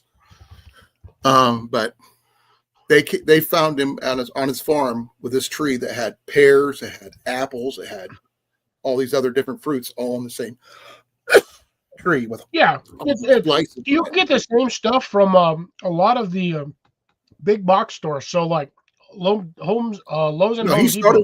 started the trend though. It was back in he did it before college people and all this modern stuff happened. Yeah, it's not that hard as long as you have a good rootstock. Yeah, you can graft them as long as it's more or less the same genome of plant.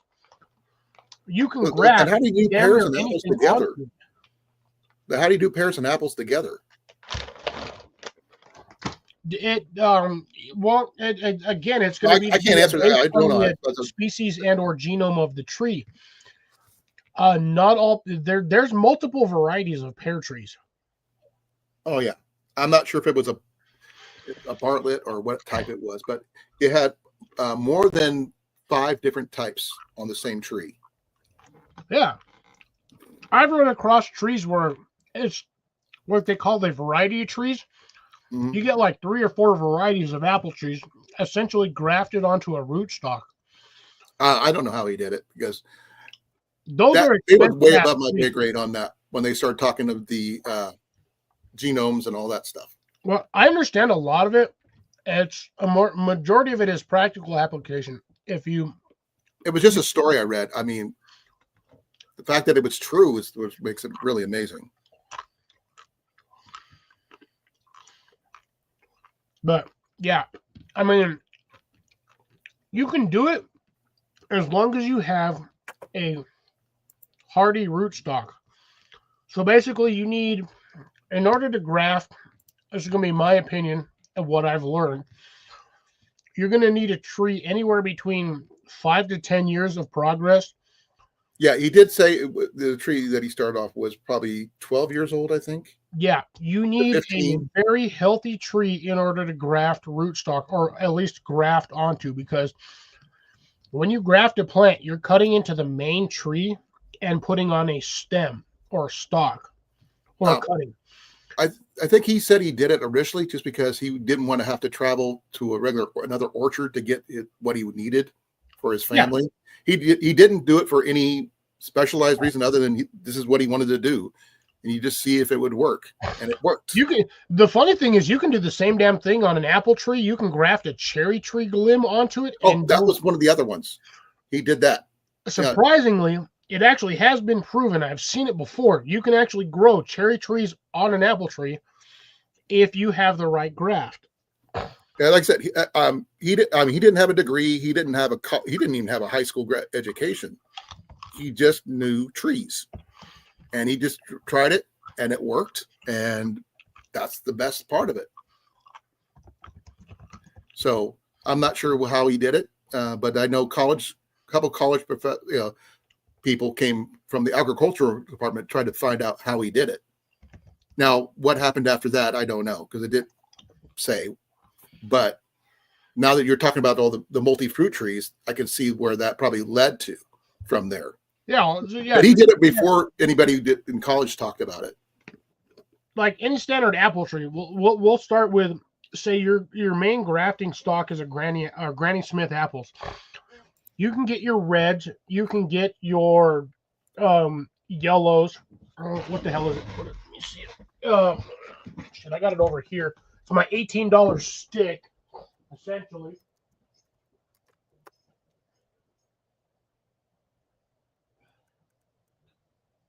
The Golden Delicious, that's the one I have. That's my $18 stick, is the Golden Delicious. You can graft 4 or 5 different styles of apple trees onto a main hard root stock, and you can have an apple tree that has 4 or 5 different varieties of apples growing on it.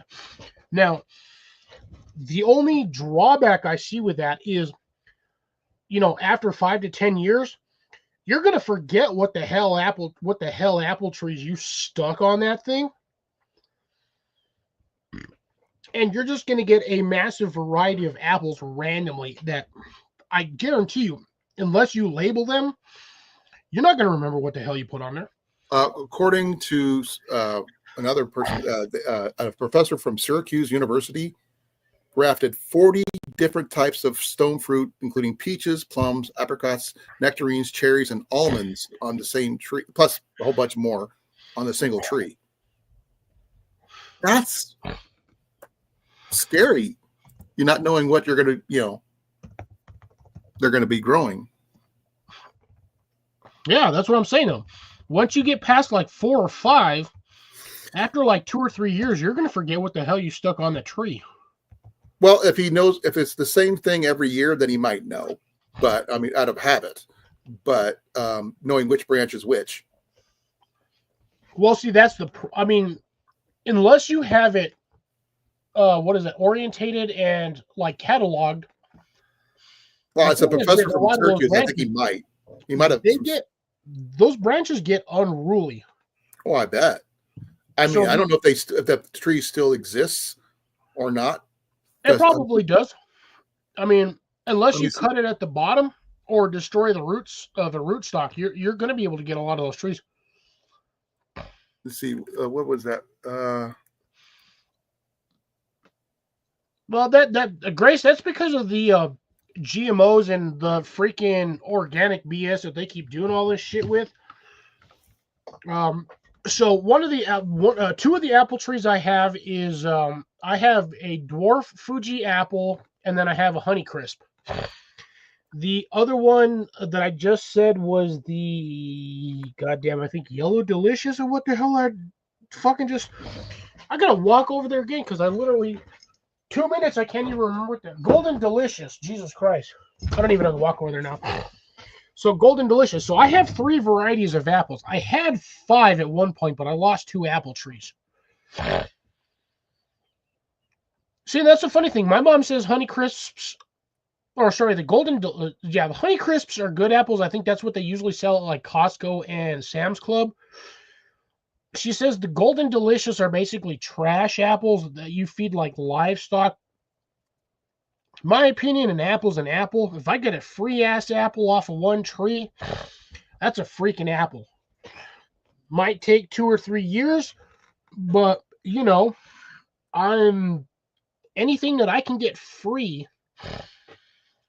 after a couple of years that I don't have to pay for, that's fine with me. If it takes me 3 years to get one apple, I'm happy with that. Next year, I might get 4 or 5. The year after that, I might get 15, 20.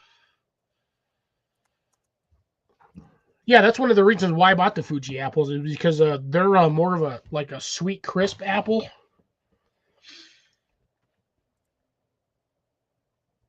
Ooh, Andrew Smith, a relative from Toronto, was an agricultural expert.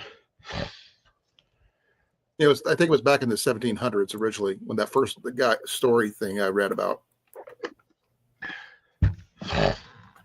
Well, it is, and I don't know. And he said he read it in a story somewhere, and he decided to do it himself. Apparently, it's in other countries and stuff too. But I mean, I don't know much about the story. It was like a little snippet of a story, and was like agriculturally years ago. wise, or even horticultural wise, or what the hell is the study of trees, whatever the shit that is. No clue. But there's nothing that states in any sort of records that says you cannot graft more than one variety of tree to another tree. Which, being said, I'm honestly surprised they have not tried to graft multiples of, like, say, pine trees. So you get one pine tree, but then you decide to graft like 3 or 4 other pine trees to said pine tree. I don't know why they don't do that with pine trees, but for some reason they'll do it with tomatoes, squash, fruit trees, cherry trees.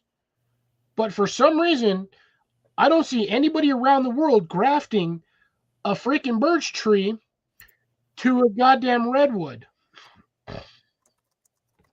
Just saying, can you imagine how big that goddamn birch tree would be if they grafted that thing to a redwood? I mean, look how big some of the like old growth redwood trees are. Them damn things are like 15, 20 feet around and like 200 feet tall. Imagine how big a damn birch tree would be if it was grafted to one of them suckers. I'm not sure if, like you said, it might be a part of the same genus type family. Like the ones that the 40 fruit tree is all stone fruit stuff.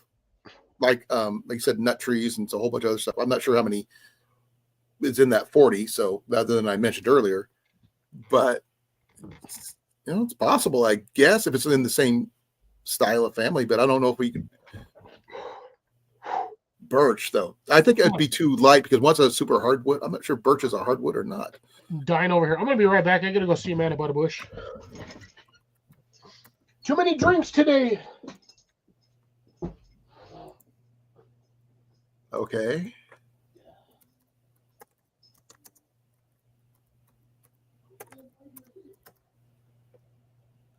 Oh, that's probably why. Okay, that makes sense. Because the redwood is a coniferous tree and birch is not. So that may be a little tougher.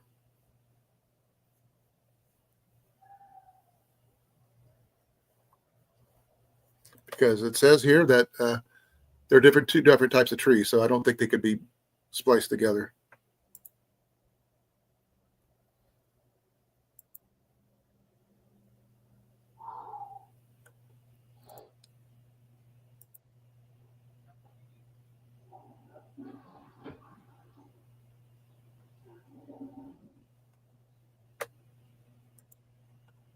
Let's see what is, yeah. That's probably why it wouldn't work.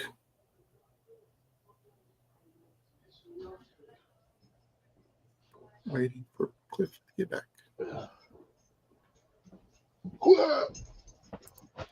I gotta go put those damn things back in the greenhouse. Shit. Okay, Cliff, to answer your question, redwood is a coniferous tree, like a pine tree. Conifer? Yep. And birch is a hardwood. So one's a softwood, one's a hardwood. Wouldn't work. $5 as I can do it. Well, you'd probably get too heavy and just fall apart. You just drop off the branch after a while because it was too heavy.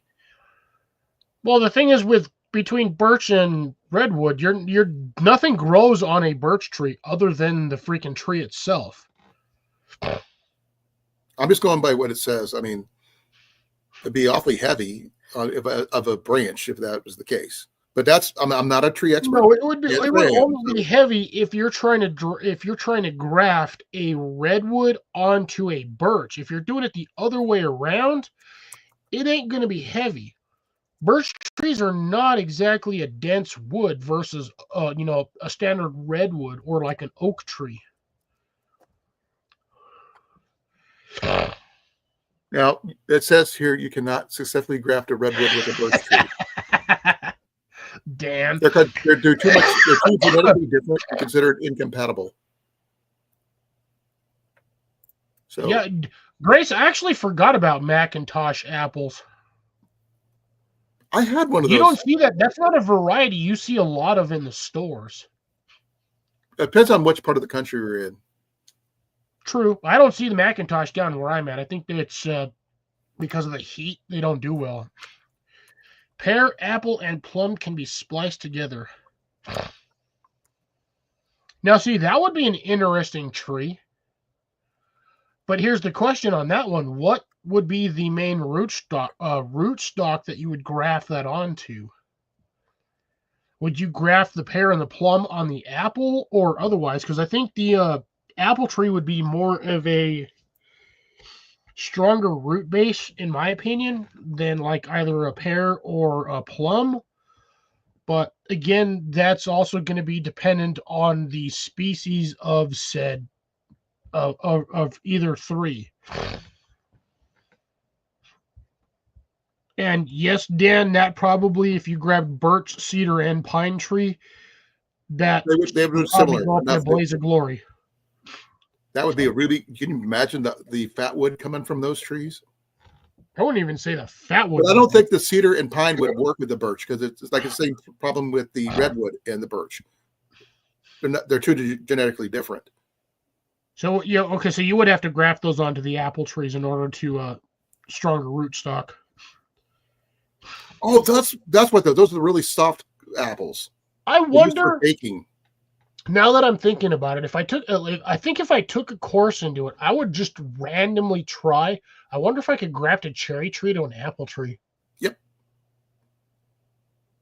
That would be weird because Remember I just talked to you about that one tree, the 40-foot fruit tree. They had cherries and apples. But that's an odd combination because you've got something that has a short-term fruit germination versus something that's long-term that takes more time. It would still be, I don't know, it would still be a weird experiment. If again, this is something I would do if I had time and a lot of money and like property. I could just experiment randomly and see what happens.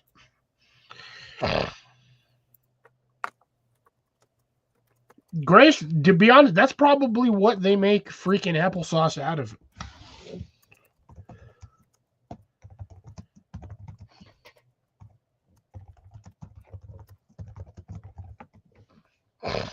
Okay, they on that one. Yep, there we go.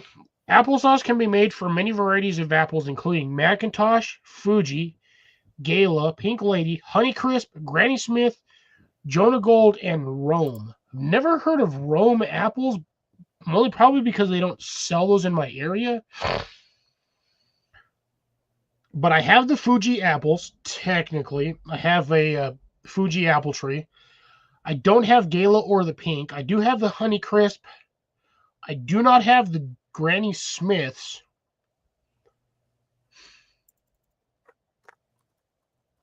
And what is the other one I have? Yeah, so two of those I don't like. Most of those I don't have. Two of them I do.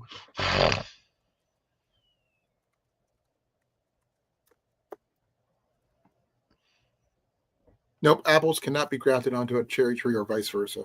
Yeah, watch me. You know, that's a lot. A lot of the information I think is that they put out there is a lot of BS because they don't want people doing it. Oh, they said a meeting you cannot successfully join. It doesn't mean you can't. It doesn't mean that it hasn't been successfully done yet. Yeah, again, these are the same people that said, for the most part, for many years, that you cannot grow any produce from the stuff you buy at the store, which is a load of BS. This is basically a corporate saying, hey, we want you to buy our shit instead of trying to grow it yourself, which would be a hell of a lot easier. Yep. Probably. I mean, like I said, I don't. This is not my area of expertise. This is why I ask a lot of questions, and end up googling a lot of stuff. Again, That's that me depends learning. on the size of the cherry tree. My grandma used to have, when I was actually living down here, she had cherry trees that were the size of apple trees. These damn things were like 15, 20 feet tall and like 10, 12 feet wide. Big ass cherry trees. Where Right. one cherry tree is like 2 5-gallon buckets worth of cherries. And my grandma used to have like 6 of these bastards. when Ian was born, we lived on a farm when he was born out in down in Monroe, and we had cherry trees there and apple trees. But I was never much on the cherries, so I didn't touch those. I was allowed to pick as many apples as I wanted, though. Oh yeah, she had she had one apple tree in the backyard. I kid you not. This thing was probably 15, 20 feet wide or 15, 20 feet tall and about just as wide. And I think it was either Apple Golden blossoms in the spring Delicious are or the amazing. Grannies. When the apple blossoms bloomed, they, same as cherry blossoms, they smell really good. That's about all I know, because the farmer took care of the grove of fruit trees. Yeah, see that's honestly, if I had the property, that is one of the things I would like to do.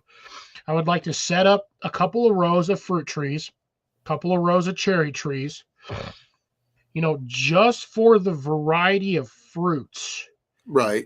Because it doesn't seem like it now. Do those grow well where you're at in New Mexico, though? Oh, fruit trees? Oh, hell, they no. I mean, I understand some fruit trees do. I'm not sure. I mean, is the area suited for it, though? Oh, yeah. Okay, I wasn't sure because that's why I asked. Like I said, my grandma she had 4 cherry trees, and these things were. Well, I didn't know anything about cherry. Like I said, I don't know cherry trees. Like I said, my landlord, he's the one that took care of those. I helped him with his cattle, but that's about it. Yeah, no, she had, like I said, she had 4 pear trees and like 3 or 4 apple trees and like, what was it, 4 or 6 cherry trees on one property. That is a lot of fruit. That makes me wonder. Give me a second here.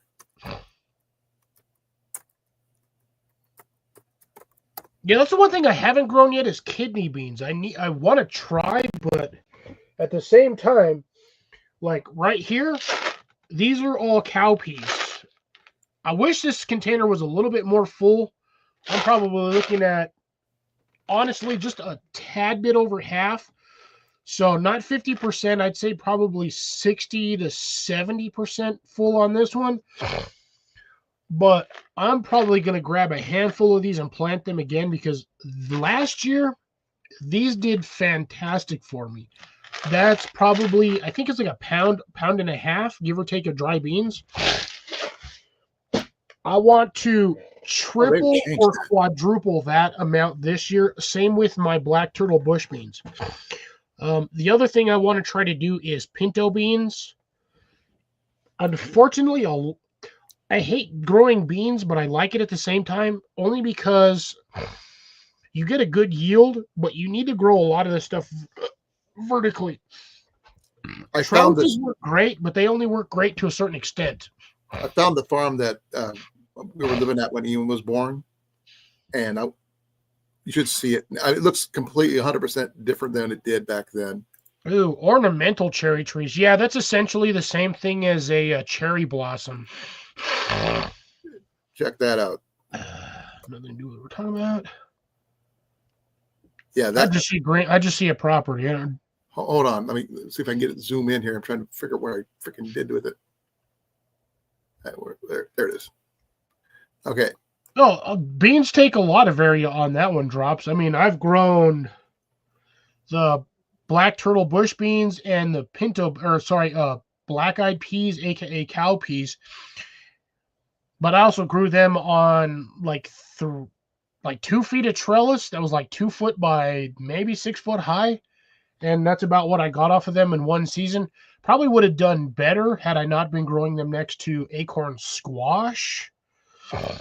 But no, right along here is where the fruit trees was. They're not there anymore because this whole road wasn't there. This whole field wasn't there. It was all cattle and fruit trees. I've actually officially, at this point, I've actually officially passed my free limitation on StreamYard. I actually went to 22 and a half hours on mine. Yeah, it'll go for, what it'll do is they won't cut you off right away. They'll let you go till your live is over, and then you're pretty much done with until the next reset. But like I said, my reset's in like 3 days. But yeah, I tried to grow pinto beans. I have a few here and there, like that's a pinto bean. That one next to it's a pinto bean. And I've got a couple here, a couple like 4 or 5 pinto beans. Essentially, those were grown literally from some of the stuff that I have at the house. You grow those for like soups or anything like that, or for your relatives, or what? Well, on the pinto beans, I literally grew like 12. Well, I only have 12 of them. I've grown green beans. I know it's not exactly the same thing, but pinto beans take a little longer to grow, but at the same time, I think I planted them too late, so I didn't get a good enough harvest, or at least any harvest worth mentioning. Any yield at all, yeah. So I also just randomly threw these in the ground to see what would happen halfway through like the season, and yeah, I just did not have enough. Oh, that was like 4 years ago. No, that was last year. Was it? I thought it was last. Okay, well then I'm stand corrected. But I thought it was not if you grow them vertically. Beans like to grow vertically. So I mean, you can get a trellis in the ground. And I recommend for a lot of climbers, you want at least about 6 to 10 inch spacing between the ground and where the top of your trellis is at, because they'll shoot up 6-8 inches before they start to grab on stuff. Once you get to that point, they just shoot straight up. They'll just climb up that thing like nobody's business. So is that like why the people you do a lot of beans and stuff with like called the Three Sisters method? Yes, the Three Sisters method is the most, in my opinion, and what I've researched, is the best, because one replenishes the nitrogen in the soil, one eats the nitrogen in the soil, and the other one provides shade for the other two. The shade is the stalk of the corn. No, the shade is the stalk of the squash. Squash. Okay. The squash provides the shade, which keeps the soil moist. Okay. Beans replenish the nitrogen. The other two sort of more or less, the corn's going to eat the most nitrogen out of all of that. And then you just have, again, the squash is usually going to be there for pest deterrent for certain pests. The corn is going to give the beans a place to grow. And like I said, the beans replace the nitrogen that has been depleted from the soil, which is weird. I don't understand how that one does it, but I'm not a chemist. I just go with you were the first person to explain it to me and make it make sense. Because I mean, a lot of the guys at the reenactors who do the medieval style farming and stuff and talk about this stuff, they don't explain why. That's the thing. They talk about it. You got to do this, this, and this, but they don't explain why. So that made more sense to me than anything else. Yeah. It's there's the specific reason why the Three Sisters are grown in concession. Well, but here's the funny thing. So you can probably find documents specifying exactly which 3 varieties to grow next to each other. But over the years, it's just, at this point, it's just a variety or plethora or slew of random things. I would not necessarily list pinto beans as one. I was going to ask you what type of beans would be. Exactly. Used. I would not say pinto beans would probably be on the lower end of the spectrum of specified plants to grow Three Sisters with. You can do sweet corn. You can probably grow the native kernel corn with the shit you have, which is I got one over here. Like rainbow corn or whatever the hell it's called. Corn is what they called it, but I got the ear of it right here. This is the one that's Ian's growing. Yeah, that whatever native corn that is, that's probably usually what that was probably the original strain they grew corn wise. Beans, Again, you can probably, if you went back generations through documentation, they probably list exactly which ones they grew. Same with squash. Are there different styles of squash? I mean, like I said, I don't eat squash, so I don't know Oh, anything. there are hundreds of varieties of squash. You got your long neck, you've got your soft neck, you've got gourd squash, technically acorn squash, you've got Okay, zucchini squash. is pumpkins in the same family? Yes and no. Well, that's what I was wondering if you don't want to do squash because I don't eat squash. You're not going to want to grow pumpkins because if you grow pumpkins, it's going to eat every nutrient in the ground in order to produce what a pumpkin produces. Okay, so I can't swap it out. Okay, No, pumpkins would probably be the worst one to companion plant with the Three Sisters. same thing for watermelon. Oh, watermelon, I don't even think would grow with the Three Sisters. Because watermelon requires way too much. Literally, it's in the name. Watermelon. It would suck the water out. Requires a shit ton of water. Right. Okay. Like I said, I mean, Jenny likes squash. I don't, but it's a matter of consistency more than anything. It's Yeah, just like, most likely it's going to be like zucchini squash or like maybe acorn squash at the best because you're for bang for your buck, acorn squash is going to be the most beneficial. You're going to get more for what you get. yeah. With acorn squash, there's virtually no waste per fruit. Like I said, I don't know squash. Acorn squash, you basically cut it in half, scoop out the seeds, stick that bastard on I a was pan. trying to find an alternative, something that would, I would only grow what I would eat. That's the thing. And I'm trying Zucchini to figure out- squash would probably be the best one. But the thing is, I don't eat squash. That's the only issue. And growing enough in the Three Sisters method would not be beneficial if I don't use it. Well, here's the thing. You don't not necessarily have to use it. You can always use it for trade. You can give it to your neighbors for something. If they have a hard time growing something that you can grow, it's just basically a barter item. So, okay, I'm going to ask something stupid because I've done. All right. Night, Cecilia, have a good one. I'm probably Thanks, not going to Cecilia. go Thanks too for much longer coming. 'cause I've already passed my limit on what I had left. I was going to say cucumbers, but I'm not sure if that would count. Cucumber is considered it's part of the squash family. It's So the cucumbers we can use. squash. We can make pickles out of that. We can make. I wasn't sure if that would work though, because like I said, we can make pickles. That's easy. We'll eat pickles, and Jenny does like cucumbers.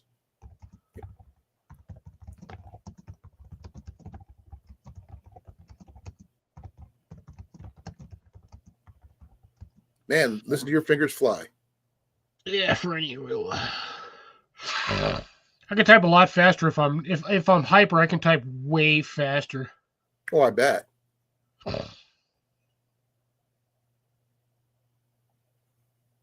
I'm not sure what it means by less than 5. I don't understand that meaning. Probably NPK less than 5% or something. I don't know what the NPK is.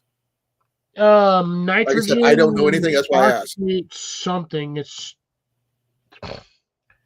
I just wondered if that would work in conjunction because I mean, I'd rather grow something I would eat or use than grow something for just trade.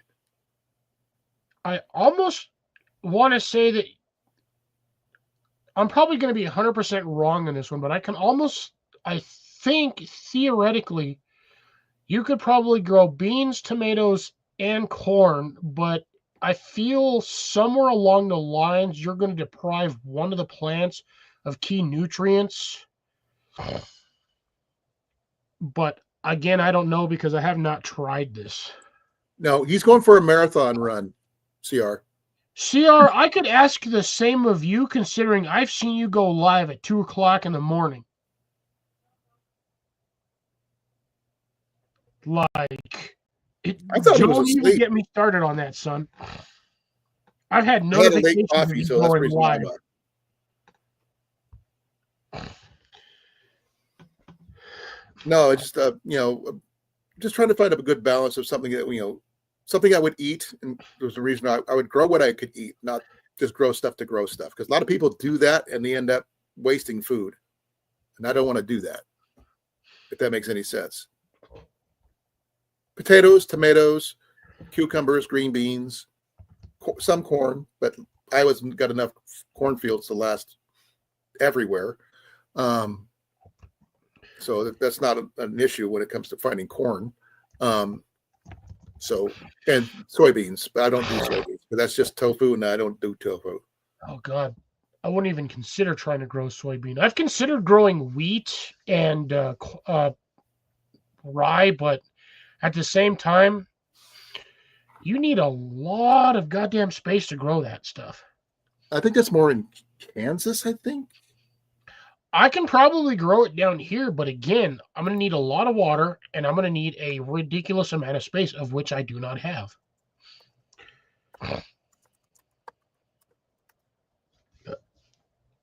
It can be, it's grown here in Iowa, I guess, but not as much as soybeans. Oh, you want soybeans, go to Wisconsin. That shit. Mark has a goddamn like 40-acre field of that right behind his house. They said winter wheat can suppress weeds better than oats. Yeah, because the stuff grows like a weed. Okay. Like I said, I don't know. I mean, unless I look it up, I have no freaking clue. I don't farm, so. Actually, CR, my StreamYard time expired about 8 minutes ago. But my reset is in like 2 days, so I really don't care. StreamYard's not going to kick me off right away, so. Yeah, my last month I went over 2.5 hours. Yeah. Essentially, unless they changed the policies of it, last time I read StreamYard, if you have a live stream started, they're not just going to cut you off after you've hit your time limit. It's just anything past your 20 hours does not get stored or recorded on StreamYard's free storage server, which I don't use anyway. Half the time I delete that crap regardless. I do too. But they only do so many hours, and then you're done. Yeah. So my SY time is, like I said, I ran out of that like a good while ago. I just don't care.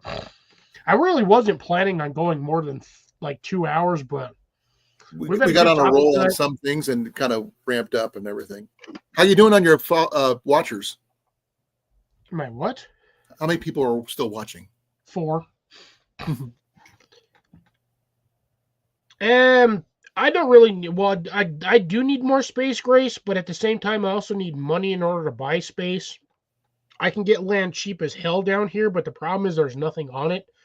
No electricity, no water. I can buy basically an empty-ass dirt lot for dirt cheap. Is it soil or is it more sandy? I don't know what the soil consistency of New Mexico is. My soil down here is a plethora. It's like a grab bag of whatever the hell's in the ground. We didn't, when we went through there when I was in 14, we didn't stop in and look at the ground because we were just passing through. So I don't know. I've heard planting peppers and tomatoes together is not a good thing because you can get you can pass the blight or they're the same from one plant to the other. They're part of the nightshade family, right? Tomatoes are, yes. And I think some peppers are. Can be. I think you mentioned that. No, that was most likely Jason or Drops that mentioned something like that. Oh, okay. I just grow this stuff, and it was right after a Spicy's live. You were talking about it. Oh God, that was probably years ago. Well, like I said, I heard you talk about it. That's about all I know. Yeah, I'm in Central, so yeah, it doesn't really help me any. But where I'm at, I'm surprised. I'm actually surprised I'm actually able to grow what I can grow, how I grow it, without having too many issues. My only main issue is the fact that I've killed like 5 fruit trees. Well, was it you or external fruit trees and citrus trees total? Was it you or an external factor? One of them was an external factor. I'm still pissed that the damn ants girdled my freaking citrus tree.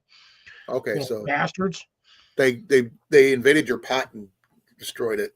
Oh, they stripped off like 2 to 3 inches of just straight bark and was all the way down to the Cambrian layer, and my tree died after that. Oh, I bet. I was pissed. $15 fruit tree, man. That thing would have been this year. That thing would have gone hog wild. That would have been about 3 or 4 feet tall. Yours are the dwarf variety or the regular variety? No, a lot of the stuff I buy is I purposely buy dwarf variety because I cannot afford to get anything that grows higher than 4 or 5 feet. Okay. I just don't have the space for it. And I'm in the desert. It gets cold as hell down here sometimes in the wintertime. Oh, I bet. I've seen temperatures 10 degrees, 0 degrees, depends on the season or the year. Fruit trees do not like anything below 45. Usually 40. We're down to 17 now, so I've dropped 3 degrees since I came in.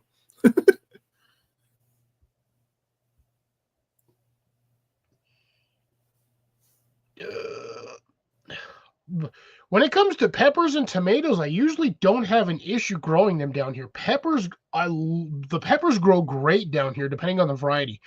I've had really good luck with jalapenos.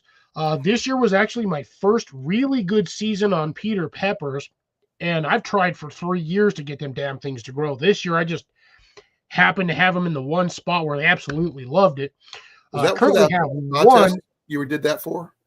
It was the first 2 years ago. I was trying to do it for a contest. I was going to do it last year as well, but halfway through I just stopped because I wasn't sure if my seedlings were going to take.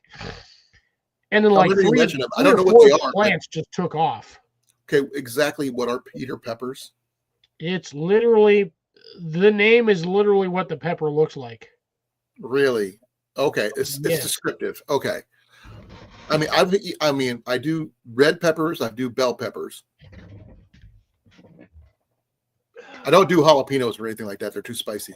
This is a dried Peter pepper.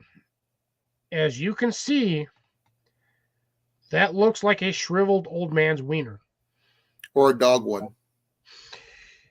Well, these two that I have here, these are my seed peppers, which I've specifically kept for the reason of seeds.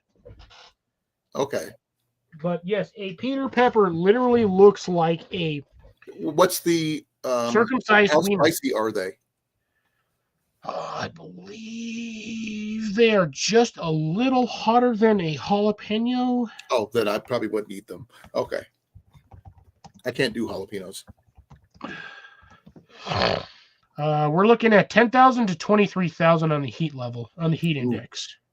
Is that higher than the jalapeno? Let me see. I mean, I know what the Scoville thing is. I just don't. It's a little hotter than a jalapeno. A jalapeno runs anywhere between 2,000 to 8,000. Again, here's the kicker. That is not necessarily 100% accurate. You can get a jalapeno between 200 and I've seen those things get up to 20,000. Oh, I'm not planning on using any of those kind of peppers. And now again, when it comes to jalapeno, it literally depends on how you grow your plant. If that thing is starting to grow peppers and you start clipping off all of the pepper heads or the pepper flowers, and you leave, say, 4 or 5 on the entire plant, those jalapenos are going to be 5 times hotter than what they normally are supposed to be. I saw someone do that with peaches on a peach tree once, and they made some really huge peaches. You probably do the same thing with an apple tree as if they're in the younger stages. But once you get a fully mature apple tree, good luck getting a giant ass apple off of that, because that apple tree is going to shit out 200 or 300 apples. Yeah, this one was a 10-year-old peach tree. And the only reason that happened is because birds got part of them. Little kids got the rest for playing with. And the ones that were left got all the nutrients.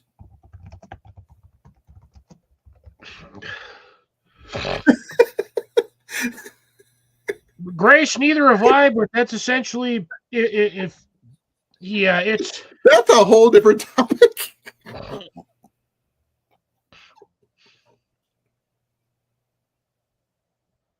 yeah. So yeah. Anyways, all right. I'm probably gonna go just for a small. I'm probably gonna end it here shortly because I'm dying over here. I probably need to get more food in me, and I need to go put my plants back in the green. Maybe you need some protein in you. No, I don't need to eat any teens. Most of them are stupid. Protein? Haha. Yeah. Well, not too late now, but yeah, I'm already, like I said, I'm like 20 minutes past what my StreamYard limit was. Well, Colin's obviously out of things to drink, and I'm basically starting to wind down myself. I've had a lot of energy today, but I'm starting to wind down. Plus, I need to go to work in the morning, so I've got like I have nothing 9 going on hours tomorrow. before I have to be at work. I do have my pre-appointment for my surgery on my knee on Monday. It's over almost 2 hours away. So we got to be up at 5 o'clock in the morning to be on the road. Yeah, well, good thing tomorrow's Sunday, not Monday. Yeah. And I found out while we were on here that it's going to be like -7 once I get up to where it's going to be they're doing the surgery at. Nice. Yeah, so that's going to be interesting. But that's just for my pre-surgery stuff. The actual surgery date is at the end of the month. So I'm not sure what I'm going to be like when that happens, but I probably won't be doing much while I recover. Gotcha. Well, there's not 4 people in here watching, so thanks everybody for watching. I'm gonna go ahead and end it here. I'm starting to get tired. I'm starting to wind down. I can see it in your eyes, dude. I've also had 2 stiff drinks and a slightly smaller stiff drink. Oh, I didn't know you went for 3. I thought you only had 2. No, I had 2 of these, and then I had this one, Right. which is an 8%. I didn't know that was a separate thing altogether. Oh yeah, entirely different drink. That was the last one actually, so I don't have any more of those. Well, be well, everybody. Then we'll catch you later on the Nice. flip side. All right. Well, Good luck anyways, on- folks, I'm gonna head out. Colin, thanks for staying up here with me. Drops, Not a problem. Brace, CR, thanks for popping back in. Deb, everybody else that popped in tonight. Too many people to list, because I don't think there's Both the more than Robs. 4 of us listing. My arm is all itchy. Appreciate again once y'all hitting staying here watching me this long for almost nearly 5 hours. Jesus Christ. Well, that's a long stream. It's not your longest, but pretty close. Yeah, getting there. If I didn't have to work in the morning, I'd probably go for another 2 hours. But anyway, be well, be safe, folks. Do me a favor on the way out. Hit that thumbs up, like, share, and subscribe. Share this out with as many people as you can. Oh, you did. Let me get my numbers up. I would love to reach 600 at least before the end of the year. I shared it on 3 different platforms right before I popped in. So be well, be safe. I will catch you guys on the next one. This is going to be Fox at Outdoors.